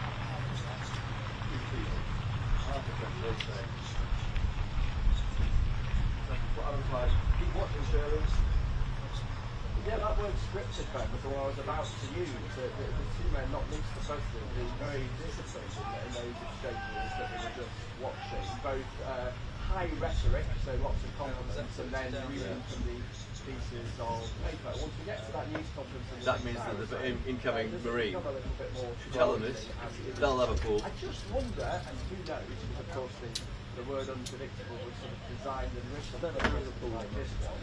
If because of the nature of this visit, something that I'm trying to introduce you to I think it's about, she said, I want to meet Tom. Yeah, the one we got actually happened at the White House and elsewhere.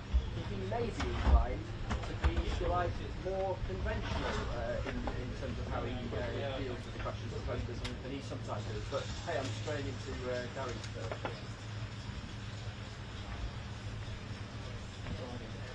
They should come to you now. They should come to you now. I mean, that wasn't entirely unpredictable. It kind of worked for it. But I think, look, Chris is right. I mean, these things can go either way, and I think President Kelly has been pretty overall, pretty subdued, I would say, by this visit. He's been impressed. There's no question about that. And this is equally an impressive set of surroundings. And I want to say that I think, that these Kahoma has found a formula. Jedi Vance, everyone please congratulate Marco Rubio as the new host of ABC's Late Night Show. And others around Europe. It's hilarious, isn't it? Disagreeing, yeah, disagreeing, and he sort of left politics away suddenly stuck. And I think that's a bit of a winning formula that a lot of other leaders around the world have picked up on. I think that's right. You know, this thing that's been called then gratitude diplomacy, that he's managed to almost reconventionalise a conversation in the Middle East with the Prime Minister and the President, whilst dealing with a very unconventional President, so that even where there is points of disagreement, and you know that there are, whether it be on the recognition of Palestinian state or the emphasis or not on Ukraine, how might we handle questions about justice and competition. So far, at least, of course, when I speak to people, they always say, so far. Where's Joe? Approach might unravel. There's managed to, the Prime Minister has managed to find a mechanism. Yeah, can you hear me? Can you hear me? Can you hear me? Go up in his face. Mike, okay? Always that risk. They know the jeopardy that moments like this bring. Whilst also taking away from it, that the spectacle of the last few days allows them to leverage that spectacle to try and push what the UK wants in various areas where the US isn't quite where the UK was. And I think that's why things like the GSK are really important. This 30 billion from a British Yes, a big deal there. I mean, what's interesting about how this deal has gone up from £150 billion this time yesterday to £250 billion today, Keir Starmer, they're saying, is the biggest ever investment package of its kind by a country mile. It shows the UK punching above our weight in the world. Jobs all over the UK, he said. It shows the potency of this partnership. Now, he started off, Keir Starmer, talking about the special relationship, which essentially is one of defence and security and deep sharing of information across the UK and US. And now he says that extends into enterprise too. This is a choice being made by this government. It would be denied by Downing Street maybe, but it seems to me they're increasingly looking towards the US as a big trading partner, trying to bridge both those two competing trading blocks, the European Union and the US, and that's what's so fascinating. Keir Starmer said it's a story about enterprise, BP, GSK and others, AstraZeneca. We are the US is our biggest trading partner, he said. Now this is shows it in contrast with the language we use sometimes about the European Union. You heard there from Donald Trump, who's usually flowery language, the beautiful and historic place of Chequers, he said. The unbreakable bond between the two countries. He rattled off the areas this deal will cover: quantum fusion and 6G. So I think this is the meat of today, this political day, of this two-day visit. Yesterday was the royal visit in Windsor, where you're on the streets of Windsor, Tom, of course. Today it's a detail of nuts and bolts and what this means for our jobs and people living here. I should say I'll be writing a special snap analysis for GB News of State Visit for those who subscribe to GB News' website on our GB News newsletter.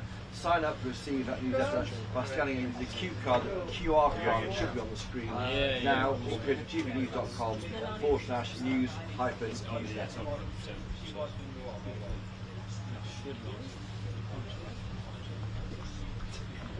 You will schedule it. So I don't know.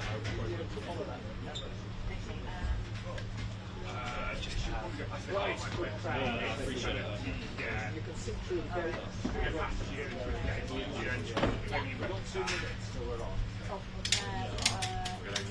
yeah, thank you very much.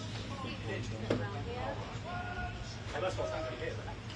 Well, cozy up because the value of having Donald Trump here, I mean, the scale of this visit is extraordinary. Watching those two Marine 1 and 2 helicopters arrive, Chinooks arriving with journalists in them, the scale of the security operation, it's a big deal, and that's why we are seeing Keir Starmer recognise that. That shows to me he's a grown-up politician. He recognises the national interest is to get close to Donald Trump, and it draws into question, I think, why on earth the leader of the third biggest party in Parliament, Sir Ed Davey, didn't go last night to the state banquet. Why didn't he go there and maybe raise the issue of Palestine and Gaza with the president when he had a chance? Well, he's blown it now.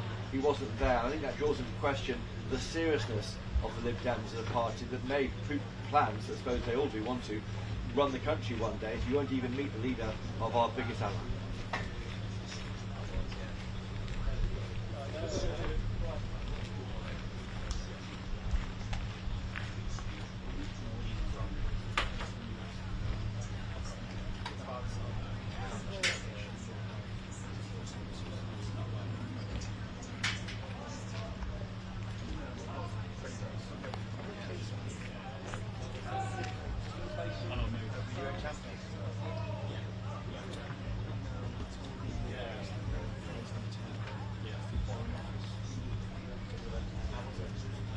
Yeah, difficult, isn't it? I think the issue of the small boats crisis will rear its head in the press conference starting in just over barely an hour's time now. Of course, we know there's one individual has been sent back to France today. Mark White's been reporting on that, but who's going to come back? And it seems such a kind of tiny attempt to deal with this big problem. The smashing the gangs is such a difficult issue for Sir Keir Starmer. He's up against opponents here in this country, in Reform UK, and the Tories probably announcing next month to withdraw from the European Convention on Human Rights, to allow our politicians to overrule our courts and get people out of this country quickly. Not a problem in the US, where they're even developing a form of Rwanda plan, deporting illegally arrived migrants and really ending almost completely crossings over the border. I think that issue, that one issue, will be the one upon which Keir Starmer is judged, most importantly at the next general election, and he's probably looking at the action taken by Donald Trump and slightly jealously.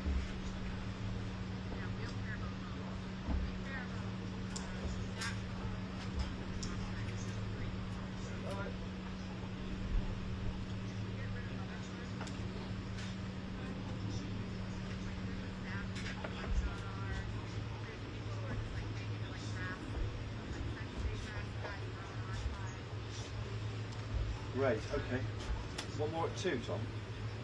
Yes, but I think we'll just have to see if we can do our bit and then go in. If they don't come too quickly, then Well, they will do, won't they? just to clear up. Let's pop the lid in. First lady, just right before we Is she here, does it? was with Queen on a visit in Windsor to the Scouts. They had an interesting voice. Meanwhile, her husband was I see the red devils getting ready. So we're on that. See the boxes there, so you lay out with dropping them on the floor. Are they aware it's happening? Which one? The red devils or the Red devils. Some lollipop now with red devils up there. Shred them. That's 5 to 2 now. There's a big tent where people can work. Replay the shot. They didn't play a single shot of the two of them. This is what local people told us in Over the next 6 they didn't show the actual. They had it in replay, but to rewind it to show some of the pictures. I've been there. Yes, they don't fucking think. It's like brothers and stuff. So you've got to show me we're going something that just happened. So you're talking about what I'm saying, like, you think crazy things you're talking about. That allows you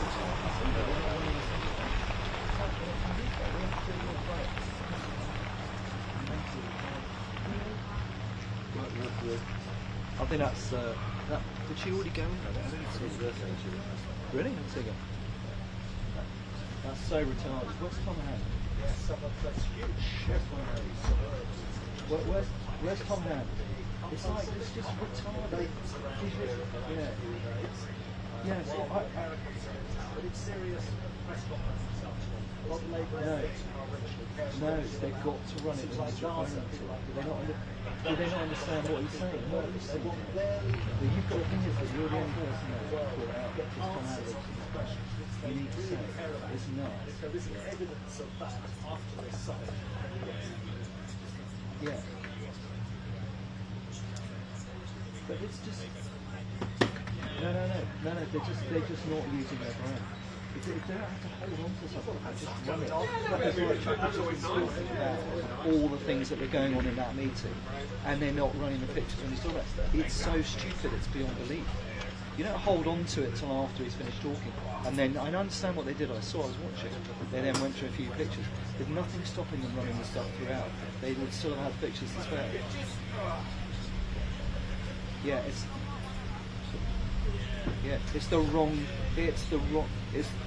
decision. So Angelo has empowered us to call out bad decision making. Yeah, we have to call it out as a desk. He was over the other day. He said, "You've got to tell them where they've got to run stuff quickly." Okay, there's a case in point. Couldn't give a shit what they're thinking in the galleries. Very cool. Because as a viewer, as I am here, it's just bullshit. You know, I want to see what's just happened. I don't need to wait through the whole of Chopper's Hit for 5 minutes to see what's happened. It's a bad decision. Why hold on? Just play them. You've got tons of pictures. Chopper is talking about very specific interactions between the PM and you show the body language. It's so stupid when you've got it at your fingertips. So you're saying Tom Hand agreed with you, but they decided not to in the gallery. It's a bad decision. Yeah? It's crap TV because we've got all this stuff coming in. They've got to use the stuff properly. You see what I mean? It's like letting themselves down. Yeah. It's crap. I know, but Tom's the editor. He's got to know that that's his job. But then he has to find a word. It's doing pussyfooting around with this. I think there's something going on with him about the decision. He's the editor. It's like, that's your job to complete. You override the gallery. I mean, if Angelo came in wrong, they wouldn't hesitate, would they? So he overrides. What is he doing? Why is he just telling him? He's on a TV set. It's bullshit. Do you know, just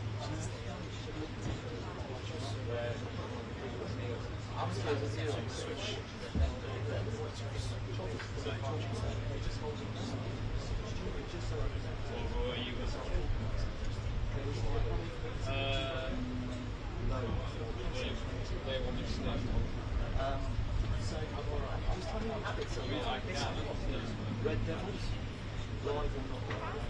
Yes, live. Yeah, so who's doing that? Yeah, reporting the OB in the field there somewhere. Okay, fine. So do you want Chopper up at that point, yeah? It's at 5-2, isn't it?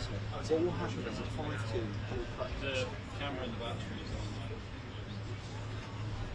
No, I think we won't get pulled into after 2, that's what I'm hearing. So I'm hoping we can still manage to Yeah. Well, that's fine. Yeah, but he can stand here until we go in.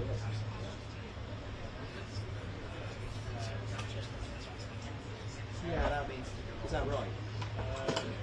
That means, yeah, so that means the press is starting late, so that's fine, understood. Okay, well that's fine, so why don't we'll do the top of 2 as planned, with a tease and a hit, yeah? Is that what you want? And then we'll hang around here, and then, but they've got to be clever and come back to us on the Red Devils again, and cross back to Chris, yeah? Alright? No, they'll take us in, No, if it's delayed, well if they do, I'll let you know, obviously. But it's hard to know, I haven't seen anybody, but I'll figure it out. I'll put a message on the saying, I assume actually that's where it's going. That's fine, that's okay. I'll sort that, but for the moment, assume we'll go through that opportunity, and ideally we're going to let them to do that. This is happening like, just 100 metres away from it. That's why when they kind of cleared Chris to go to that business meeting, it's like, he's not clear, he's here, it's like, packed behind us. It's like, he needs to talk about it. Bizarre, the gallery came over and said, oh, you cleared now? And they interrupted him and it's like, no, you're cleared. It's like, Chris is the one who's going to talk about it. So he can stand there and chat. Do you know what I mean? It's like, the gallery just doesn't really know how to handle it.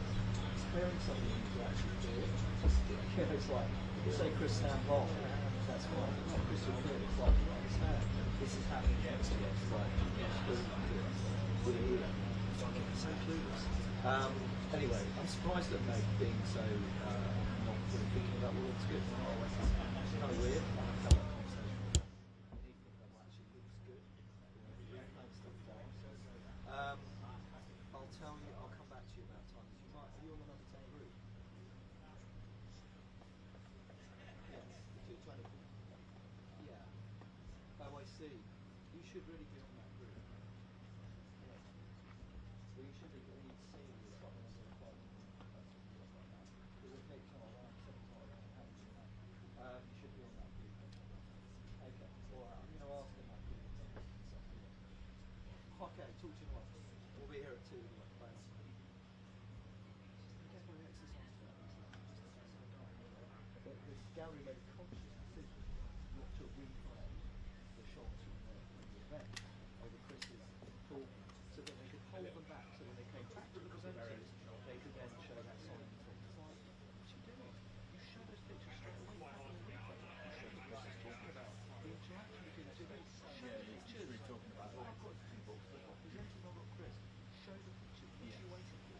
Tom Hand was editing that song and wanted them to do it. The gallery didn't do it. It's like, you're the editor, for God's sake. You decide. You tell them what to do. You're the MC. Yeah, of course there's things in the gallery that need to be override.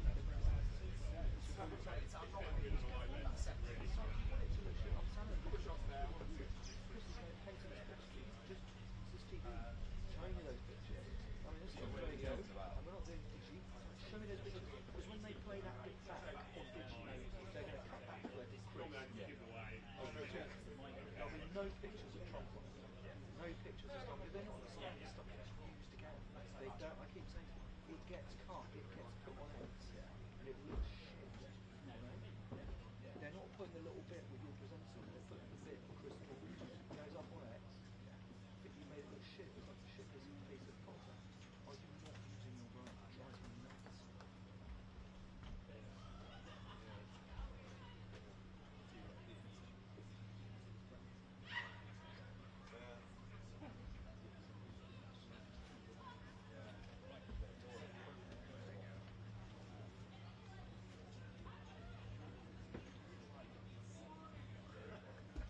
Hello. Hello. You're right. You shopping? You sound like you're in M&S or something. Yeah. You alright? Everything okay? Very passionate signature. I was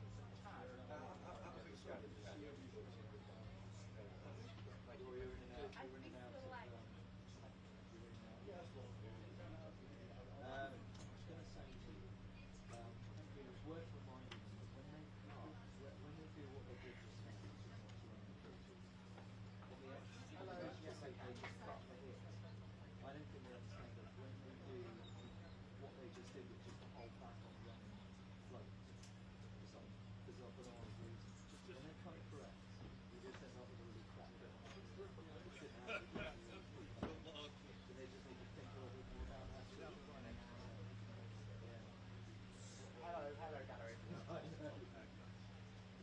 So they sat and replayed this one, the meeting sat, the thing you just saw, and they consciously chose not to run it until probably finish, was finally asked, and then ran it. Just what I don't even have to say that was why you make the shut up and I do even do that. Okay, got it. I don't really understand what that makes it look shit. Yeah. But they don't get it. It's like, I can't explain it to them. It's like a bigger thing going, which is, I ran to actually other stuff. If they move, I've got to go. Okay. We're just going to chat with shop. But yeah, I think it's just worth reiterating. They're being quite selfish about the pictures. Okay. Yeah. Will you be able to tell me before you come to say move? Is that the whole shebang? Yes, they're moving now. Oh, were they moving? No, I heard it was a bit later than planned though. I heard it was at 2:20. Which one's It started, Freddie's hand in the red, I think I'll ask her to talk to her. the pink? The red and black. How did you do, sir? The red and black skin. Okay, got it. Thanks.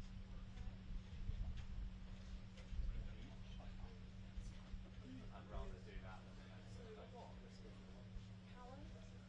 yeah. Albert,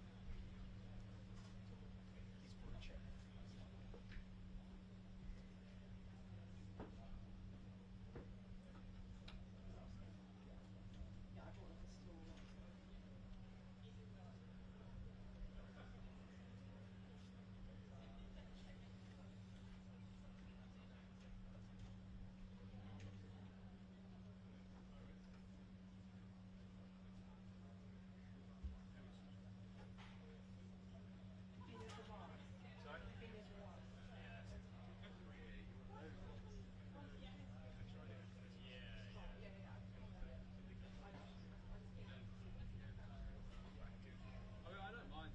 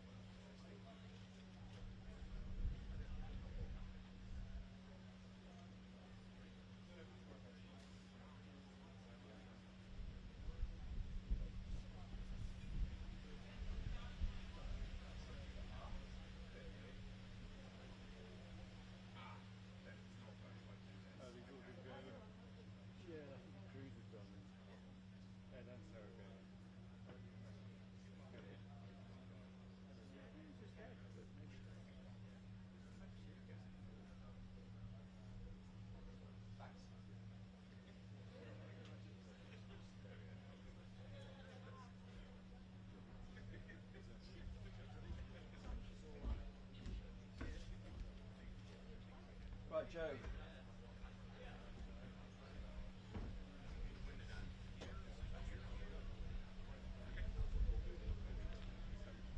When they go, I've got to go to the shop.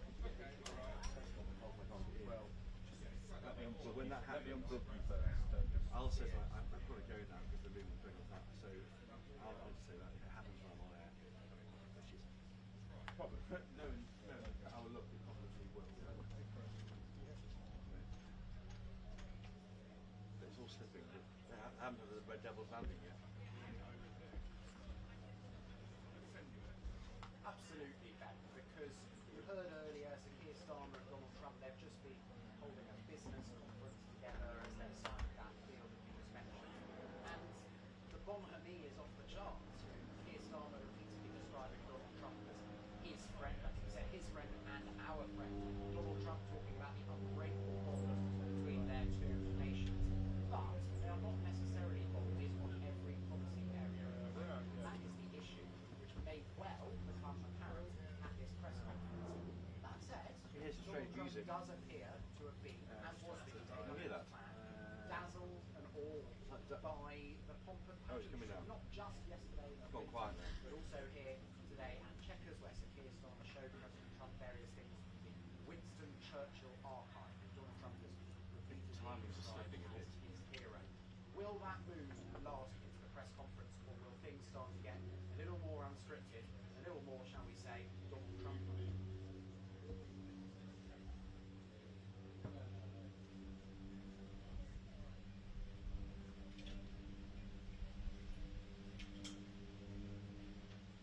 Yeah, absolutely.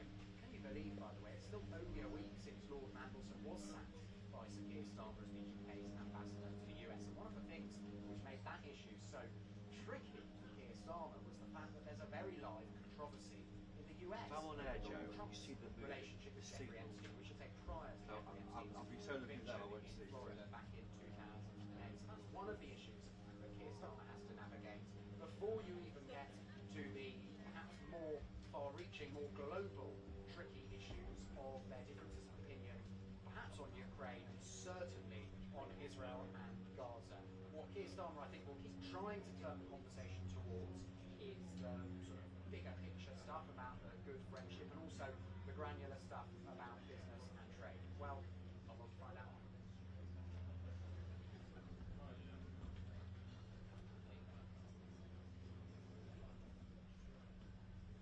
All good, thank you. All good. Thank you. Cheers.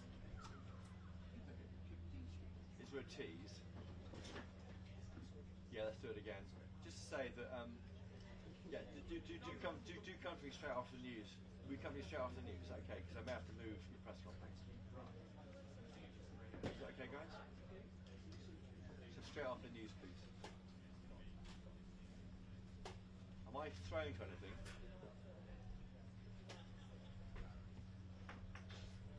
That is the group for the. Why are Keith and John in that? Because they're part of the pool. That's the pool for the parachutes. Not sure.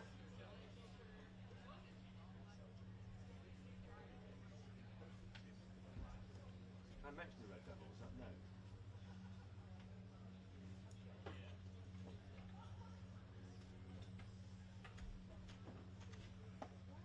Where's Frederic?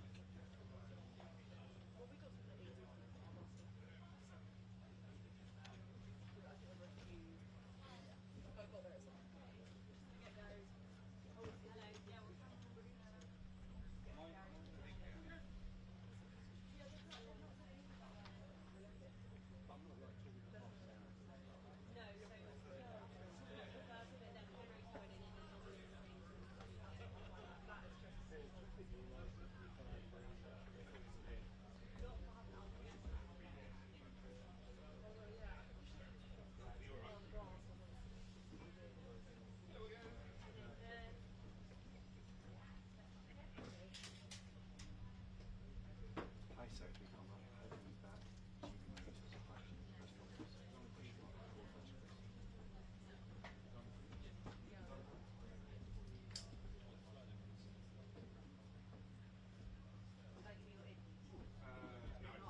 Sorry, I thought we had it. Sorry, my bad. Gary.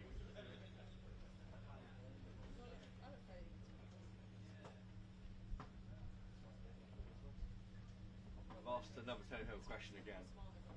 No answer. What time are they going? Did you ask? Probably not, I imagine. Did you ask what time we are? No, I think they they've moved for the. Can I mention Red Devils? Can I mention? Yeah. Yeah. You can hear them, but they're flying above now. Yeah, it's a parachute. You know, just play as a parachute. Regiment's Red Devils.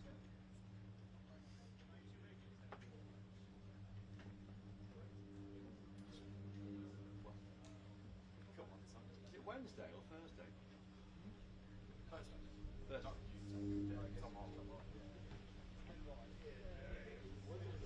Thursday.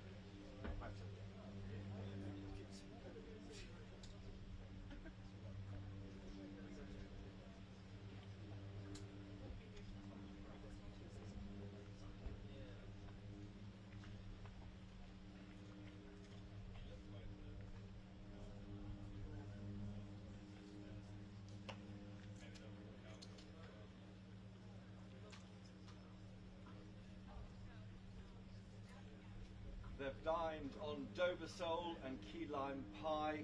They've signed a £250 billion tech deal. Some parachutes is about to land on Chequers, but the press conference will be where all the action is.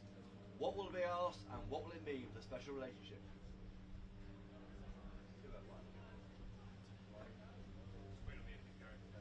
Didn't say Q Chris. They've got to say Q Chris, because I never know who they're queuing. I just guessed it was me. They say Q. Do you know what I mean?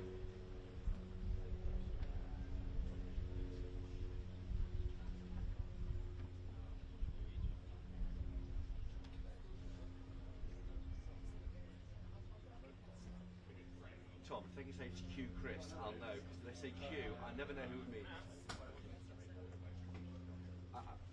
They did say you're next, so I knew it was me. But it means you doubt what you're doing. Yeah, they should just be saying Q. Yes.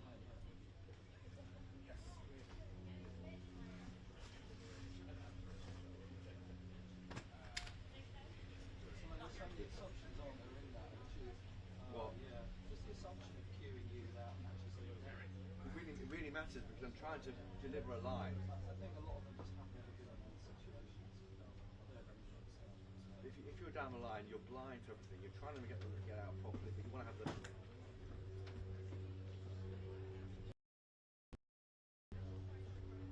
Yeah, I can now. They did say they said you're next. I knew it was me, but I need to know. I want to be.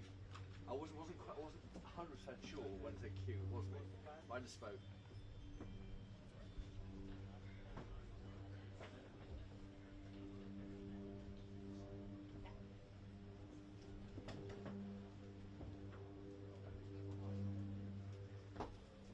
Look, you see on that?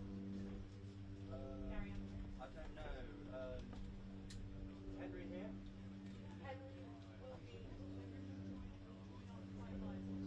Henry's doing 5 lines at the moment.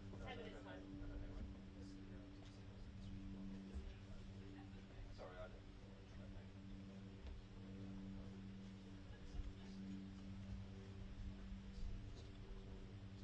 Do you want me or not?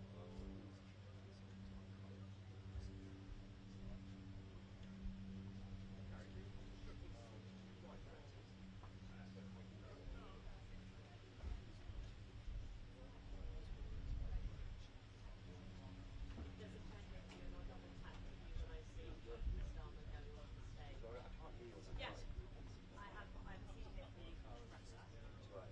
I've double tapped on my seats Donald Trump, but if you're next, yeah. Very funny. Very good sense of humour.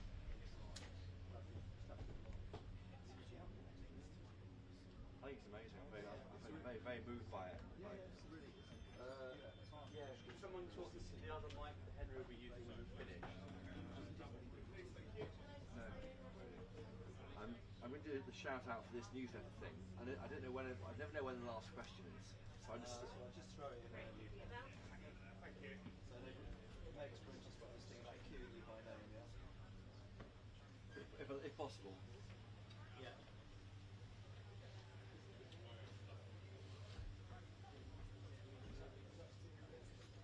Sorry? That's in the unit, yeah. It's not going to be a piece on it though. No, he's got the done.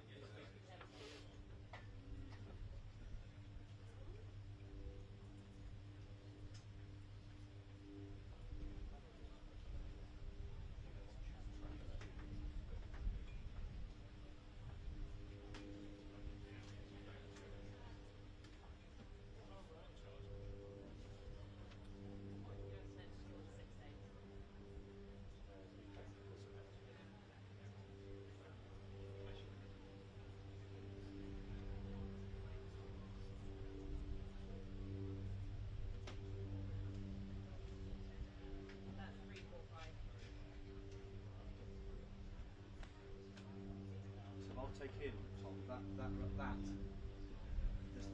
So what they're with me. I'm sitting around doing nothing. You're good with me. Yeah. Will you leave the stool here? I honestly don't know. Probably want to do it whenever it's sorry. I don't even know when he stepped in. Would it be connected? Is Joe coming in? No, it's just a show. That's great. Okay, cool. Thanks. Yes, you do it. Hi Tom, hi, how you doing? Hi.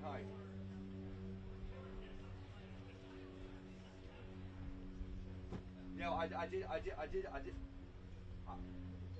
did last time, but can we work out together when to refer to it? When is the best moment? So you can put it on screen. Is it after the first question? Yeah, that's absolutely true. And don't forget what we've had also. Okay, so I will do it there. Part one today already. Yeah, I've got a blurb. Yeah. Well, I'm going to write it after the press conference. Dollars and pounds flowing in another direction, and lots of sort of back about all those deals that have been done. Yeah, the float is when the politics really happens.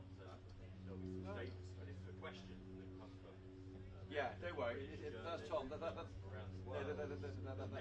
Tom being watching the thing here, offering up some thoughts. No one. Tom's saying they're doing their best to get the float up when they can. Tom was being a busybody. Because they don't understand the whole digital bit of this bullshit. They didn't have any placement. You can't. He says he wants to go. No, you heard it. He's getting involved. It's not. They don't know that. Okay. Tom knows what it's like. I know we know. I know. You know. If you're withholding playing a float, that's not like to sort of rip or what he yes. Correct.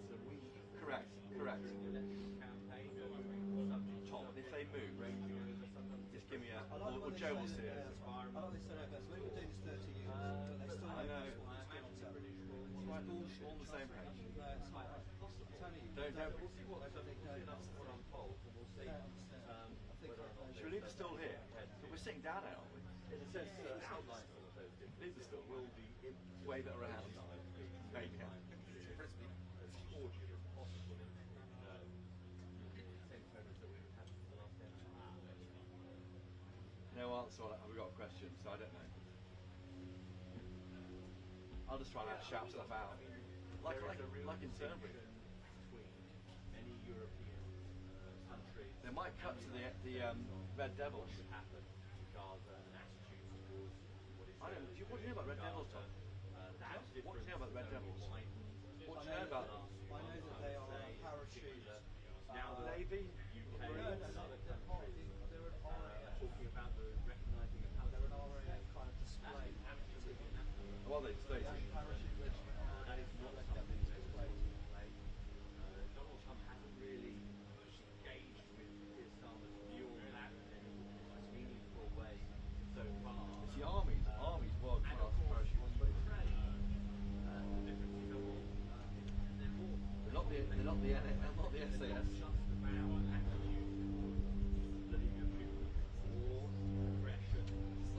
That's great. I think you may Tom, and Tom, you may have the Red Devils coming down, Tom. I think that's 220 though. 220, right. I think that might be after. Europe should be shouldering the first. What extent America wants to be involved in security guarantees that might come after any ceasefire or any peace agreement. All these things are incredibly complex. And while we have seen in the last few days hints that the Americans might be prepared to start up a flow of weapons paid for by Europe, the numbers being talked about at the moment are quite small. $500 million perhaps potentially of equipment. That's not a lot of money when it comes to war fighting. And we'll see whether there's been any kind of movement on that, because while Donald Trump has been, I think, wowed by this visit, there's no question about his being impressed. Yeah, it really is good news, Olivia. £250 billion worth of inward investment. Sir Keir Starmer calling it there. It's the biggest investment package of this kind by a country mile. We thought it was worth £150 billion yesterday. A lot of tech chiefs in a marquee behind me in the grounds here on Chequers, the PM, was country home. Jobs all over the UK, we were told by the PM. And it shows the potency of this partnership between the UK and US. A special relationship is normally seen as a security and a defence relationship, but it's also increasingly a trading relationship after that deal was hammered out earlier this year by Sir Keir Starmer. This unusual friendship between these two men, one a left-wing politician, one a right-wing one, one who shoots from the lip and one who definitely doesn't, but somehow they get on and they're brought together almost by the need for our two countries to work together. Question marks, where to leave the European Union? That's also our other big trading partner. It looks like we're going towards the US. Is there a choice being made here by Sir Keir Starmer? That might be a question for the press conference. We heard also from Donald Trump, he talked about the unbreakable bond between the two countries. There's a plane circling overhead, I should say, and that's because we're about to see the Red Devil parachute team parachute back down into Chequers. Of course, GB News has an extremely good website, and I'll be writing a special snap analysis for our subscribers on a state visit for our GB News newsletter. Do sign up if you want to by scanning the QR code on the screen right now or going to gbnews.com/news-newsletter. Make him kind of lose his cool a bit, and we've seen him lose his cool a little bit when he's been asked about Epstein in the last few months. So I think if someone can apply those two issues together with the questions both of them, you may see a little flash from the president. He may just ignore it, but it's something that has eaten up a lot of oxygen in terms of the White House and their media management over the last couple of months, and they have been very unhappy about having to spend a lot of time talking about it.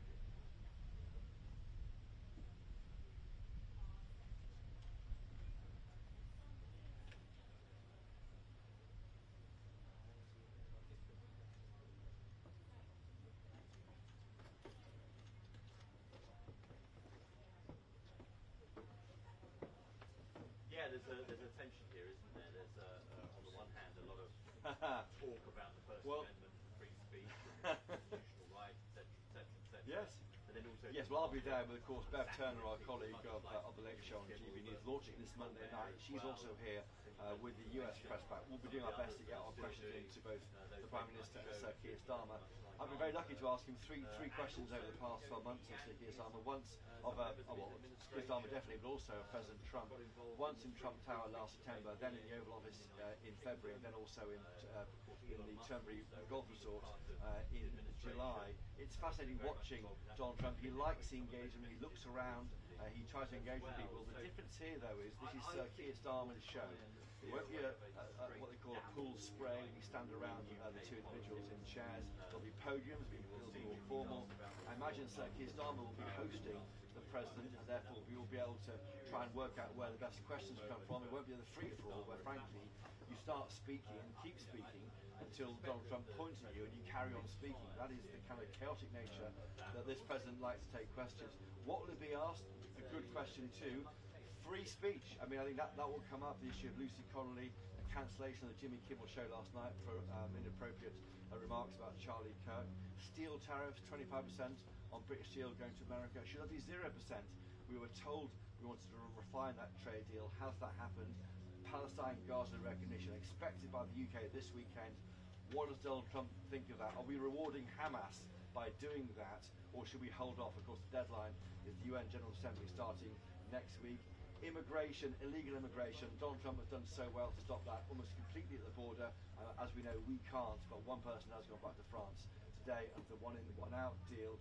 And also Sadiq Khan, of course, the London mayor, Sir Sadiq Khan, saying today that Donald Trump has fanned the flame of division for right politics. What will Donald Trump and indeed Sir Keir Starmer make of that? Will he defend him? It's so much to ask, and I know what your questions are. I think it's the two of us together. Yeah, I've said everything I've got to say. It's only about no. It's 10 hours.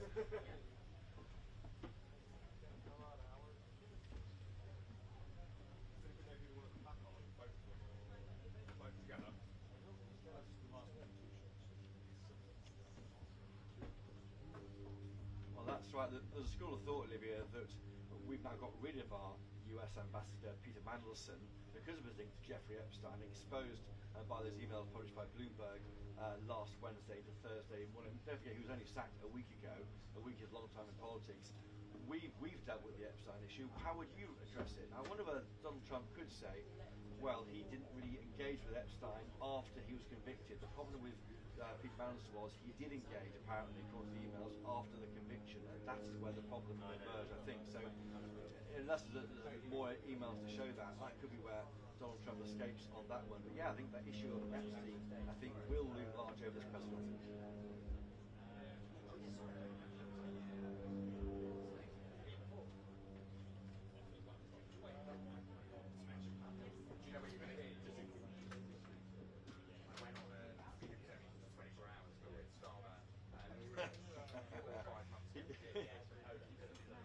Well, yes. Well, my experience about it, when I was in Trump Tower, when he was speaking then about migration, I looked along the line of journalists, and they're all so bored of him speaking. I think they were just scrolling on their internet. But I looked at him and grinned at him, and he looked at me, and he wants to ask somebody. He's smiling at him. So I did the same trick in the Oval Office, looking at him and then smiling. And then he said, "Oh, you've got a nice face." And then he's always smiling. And Keir Starmer goes, "Yeah, I've known him for quite a while."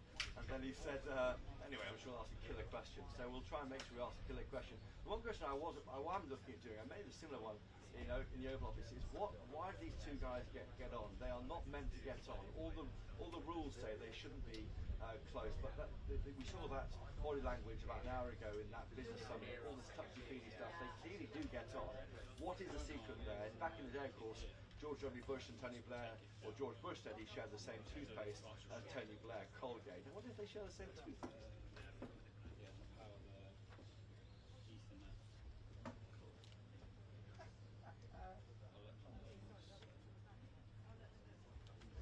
Yeah.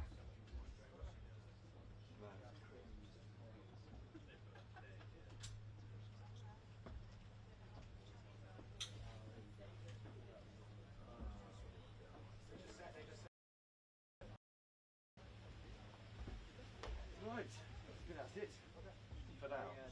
Don't bear in mind the Red Devils is now in 30, which indicates the press was running significantly later.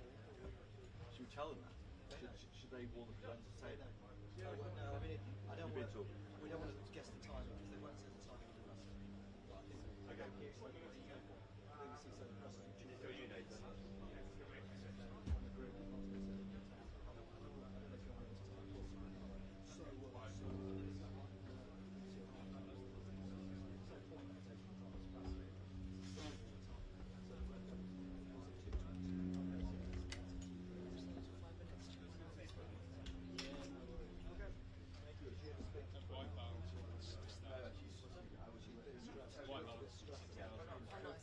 I think it's because she knows everything's on the side.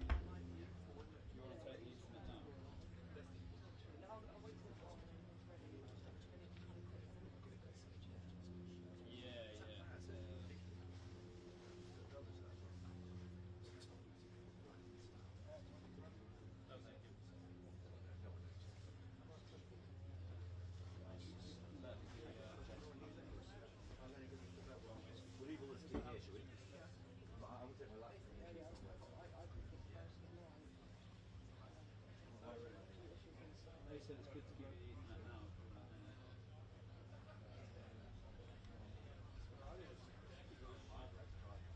Makes sense. Well, maybe my wife tried on this.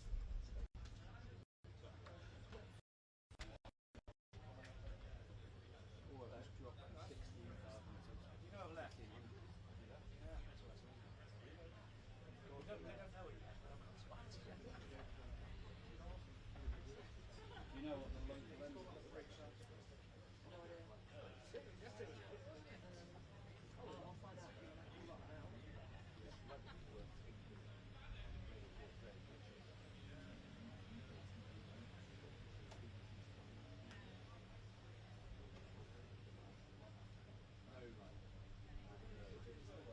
Oh, I'm back up to 15,000.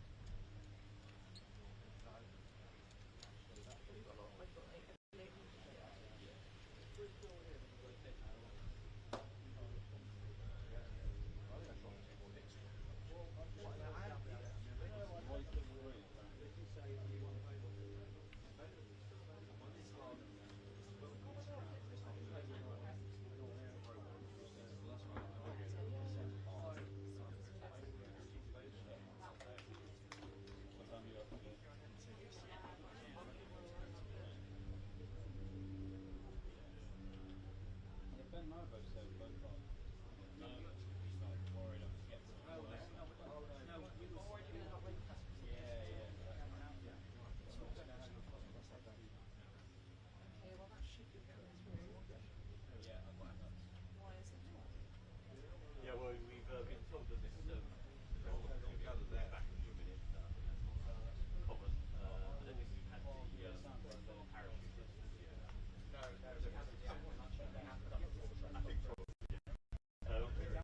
So we're waiting for it. It's a bit windy, so I don't know how much. So we're waiting. How long we're going to let this go on. It is a curious question about how you told us. Well, for us, it was too earlier. Not so much of a weaver. It's Starmer, and one of his many differences with Donald Trump is he managed to forge a very good relationship nevertheless. But yeah, I think the way things would work with Mr. Zen is he would work his way down a list of sometimes quite an extensive list, but a list of people who he's expected to Yeah, it's press impressive. up to President Trump. Yeah. He does allow his eyes to be caught by people. There's nothing anyone could have done. Apparently I'm playing 3-1, but it's Yeah, well, Charles James Butler. a second ago when he said, might a journalist be able to tweet Donald Trump's tail? I think that probably, I mean, to let a bit of daylight in upon magic, all the journalists who are going to this press conference are just sort of behind the camera now concentrating. They will be discussing how they might best be able to elicit something from Donald Trump, particularly also, of course, Keir Starmer, which strays beyond the pretty seamless script of the last couple of days, where the two have just engaged in lots of bonhomie, and Donald Trump has been visibly, noticeably dazzled. I asked a similar question over February, and they said, I think we can live out the hand there, yeah. So there is discussion public service. I wonder if something lining up not to question a little bit to make sure the ground is covered. Yeah, and I think that is just the reality of not wanting everybody to end up going in there with one question they plan to ask and then discovering, oh, they're asking the same question.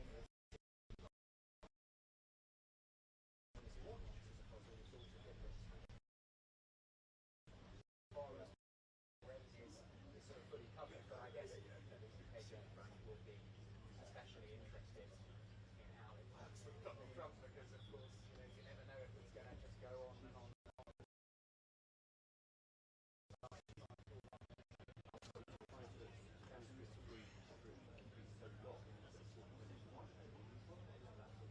Well, I think they think there is a good story to tell, which is they are absolutely shocked with the levels of investment that's been announced alongside the state visits.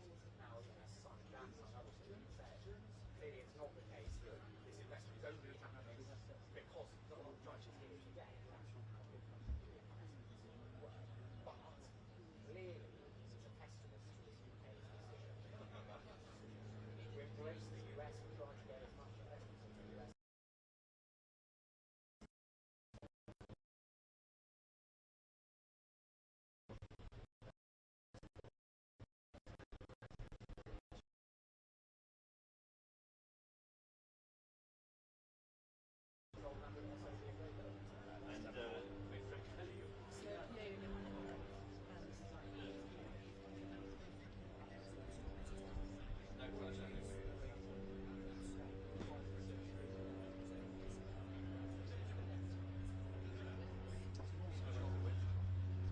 see it? We should be able to see it. No, we've got to cross. Stand there anyway. See what happens.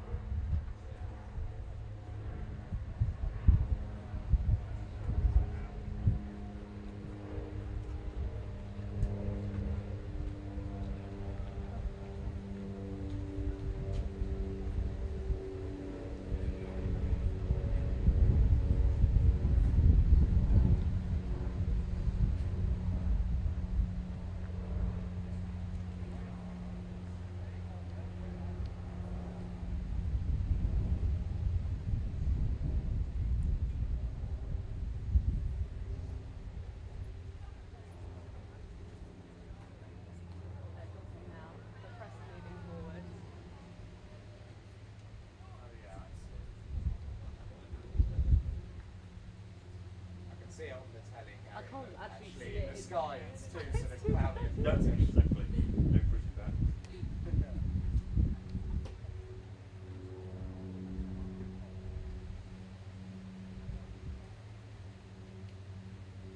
Oh, you can see smoke.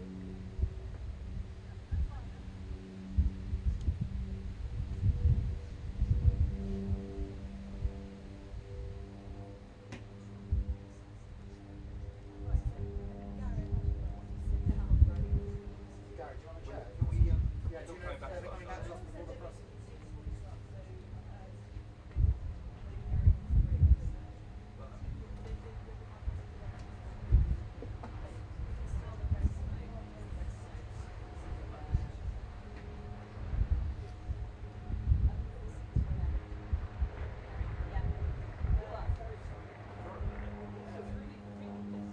The beast absolutely stank. Diesel. Is it just so many cars suddenly enter this new tunnel? Gary, so the chair is like the back of the chair is just put that basically. Wow. They should show if they want to plug on the PC frame. Okay, yeah, I'll just tell them. Yeah, I'll just get over to you. Yeah.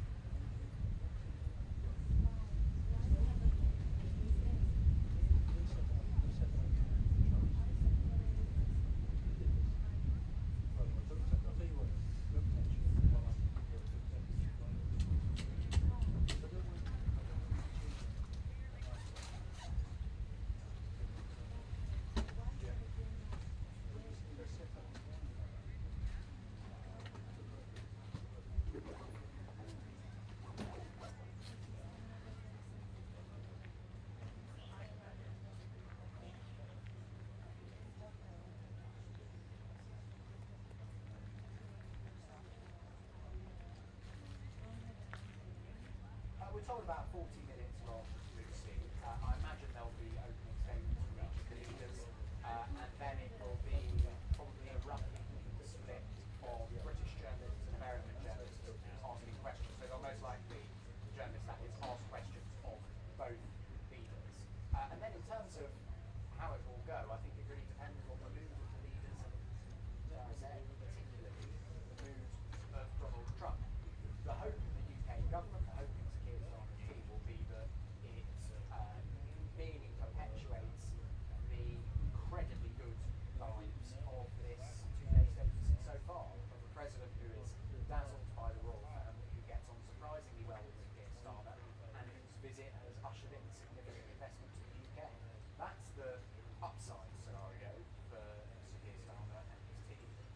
The less rosy scenario involves Donald Trump taking things into a slightly more chaotic direction.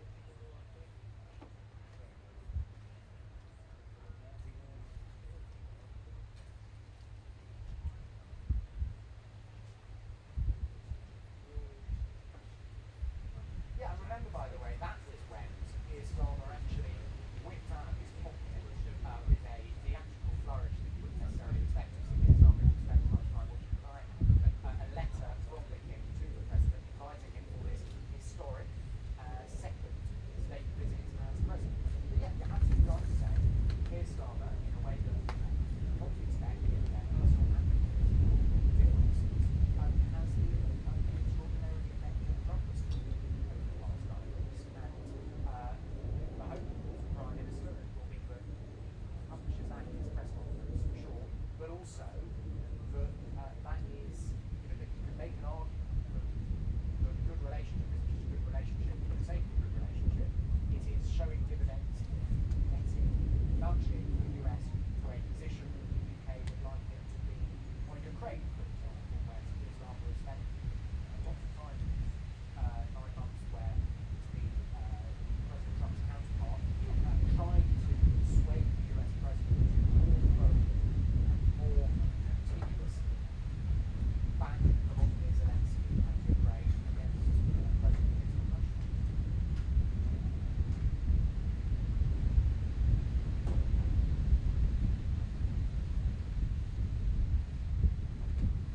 Yeah, I'll say. I mean, good question. I'm not sure there is definitive easy answers. I mean, Keir Starmer's team have worked very hard. It's not a report that's been done by accident. Actually, Keir Starmer was very quick on the phone to Donald Trump, who was still then only a presidential candidate, in the hours after President Trump faced that near-death experience at the rally at Butler in Pennsylvania, where Gary O'Donnell was.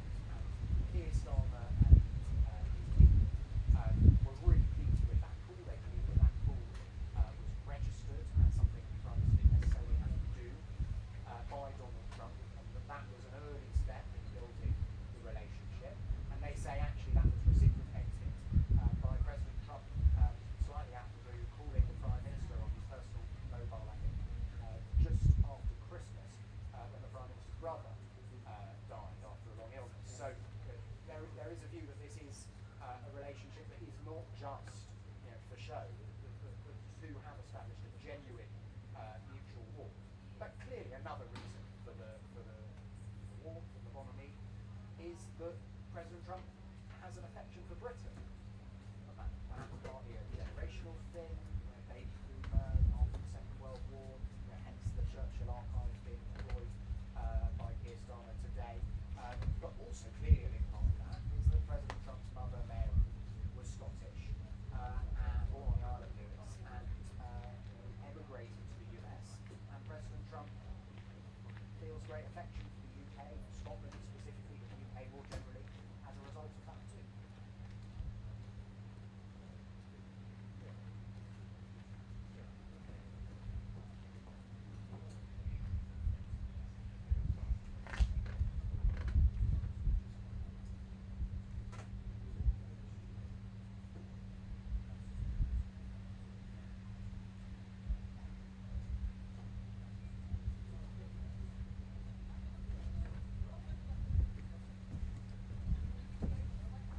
Yeah, it's a good point. I'd be slightly surprised, though of course not completely shocked, if that specific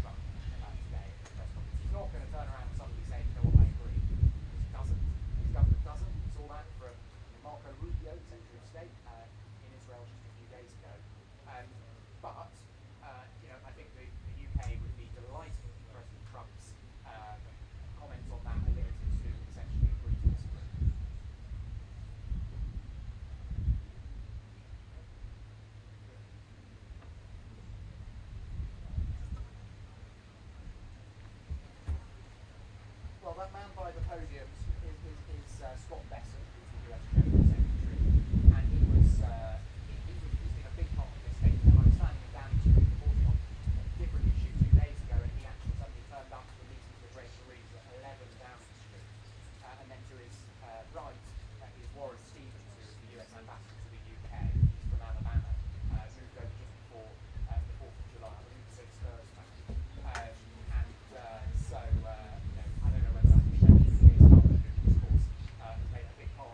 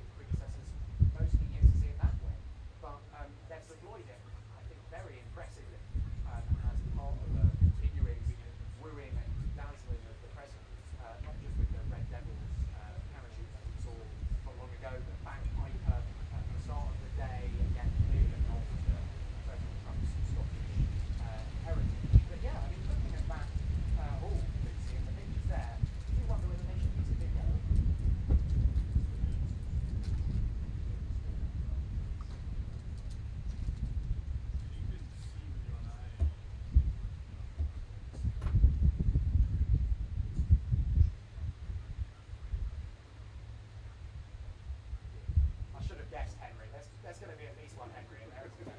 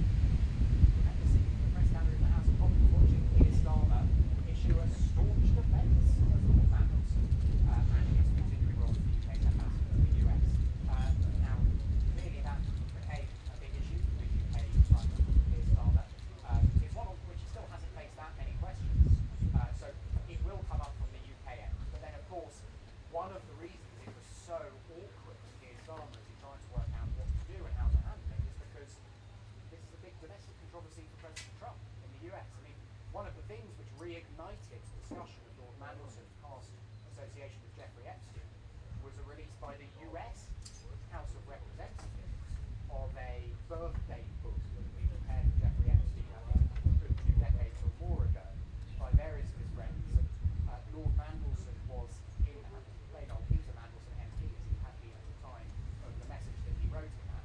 But Donald Trump was also in that birthday book. He claims otherwise. He claims it's not actually him.